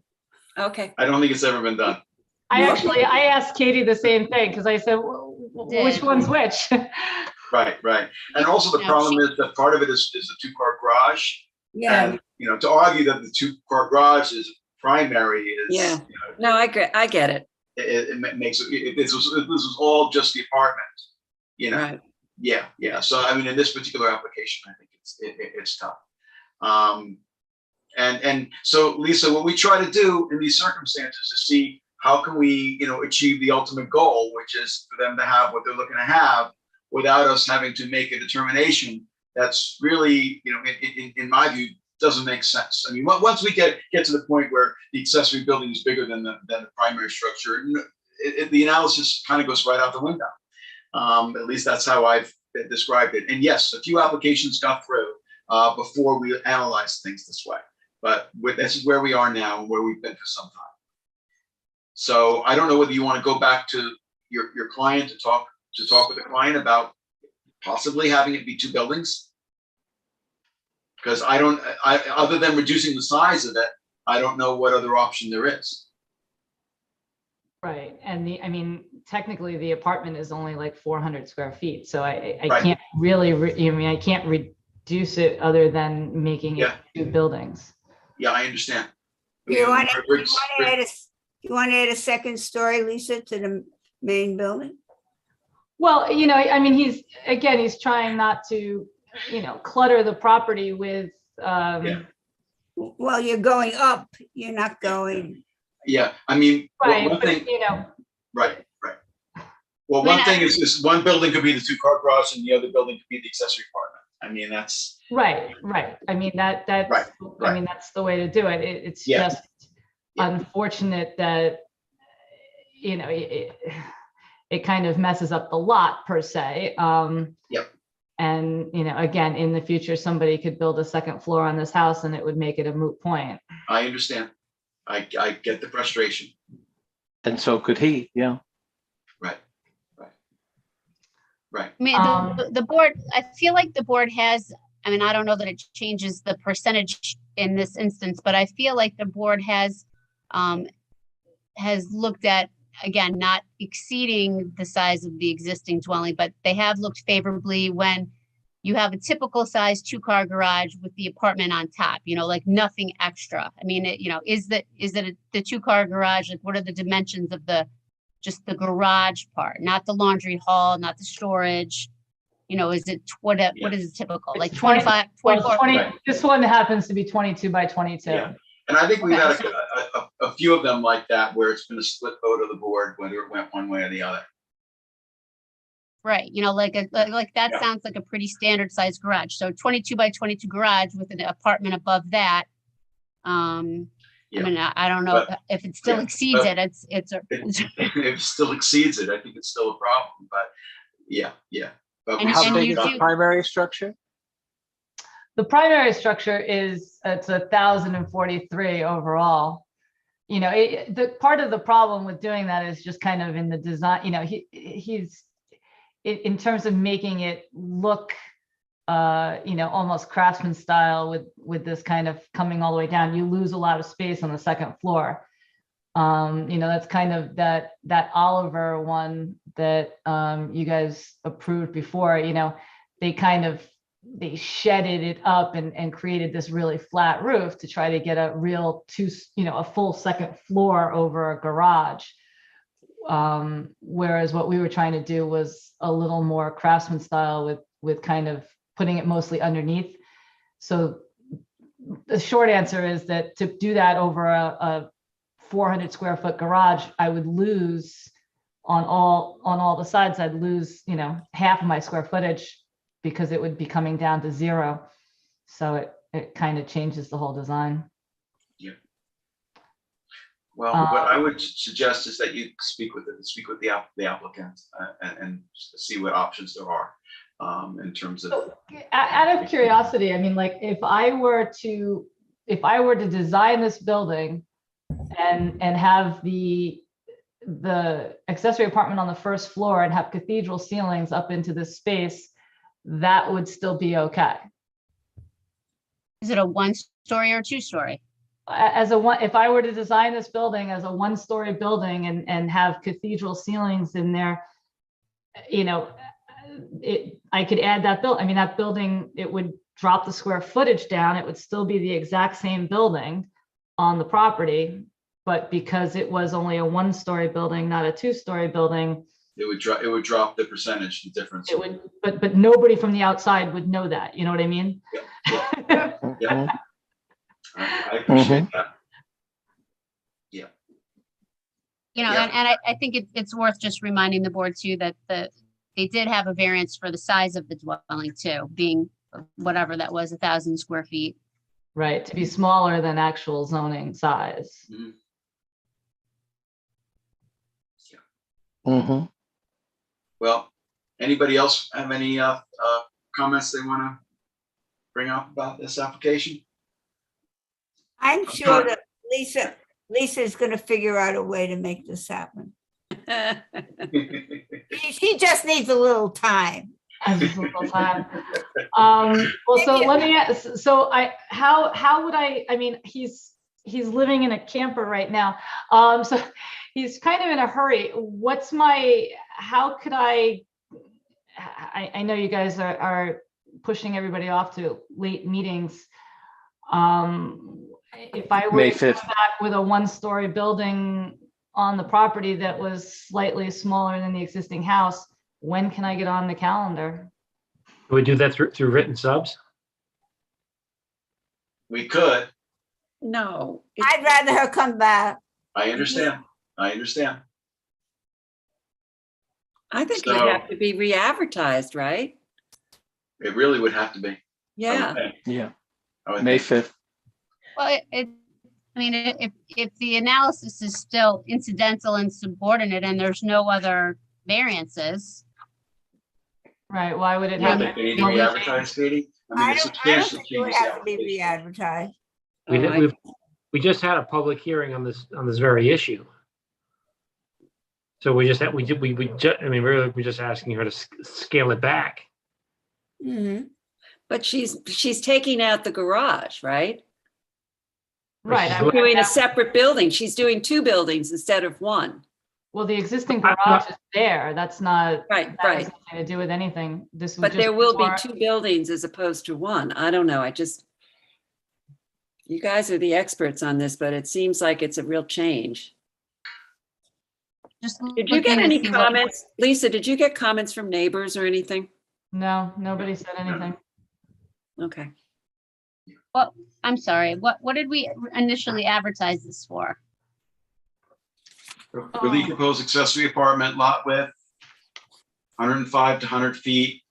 Relief to allow size of accessory apartment to be 52.7% of the principal dwelling, where 35% is required, and determination whether the proposed accessory building is subordinate to the primary structure.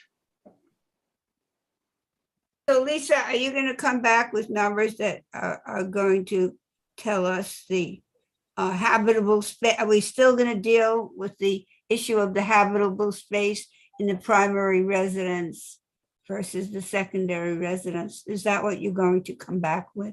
Well, when I come back, my number, my 52.7% number will not be any greater than that. If I can Right. do it in written Right. subs, I will make it work.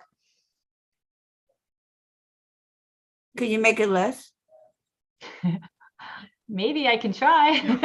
I might not have to go upstairs. I don't know. Yeah, and Lisa, I appreciate the fact that you want to get this done quickly, but it's hard to do it in written subs. I think there's a reluctance to do this in written subs. I think my sense is that board members want to see what the revised is and be able to ask you questions as opposed to doing it in written subs. And Lisa, remember, what we do with you is a precedent for everybody going after you. So I know. you have to be very, very careful with this one. We don't set precedents. Pardon Each me? case has, we don't set precedents. Each case Right. has its own merits. Is it possible if I said I was going to talk really fast at the next meeting to get on like a really quick calendar as opposed to getting pushed off till May? Okay, well, the next meeting, we have 13. Oh, my. But the following meeting is 7/11, which could get adjourned, but as of now, it's 7/11. So I would say, well, Candace, why don't you tell me, what do you think?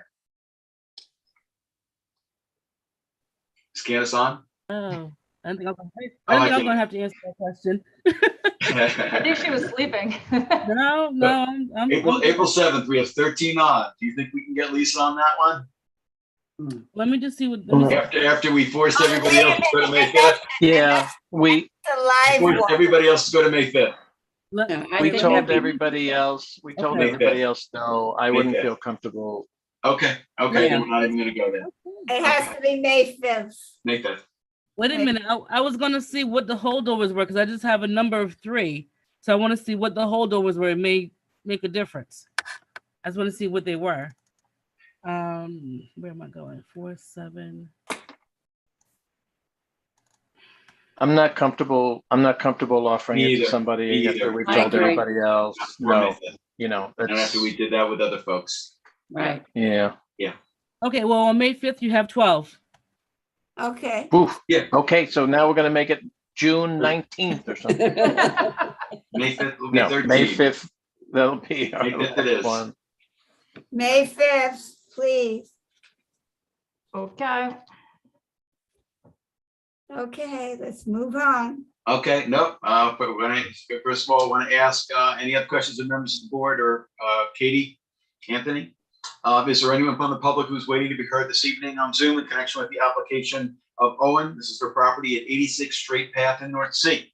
If you are waiting to be heard on Zoom, this will be the time to let us know by raising your hand. No hands. No hands. Okay, so I'll move that we adjourn the application of Owen for all purposes until our May 5th meeting.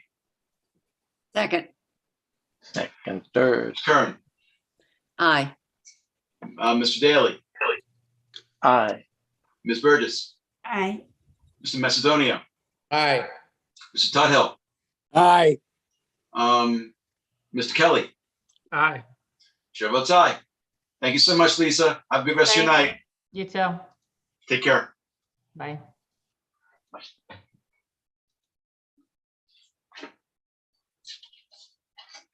Decisions, I I think think we're on the decisions. Yes, sir. we As far are. as I'm concerned. Well, I have a few. Unless someone else wants to go first. I have 2 that need to, I have 2. also. Okay. You want to do yours first? Somebody do one. Let's go. All right, I'll Let's do go. mine. I'm going to cut right to the chase on mine. I hope you guys don't mind. Okay. Fine. All right, Perfect. good. In the matter of the application of Farrell CIT Building Co. LLC with property at 851 Halsey Lane, Bridgehampton, New York, tax map 900-150-1-1.26. This is a type 2 actions. Public hearing was held. The board feels that it's met the 5-part test set forth in town and town code and state law. Therefore, this board grants relief from Town Code Section 330-103, cornered clearance, to allow a privet hedge to remain in its location on the southwest corner of the property lot as shown in a survey prepared by Stephen Beliski, LLS, dated 5/4/2021, conditioned on applicant and any future property owners maintaining the privet hedge as currently exists and not allowing further encroachment on the corner setback and any other relief necessary. Second. Ms. Kern, Aye. Mr. Daly, Aye. Mr. Kelly, Aye. Mr. Macedonia, Aye. Mr. Tudhill. Hi, see how far Susan's come now? Wow. Ms. Burgess. Good job. Just running right through it. Helen? Okay. Helen? Helen, you vote aye? I said aye. Okay, didn't hear you. Chair votes aye. That's because Okay, Keith was remarking about Susan. and I see. Next, All right, next, and let next. me take my second one. I'll also cut right to the chase. In Okay, the matter of the application of Joseph and Maria Ricciardi for property located at 20 Bay Avenue, Noyak, New York, property identified on the Suffolk County tax map as 900-5-3-40, type 2 action. The board feels that it has met the 5-part test. And while the variance request of pyramid relief was self-created, since construction was done without benefit of a building permit, said construction is minimal and in and of itself is not a legal basis to deny the requested relief. Therefore, this board grants relief from the following provision of the Town Code, Section 330-84D, pyramid, height pyramid, for a pyramid encroachment of 1,038 cubic feet, original 134 cubic feet, plus an additional 904 cubic feet associated with the construction of dormers, as shown on the survey prepared by Frank Galuzzo, LS, dated December 17, 2021, and the floor plans, pyramid sketch, and elevations prepared by Edward Armas, PE, last dated December 20th, 2021, to legalize a second story that was added to an existing detached garage for storage only without the benefit of a building permit. Grant of the foregoing relief is subject to other conditions and permits as applicant has already acquired or may otherwise have to acquire for final approval of the subject premises. Second. Ms. Kern, Aye. Mr. Tuttle, Aye.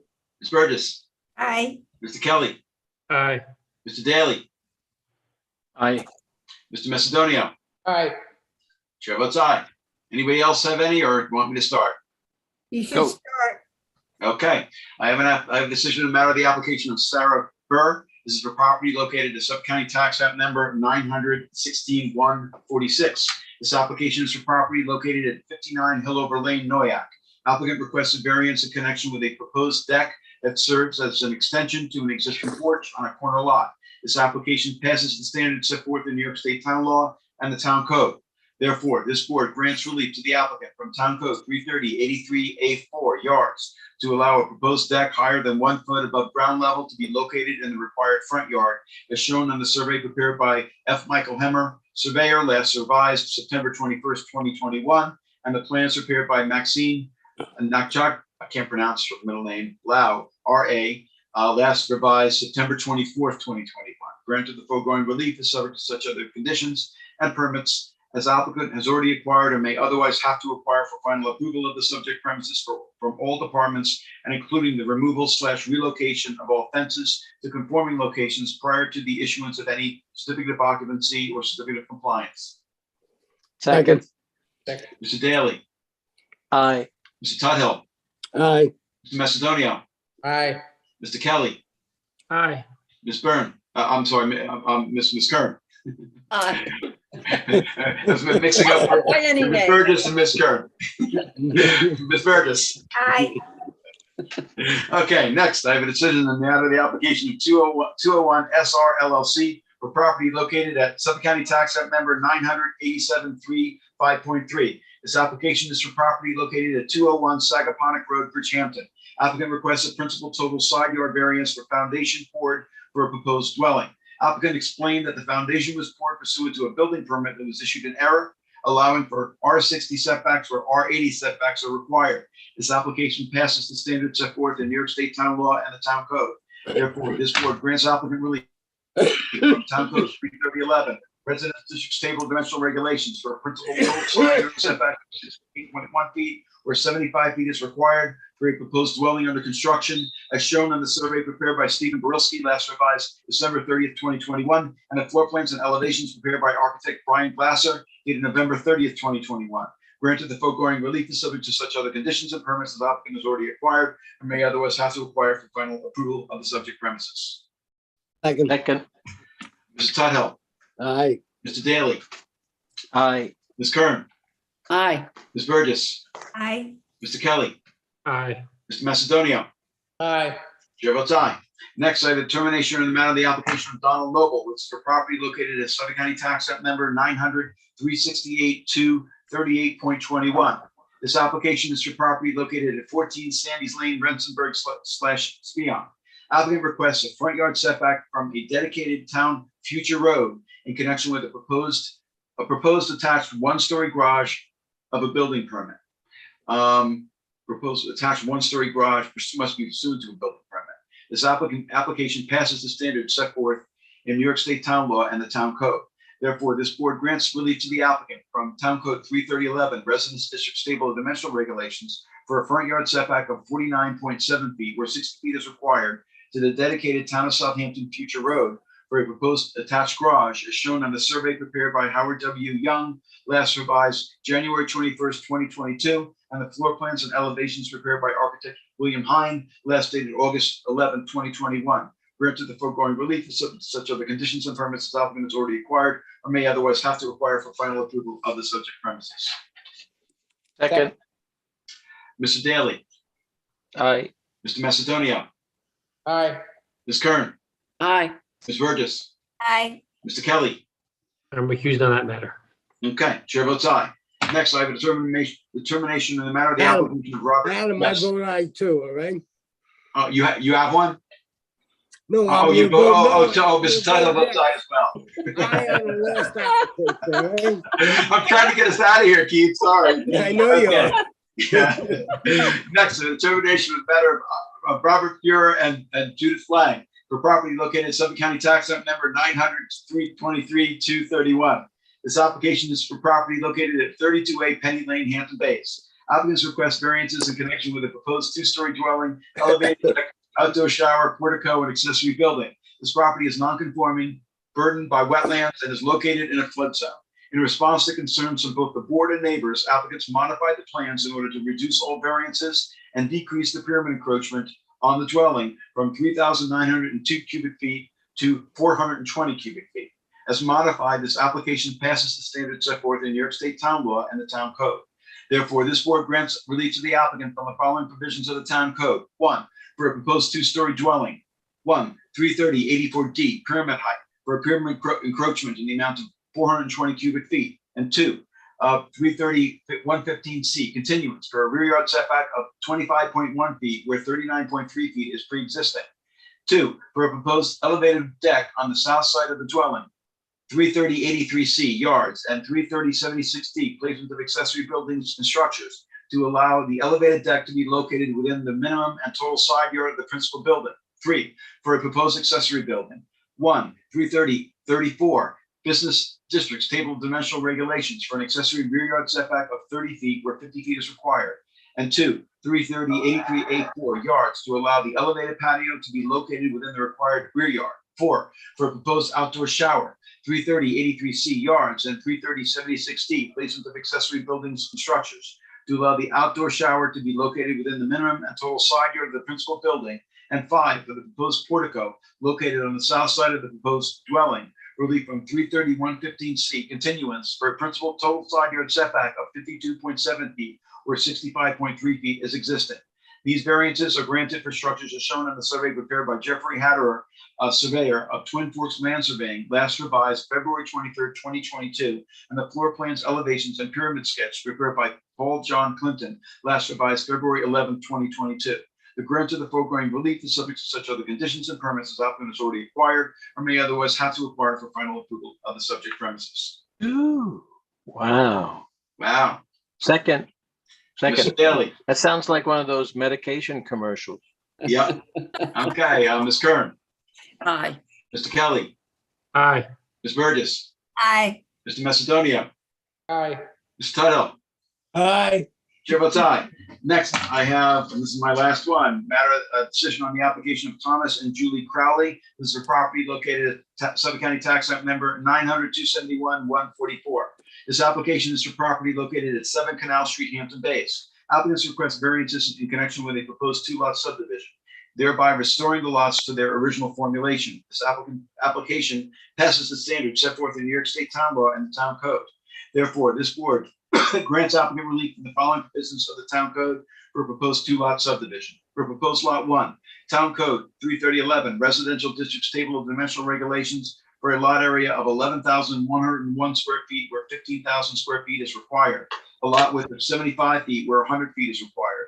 And for the existing dwelling, a principal minimum side yard setback of 6.5 feet where 15 feet is required, and a principal total side yard setback of 25.8 feet where 30 feet is required.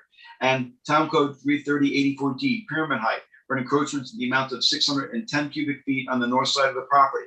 Town Code 33076D, placement of accessory buildings, structures, and uses in all districts. And Town Code 33083C, yards, to allow a portion of the deck to be located within the total side yard for the principal building. And for proposed Lot 2, Town Code 33011, for a lot area of 11,101 square feet where 15,000 square feet is required, a lot width of 75 feet where 100 feet is required, and Town Code 33084D for a proposed pyramid encroachment to the amount of 378 cubic feet for a proposed dwelling. These variances are granted for structures as shown in the survey prepared by Nathan Taft Colwyn III, last revised February 15, 2022, and the pyramid elevations diagram prepared by Jeffrey Sands Architect, last dated December 2nd, 2021. Granted, the foregoing relief is subject to such other conditions and permits as applicant has already acquired or may otherwise have to acquire for final approval of the subject premises, including addressing seeking any permits required for the existing front sunroom. Second. Mr. Daly, Aye. Mr. Macedonia, Aye. Ms. Kern, Aye. Ms. Burgess, Aye. Mr. Kelly, Aye. Mr. Tuthill. Aye. Chair votes aye. Anyone have any more? Thank you very much. I had a lovely time. Me too. Nice to Me spend some time too. today with all of you. Don't Yeah. forget we're live. Don't forget we're live. We're live in 3 weeks. Boy.